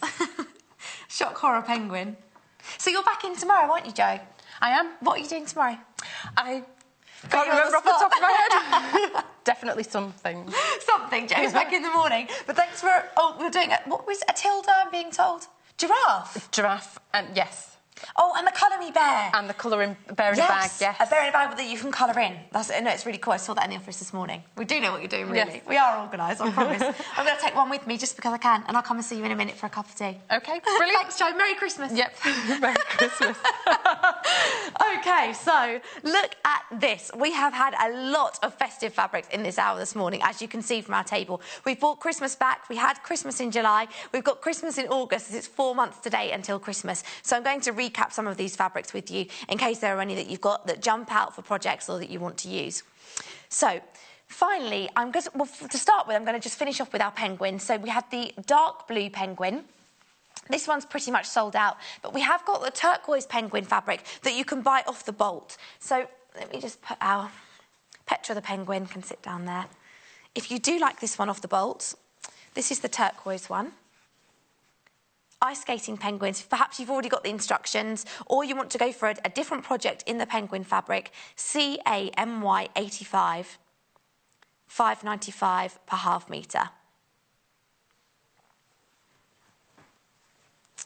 So, where to begin?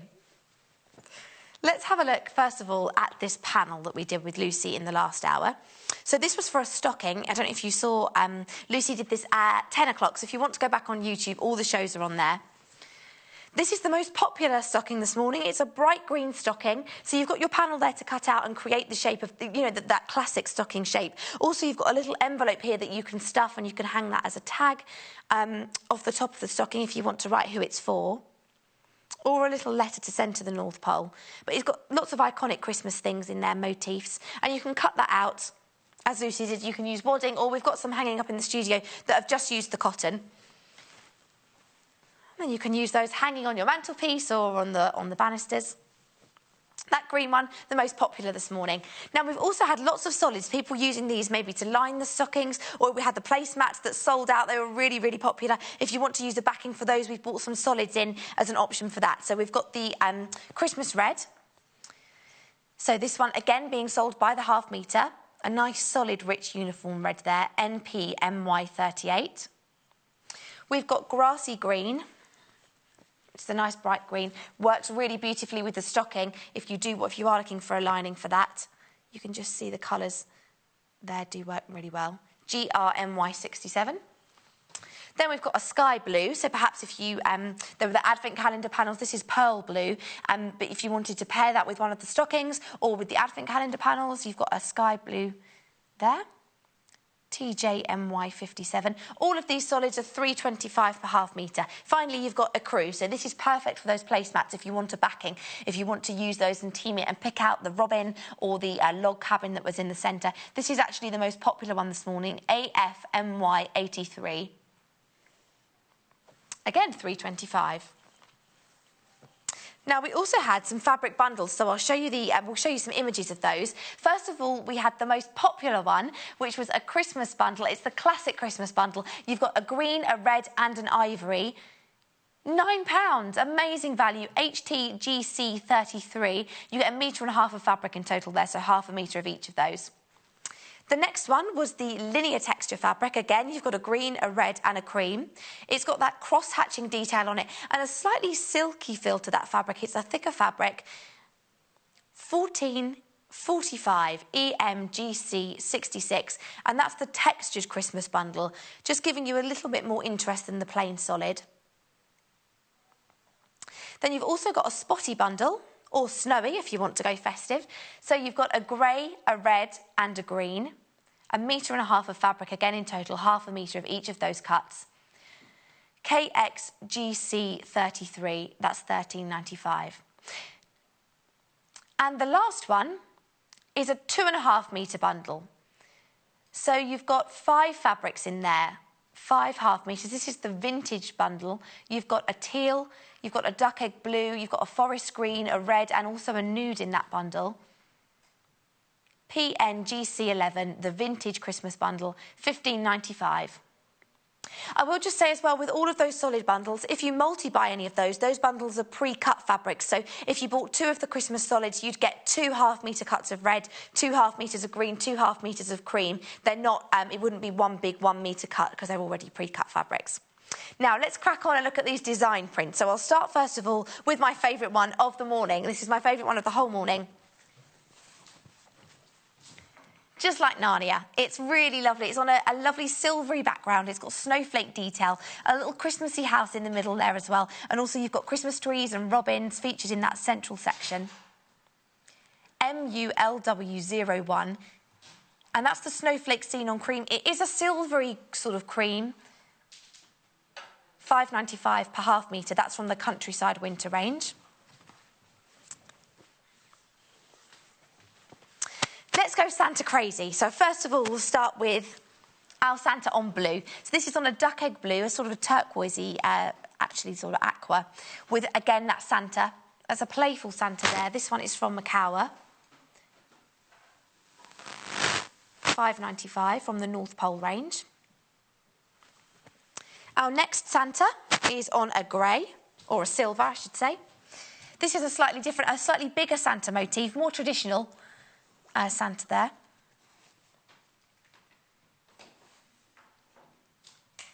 Again with your snowflakes.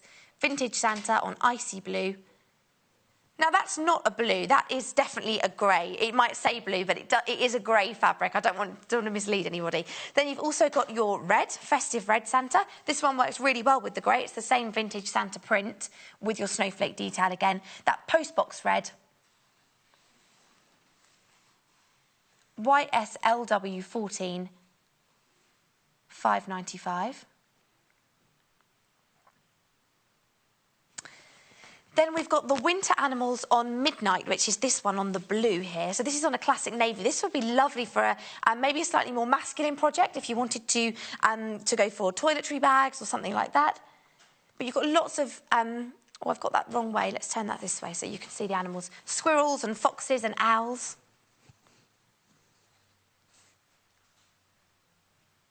SVLW53. Then we have the snowflake scene on wine. This one here, picking out the same motif on the placemats, if you managed to get those at, what time was it? 10 o'clock with Lucy this morning. This is a slightly deeper burgundy red. It's got a really sort of rich colour palette there. Really festive. That's actually the And the icon of that log cabin or the house in the middle is picked out with a star, almost like Christmas lights all around that. GJLW68, $5.95 per half metre. Now, the winter one that I just showed you on the midnight blue also comes on a wine-coloured fabric, so I'll show you that in a different colourway.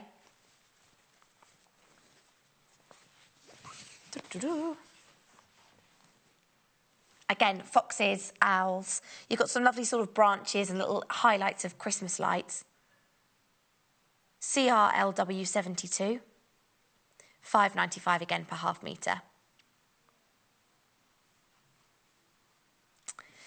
Then we've got the panels. So these are not half metre, these are 60 centimetre panels because they've got Christmas motifs in little squares all the way across them. So we've kept those as a panel, so you can use those, fussy cut them. You can use them if you wanted to create little gift tags or pockets, if you wanted to quilt with these or make Christmas cushions or placemats. HYLW45, that's the Santa Squares fabric on snow. And that's the 60 centimetre panel is $7.45. There's also the option to get that in a red. So if you'd prefer it on the red. Again, 60 centimetres.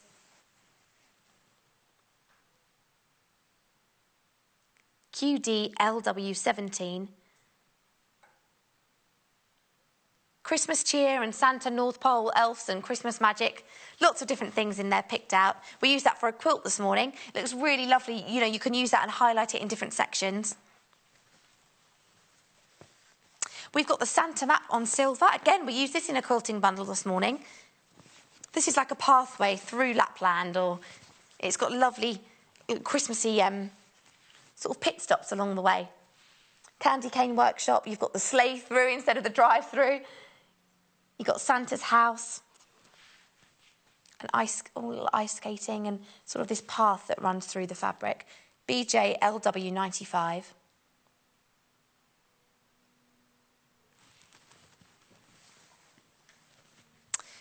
Then we've also got our Santas and our... This one's really, really popular this morning. This is on a midnight blue. You've got the Jolly Jolly Santa, and then we've got reindeers, and we've got very happy penguins all wrapped up in their Christmas jumpers and scarves.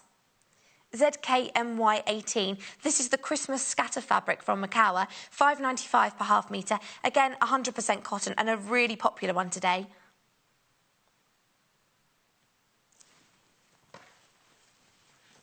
Next one is my favourite. This is my second favourite after this snowflakey one. This is our candy canes. We've got sweets and lollipops and those classic candy canes.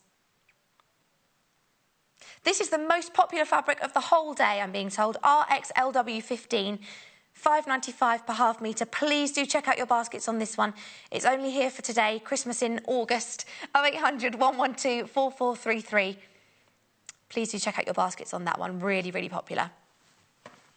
Now, we've actually done this one. We're getting there. We've got toy soldiers on blue.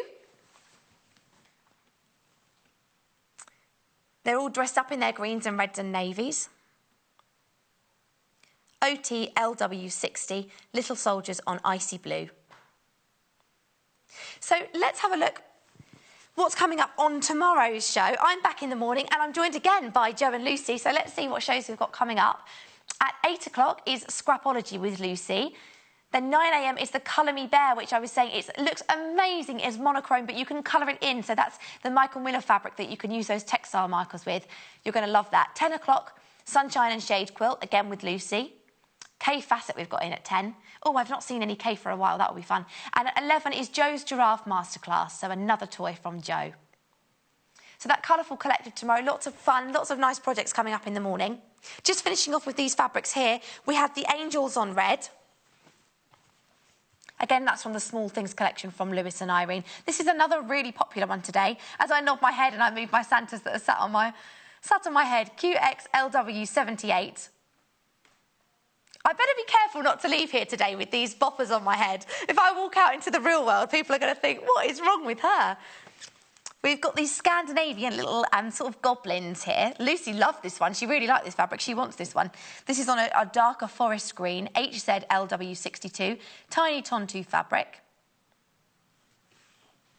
And lastly, we have got our Father Christmases on green. Oh, I hope you've enjoyed our festive fun today. So we've brought lots of different Christmassy fabrics for you. We've had Father Christmas, we've had reindeers, everything you would expect at Christmas. 4 months today, just about you've got time to get making. So whether you're doing your placemats or your stockings, all of those lovely projects we've had, and the penguin from Jo, thank you so much for joining me. I'm back again in the morning with Jo and Lucy, and I hope you have a fantastic day. Let's make sure I take these off. I'll see you in the morning. Bye. Follow us on Instagram. Search for our Sewing Quarter page and follow us to get our latest posts.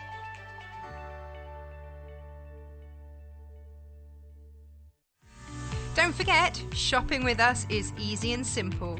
You can just contact us at 0800 112 4433 and speak to our UK-based call centre to place an order, or shop online with us at www.sewingquarter.com.